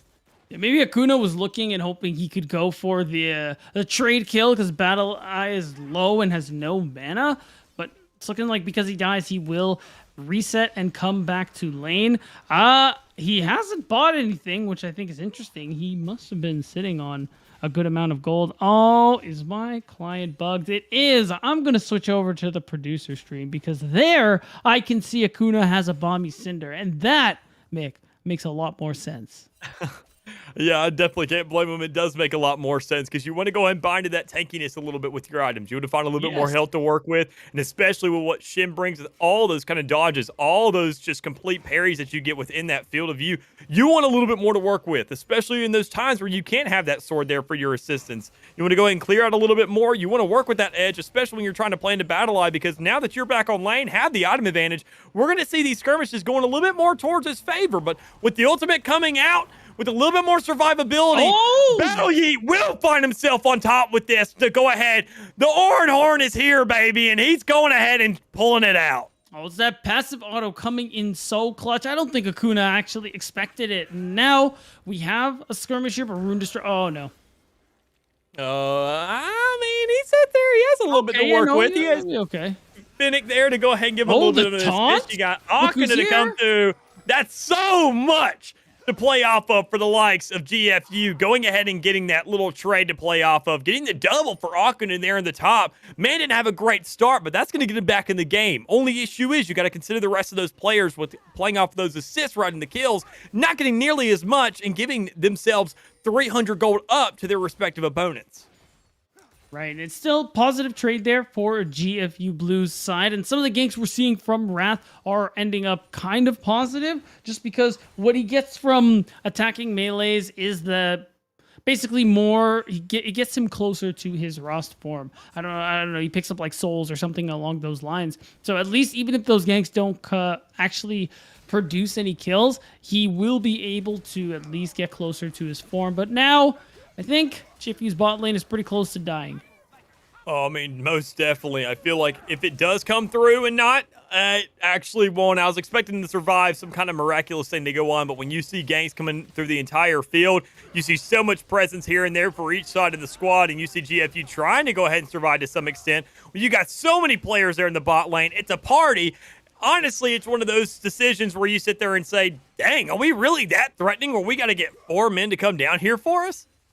I think it's a bit of an overload, truthfully. You end up you have to share a lot of the XP from some of the minions that you're farming that you end up picking up. The benefit is you do pick up a handful of kills, so it's kind of worth it, but you see the trade going around in the top side as well. And because you see Fennec is here, you got to walk away from this turret. Quasil and Oreos are not going to be able to actually threaten it. And speaking of Akuna, he's been running this top lane matchup. He's got 3 kills, a bounty on his head, and he's up 20 CS.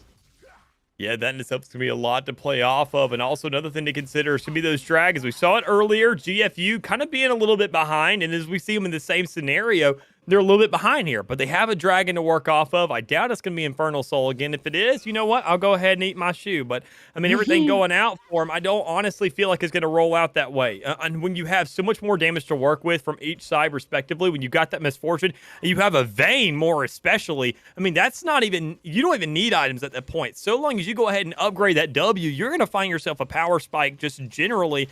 But if we're speaking about power spikes, speaking about old battles going, we got ourselves a mad one here towards the mid with that Silas aggression, but it's not going to be enough to finish anybody else just yet.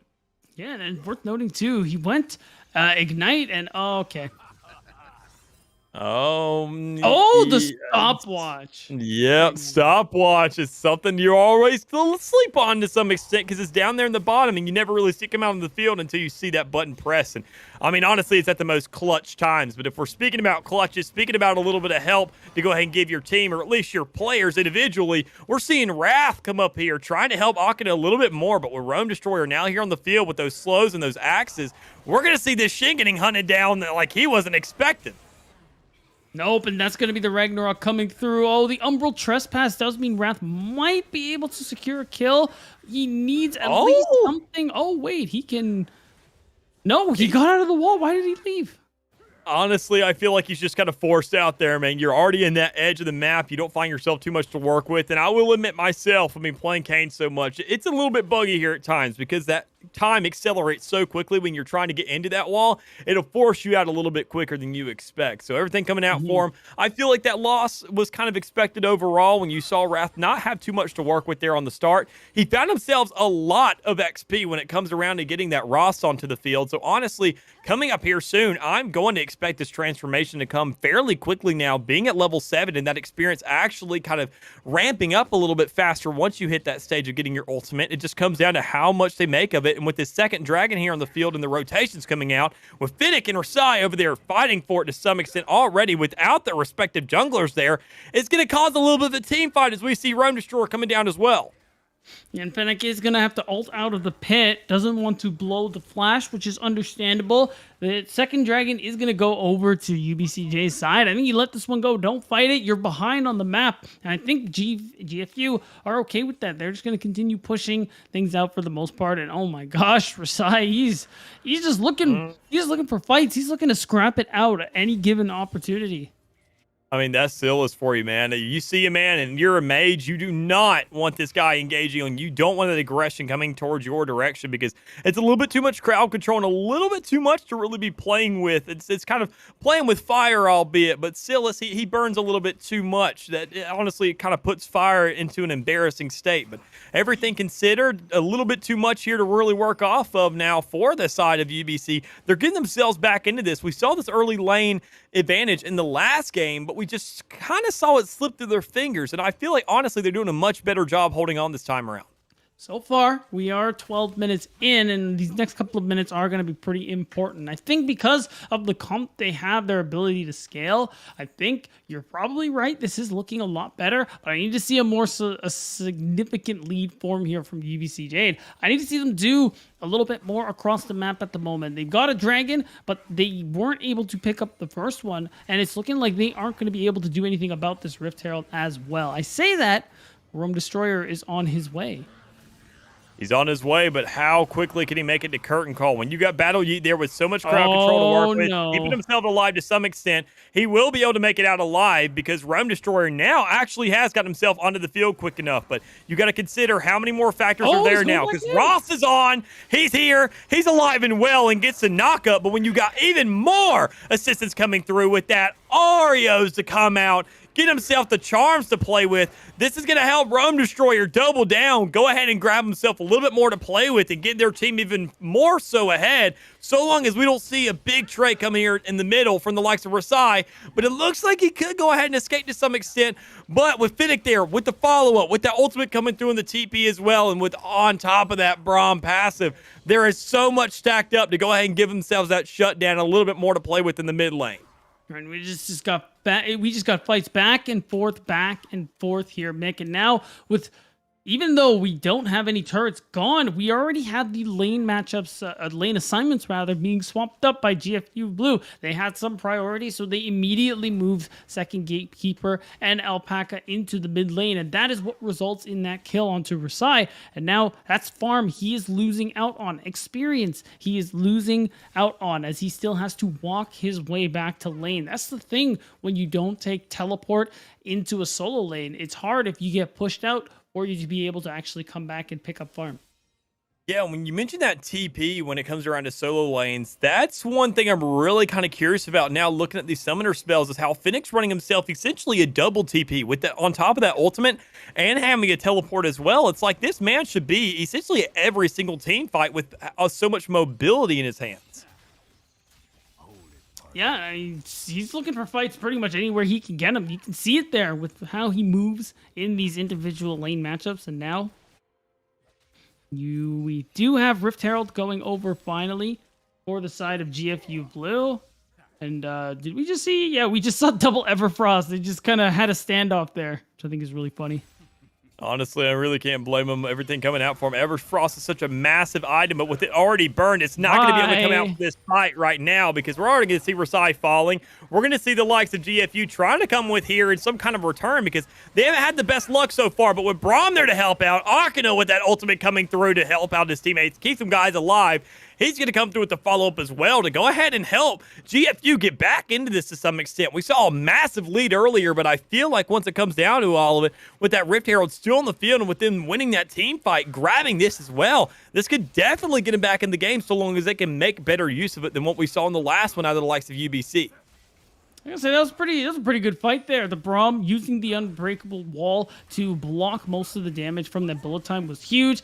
Second Gatekeeper flashing to get the condemn off to cancel the ultimate as well. Means that is a successful fight. You get Rift Herald, and Wrath is really starting to get up there in terms of strength and sustain. This Rost form with the Gore Drinker, it is just insane. And watching these two duke it out is just going to be pretty insane. So Wrath just walks it out.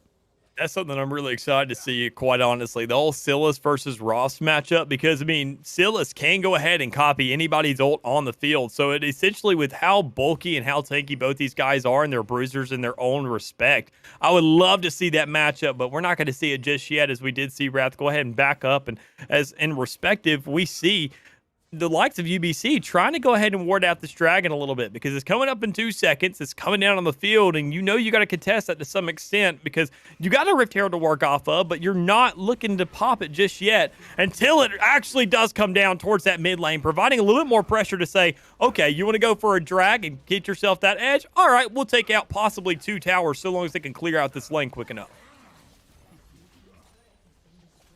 And getting that first turret gold is actually a big deal here for GFU Blue. A lot of the local gold is shared, but I think overall it is nice. It goes into everybody's pockets. They start to close this gold lead. It was something like 2,000-ish gold in favor of UBC Jade. But again, we're seeing what we saw in game 1, and that is these leads slowly starting to diminish. Some of these plays from UBC Jade really backfiring on them, and it's GFU also not taking this early game lying down, looking for any opportunity they can, no matter how scrappy, no matter how questionable it might be. Yeah, I'm kind of with you on that. And there's a lot of questionable plays coming through. There's some compensations that have to be made, and you really got to make the most of them because, I mean, as we already see, UBC grabbing that second dragon, doing a much better job of, like, trading out to some extent. You got to have a lot more compensation to really go ahead and dish out, and it's really kind of a lot of questions to leave when you're considering how many towers can we get off this? Because missing out on that T2 is going to be a big sacrifice that they made for the likes of GFU to say, I mean, what more could we have done? I mean, obviously wanting to grab that goal. We found ourselves 150 for the entire team, but is that enough? When a Mountain Soul's coming through, we have so many tanky guys and we only have one vein. That's right, and honestly, letting the Mountain Soul go through is not ideal, even with the Vayne and the true damage she can offer with her Silver Bolts. It's still, you want to be collecting these dragons if you are GFU Blue. I think it's okay to trade the second one for dropping Herald mid and being able to push this mid wave further, but no more. They can't let a single one go through after this one. Otherwise, then I will be a little bit concerned about how the rest of the game is going to go, because we're getting to the 20-minute mark where Baron is up, and if UBC Jade get 3 dragons and Baron is up when the 4th dragon comes up, that puts GFU Blue in a very, very awkward position. Yeah, I'm most definitely with you right there. I mean, everything coming through for them, they just got to have a little bit more to just kind of really get themselves back in, because we see GFU having themselves a lot of respective plays, some team fights here and there really working towards their edge. But honestly, I mean, with everything stacked up here towards the mid, I mean, you're seeing a lot more influence out of the likes in Poke game from UBC, even though you have that Vayne there. I mean, it's just a lot of compositions that aren't really working, some decisions that aren't really being made in the correct manner or in the correct order, and not enough abilities coming through to really give these assists and these synergies that can go ahead and give yourself that edge. And I feel like GFU, they have the potential there. They're just not getting the comms off to really work with it. No, not quite at the moment. And part of it is they're letting a lot of gold go in the side lane here. And sometimes it's Wrath who ends up going to pick it up. They're too focused on grouping so many members in the mid lane. And I think it's starting to cost them in gold. And it's why they haven't been able to catch up just yet. Like, there's a huge wave bot lane that I really would like someone to pick up, but I'm not sure anybody is going to. They're just focused on the mid fight. And because Fennec has that ultimate ready to go, he's okay to push top, and he can join his team mid if need be. I mean, honestly, I can't blame them. We all love fighting here and there, but honestly, I'm definitely with you. You need to go ahead and clear yourself a little bit lanes, and as we do see Wrath going there towards the bottom, he's got to put in a little bit more work, I feel like, overall. I mean, you have that bottom establishment, but you're a jungler, man. You got to get into these fights. You see the rest of your team towards that mid. You already cleared it, and with that tower being at maximum health in the bot lane, it's not going to be too much work. Go ahead and play into these other lanes. Look at the top where you see Fennec trying to really just play by himself. Go ahead and finish off that top tier 1 and give himself more of a lead to play off of on the opposite side of the map to create the influence and breathing room towards the bottom. There's just so much decisions being made here that are a little bit more kind of questioning. And as we do see the fight come through, we see Ross trying to have a little bit of survivability against the likes of Rome Destroyer and the flash to come through. A massive play that's forcing out a lot from these guys on GFU. It just leaves even more to really kind of be like, what is going on here and how are they going to be working with this? Right, and you, especially with the Spirit Visage coming through, like, you don't want to duel this Olaf. He's going to get so much extra healing because of the item and just the Gore Drinker that he has himself. So it's not worth it to be trying to actually skirmish with him instead. And because Wrath did that, he uses the Umbral Trespass and is not able to actually get any value out of that ultimate here. And now the big thing is coming through the resets. Because the next dragon is coming up in 30 seconds, it'll be UBC Jade's third rather, if they can pick this one out. And it's worth noting, Rasai did hijack the Stand United, so this fight is going to have a lot of shielding here for the carries of both sides.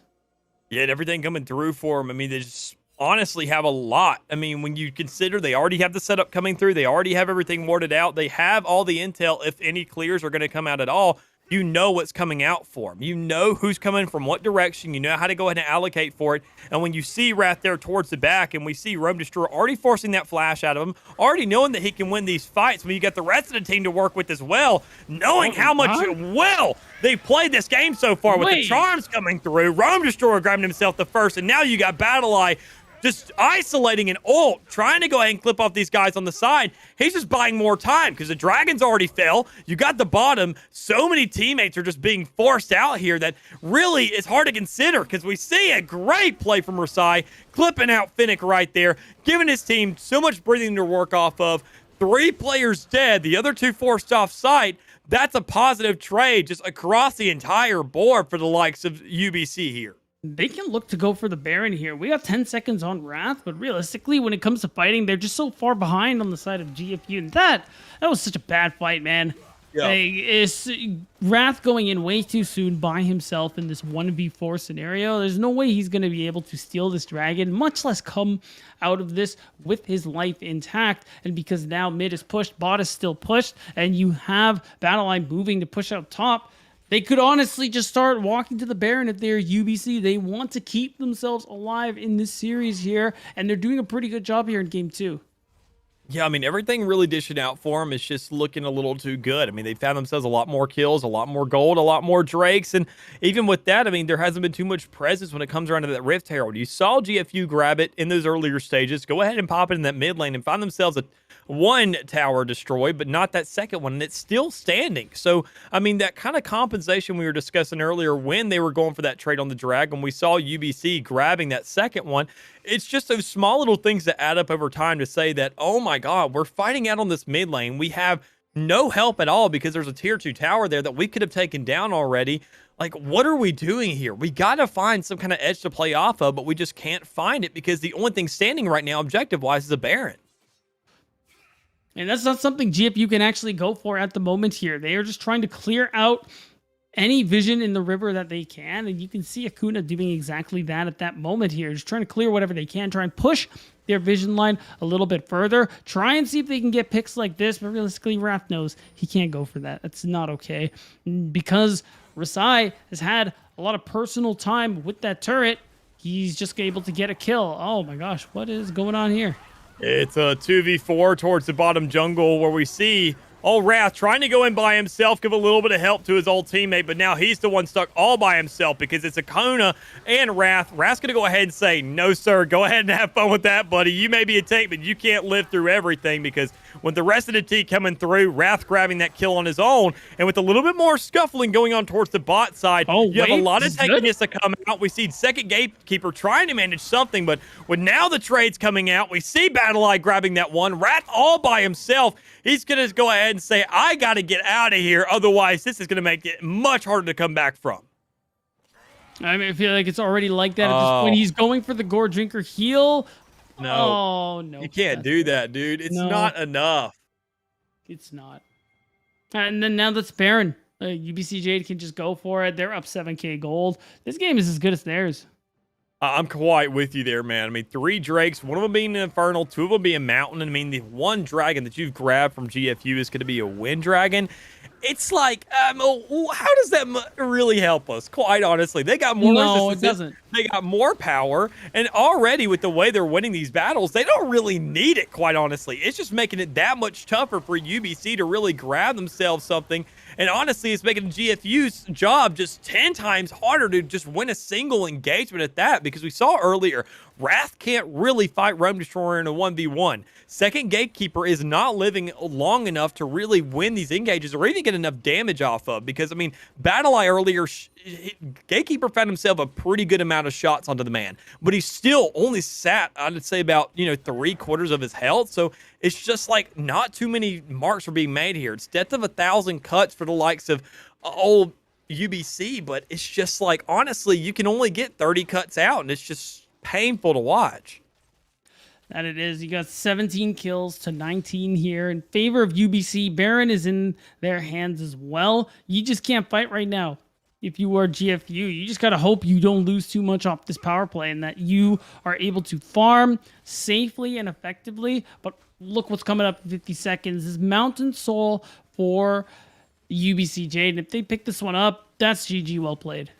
I mean, I'm definitely with you, man. They're already set up for it. They've already wiped out every single ward within the vicinity. They're absolutely just clearing out this entire game, this entire edge of the map right now. And when you see the returns coming through, we got to see a much better engagement. We got to see something almost pitch-perfect plays here for the likes of old GFU if they really want to have something. We can't find those isolated plays like we saw in the last team fight. We got to find a big enough exchange for it. And honestly, they're going for this tier 2 tower, but you don't have the power to clear out the inhibitor as well, I feel. You have second gatekeeper there, but honestly, is it going to be enough? If you don't grab that tower and that inhibitor in exchange for a soul, you really just wasted your time at the end of the day. Oh, wait, but this is actually pretty good because the dragon hasn't actually been started until just this moment here. Now, although the stall is coming through, wait, this could be good. This could be amazing, but we already see Finnick getting a shutdown on to old Quiet Steel, so that's going to be enough. That's going to be an ADC out of the battle, but you still have more damage for the side of GFU to go ahead and bring through here because BattleEye, not too much of a big deal, but he will find himself a pick over onto Braum, so that's going to be a big play. That's going to be more teammates dead for the likes of old GFU. That's going to be another player possibly out of Wrath with Rasai already poking him out, being that mid laner and how much heals he has to work with. He's going to keep on trying to engage it as his team tries to find the rest of this drag. Wrath may be trying to go here for this kind of sneak-in smite, but honestly, it's not going to be worth it when you know that you're going to be that last man standing. Finnick, he already lost himself one battle. You can't let him reset to go ahead and lose another. As with that Baron buff and now Mountain Soul onto the field, quite honestly, just wait out this respawn timer. Let Oreos come back into the game and run it down mid to go ahead and put a seal on this one.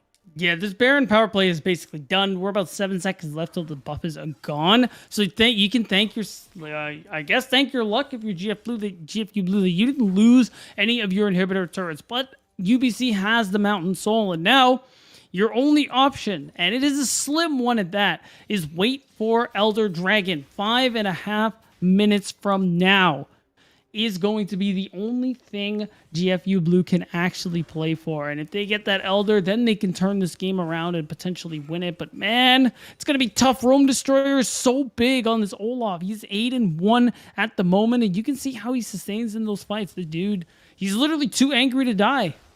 Yeah, I mean, that's really all it comes down to. I mean, all things considered, if you're going to find the Elder Drag, you got to find the time to do it. Because, I mean, with the damage output from the likes of GFU, I don't feel like it's enough to really give themselves a quick wipe over there to go ahead and clear it out right under the likes of UBC's noses to where they don't really see it coming. They're going to have enough time to retaliate. They're going to have a team fight going on here down the middle. And with that Braum ultimate coming through, it's going to buy out a little bit of crowd control here, enough to get some damage off onto the field and pick off a little bit of damage towards Alpaca. But all things considered, you got to find a little bit more here because honestly, we see the pokes coming out. I mean, while GFU have a better poke composition, we see UBC once again just doing a much better job of winning these engagements and going for those right shots. Right, and I think this is actually really good for GFU Blue because UBC Jade not really trying to threaten any other lanes. They want to push it through mid, and they're basically just trying to ARAM at the moment. And that really benefits GFU because they can just keep wave clearing. They can keep their distance because they have a lot of disengage and kind of be fine with how the game is at the moment. They just continue farming up until this Elder Dragon spawns and look for that 50-50. They're down 7k, so it's going to be hard, but as it stands, I don't see Jade actually managing to do anything from this state. Yeah, I mean, honestly, I could second that thought. But they're just waiting on these guys to really flush themselves out because you got so many players here. You know that eventually GFU is going to have to move out of there. They have to make a move on their own. And if you stay towards that middle, honestly, you either A, overwhelm that tower, or B, go ahead and let a man isolate himself as he's trying to work around the map. And that guy right now is going to be Finnick. We could see him going for that bot lane tower, but will he have enough when you see that the other side is here in a 5v4? Finally moving on this tower, seeing that edge and playing into it as Rome Destroyer opens it up. Quiet still grabs himself a kill as well, give themselves that much more to work with. As Gatekeeper falls, the last man standing is going to go ahead and give themselves a little bit more towards the edge, but Finnick, with this recall being a little bit too late, he's already seen his team crushed on the other side of the map.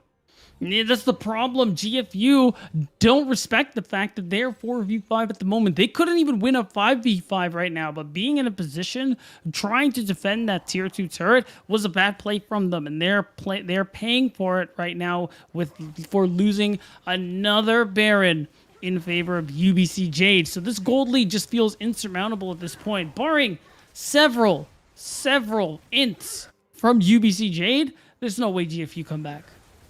Yeah, and I mean, especially nothing to consider as we're getting into these later stages. We see Orn ramping himself up more so. So even without extra gold to work off of that they have, you have that Orn upgrade to go ahead and give you these masterworks to work with. That's one thing we really haven't mentioned too much because when you look at these mythics coming through, you have a Gore Drinker that gives you a little bit more health, a little bit more to recover when you go ahead and activate the active. These Sunfire Cates are going to be that much more bulky. These Everfrost are going to do that much more. This Kraken Slayer, as we could already see, MF really hasn't been a huge impact in the game, I feel personally, but being 6-1, it's almost like it slipped right out under your nose to say, oh my god, she's doing a lot of damage, and we really haven't seen too much of that just yet. But I mean, just the impact of those masterworks gives you that much more to play with. And with the Mountain Soul, it's really just all that attack power given to your teammates for free. And the only thing you have to worry about that stage is going to be defense. Defense, though, is going to be a very difficult position for GFU Blue to play, being down 10k at the moment here, with this Elder Dragon being about a minute away. Man, what's the setup going to look like? That's the question. At least now we're seeing them kind of split and attack multiple lanes, push out these waves, try to collect some gold for themselves here. But because the Baron is up for another almost 2 minutes for UBC Jade's side, it's really hard for you to get anything meaningful done in this mid lane. Yeah, I mean, and I'm really appreciative of the fact that you have Akana and you also have Finnick being those two guys who are pushing off to the edge because they are the ones who can really instantaneously get back into that fight. As we see Akana, he was on the edge, but he went ahead and said, I'm going to go ahead and get right into this fight instead of waiting a little bit too late, allowing too much health to come through, and then going ahead and giving that massive shield to work off of because I don't want to sit there and do too little too late, but quite honestly, when you see fitting towards that top side and you know the Elder Dragon is coming up here in a little bit, and you have all the guys on UBC can just roam completely freely with this Baron buff right now, they're not concerned because we can see it's a 4v4 here towards the mid. And with that soul, with those masterworks, with the ultimates coming out as well, and Wrath being isolated to some extent, we're already going to see Rome Destroyer grabbing himself a pick, making them fight that much more towards the side of UBC Jade, giving themselves that edge to play into. And quite honestly, playing under this tower, they're not even worried about it because they're still finding picks. Brahm's going to be the one to get that gold, which isn't all that great. And as you already find that tower falling and the Baron buff to go through with it, they're going to play into much more aggression. MF and Rome Destroyer are going to play themselves a little bit more to play off of. And with everybody here just making themselves at home in the enemy side fountain, they're really not worried about stuff right now. No, and the main DPS is out of the picture here with second Gatekeeper. They can just look to end the game here and now, Mick, and I think they're going to try. Honestly, I couldn't blame them. I mean, you already have these cannons. You have the Baron buff. You're already here. You have so many tanks. I mean, regardless of sitting at a quarter health, that's still the entirety of the health pool for second Gatekeeper, who's going to fall almost instantaneously, knowing that the rest of this team isn't going to do as much damage as you want them to. The Gore Drinkers will come out for that refresh, for those free heals. Everybody's still going to survive, and when you got MF there in the back just stacking on top of it, I feel like, yeah, the next is going to fall. That's going to be UBC grabbing themselves a game here in this series. We're going to a third. They are not going down quietly, Mick. They are going to make GFU work for it if the win is what they really want here tonight. So we're going to see going into game 3, can UBC keep up this level of play and honestly the decent drafting, because compared to game 1, this is miles ahead of what we were seeing earlier on from this team, and it being one of the things they talked about wanting to improve. You love to see it. Yeah, I'm definitely with you. You definitely do love to see it, especially if you're in UBC shoes. You want to grab yourself a little bit more influence, and the curb stomping we saw and the edge that they found themselves in, it was more so even with an Infernal Drake for the likes of GFU in that first game. UBC, I mean, they just found a way to double down with it, saying, we're not going to grab one Baron, we're going to grab 2. We're not going to go ahead and grab one dragon, let you grab 2. We're going to go ahead and just hold you to 1, grab all 4, and then really just hold you hostage here in the mid lane. There was so much there that it felt like GFU really couldn't do that. Honestly, it leaves it to show that how big of an influence these picks and bans are and how much of a difference it made that time around. That's right, and we'll see. I think we aren't going to see the Kane pick come out this time around because clearly it didn't seem like it worked out very well for GFU Blue. So I'm interested to see what Wrath is going to bring out this time around, especially if Rome Destroyer ends up on the Olaf again, because, man, he had a much better time than when he did on the Master Yi, and it makes sense why the contact from the team told me, watch out for Rome Destroyer. He's a big player. Yeah, I'm definitely with you and everything coming out for him. Rome Destroyer, he's going to have to make himself rain once more if he wants to find UBC a win here, because he's obviously been one of the biggest influence and one of the biggest playmakers on their side of the field. So with that being said, in the picks and bans, having to be discussed here most obviously for both these squads to really find who can get this edge and get this third match. We're going to throw it again to once a small little break here so we can get ourselves ready for game 3 of this series and make sure to see who can be crowned king, at least in this matchup here, with some more NECC action here in a little bit. We'll catch y'all.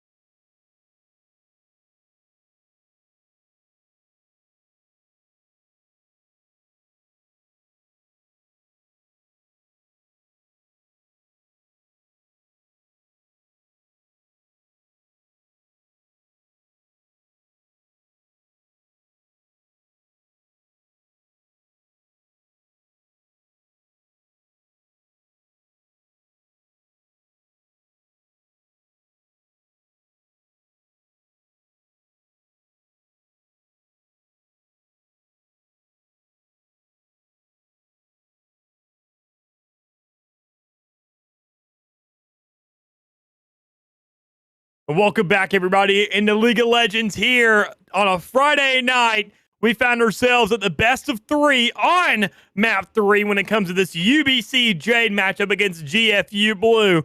We're coming into the third. We found ourselves with the edge on one side, then on the other, most obviously. But now, with all the picks, all the bans, and everything coming through for both these squads, we're going to see what kind of contingencies they have, what real, personal and fights, what internal little and just, I don't know, character development they got going through for him, saying, I cannot stand this guy. Let's get him out of the game. And what most importantly works for us, because we already see Rome Destroyer being shut down on the Olaf. We see that Silas being cut down as well, and Cannon still being a little bit of a problem for both squads. Right, and now we have the sides not quite switched up. We have no, I'm wrong actually. It's GFU Blue going back to the red side, so things have been switched again. And because of some of the bans, man, we have a lot of new picks coming out on the night here. Vex will be coming out because she is enabled this week, and she's pretty good if you guys haven't been paying attention. I mean, honestly, did you see the league reveal the other day? We don't believe, the whole preseason thing, we don't believe that our champions are overloaded at release. We feel like they're very balanced. Okay. Did they say that? Yes, they did. Quite honestly, it's been all over Reddit, dude. And I feel like we're going to see that meme coming to full fruition tonight, because if we see the full wrath of Versailles on this Vex, if he's really been playing the heck out of this chick and really knows how to use her, quite honestly, I don't know if GFU is really going to have too much of a shot here because of just how much she brings. But with the amount of tankiness and the amount of crowd control coming through, once again for the side of GFU, this is really where they found themselves standing out. The only person really absent for this comp this time around is going to be that Scion and Cannon because they got banned already. Yeah, right. And we're seeing a couple of picks now that we've seen in previous games coming through. The Misfortune Recon for Quiestil and Oreos. The Tristana and the Seraphine for second Gatekeeper and Alpaca that worked so well for them in game 1 is definitely an interesting comeback to see here. And it's pretty clear, you can see they want to try and play this one front to back on the side of GFU rather, because you have the Sejuani, great frontliner. Mordekaiser can kind of serve as the same thing too. And you just got a lot of damage coming through from Fennec, from second Gatekeeper. And you can say this is similar. You have a similar style going on the other side here too. UBC Jade, you got a lot of DPS coming out of Misfortune. There's a lot of damage coming out of Rel. You'll see. Oh, I mean, most definitely. Everything coming out right now, I mean, we see a lot of damage and everything considered. Honestly, the Anivia pick, I feel like that's a lot of slept-on damage that we could possibly see. I mean, with that ultimate being more of a toggle than an actual pop, there's going to be a lot of crowd control. There's going to be a lot of just area control brought for the side of GFU in these team fights that I feel like they were really slacking last time around. So I feel like Anivia being a very good pick, especially in those early laning stages where you find yourself to go into that egg form, give yourself a second win to where you really don't have to sacrifice your lane if you're looking for something, so long as you can find the security of that tower or your jungler being there for the follow-up. That's good. I'm really interested in this mid lane matchup specifically, just because one Vex is still pretty new, and we don't see a lot of Anivia come through here. But with Fennec piloting it, bringing it out on the Rift today, I want to know what that matchup is going to look like, especially with the amount of burst damage that Anivia can offer. Yeah, I mean, burst damage especially. I mean, you go ahead, grab yourself that free crit, so long as you go ahead and hit that stun, and it's really called GG at that point. When you find yourself stunned, crowd control to follow through with and find that bonus output of damage, it's just so entirely threatening, and honestly it'd be enough to work off with, and it's a great little start for the rest of the squad, so long as they can see that opportunity to really play off of, because with Mordekaiser and Sejuani, you can really find a little bit more manipulation there. The thing I'm interested in too is that Rome Destroyer showing a third jungle on the night. This time he's bringing out the Volley Bear because the Olaf was taken away. And it's kind of similar in that a lot of early game prowess is here for this champion. So Rome Destroyer is going to be able to affect a lot of his lanes early on very easily, especially if Oreos is able to move with him and try to set up these plays. Yeah, I'm definitely with you. So with everything coming through and with only a minute left here in the draft, we're going to go ahead and take a tiny little break to make sure to go ahead and get ourselves set up for this game so we can get right into it and make sure off the start you don't miss a single second when it comes around to this action, because I know with it being game 3, everybody wants to find themselves to see every second of it. So we'll catch y'all here in a second to make sure to bring it to you.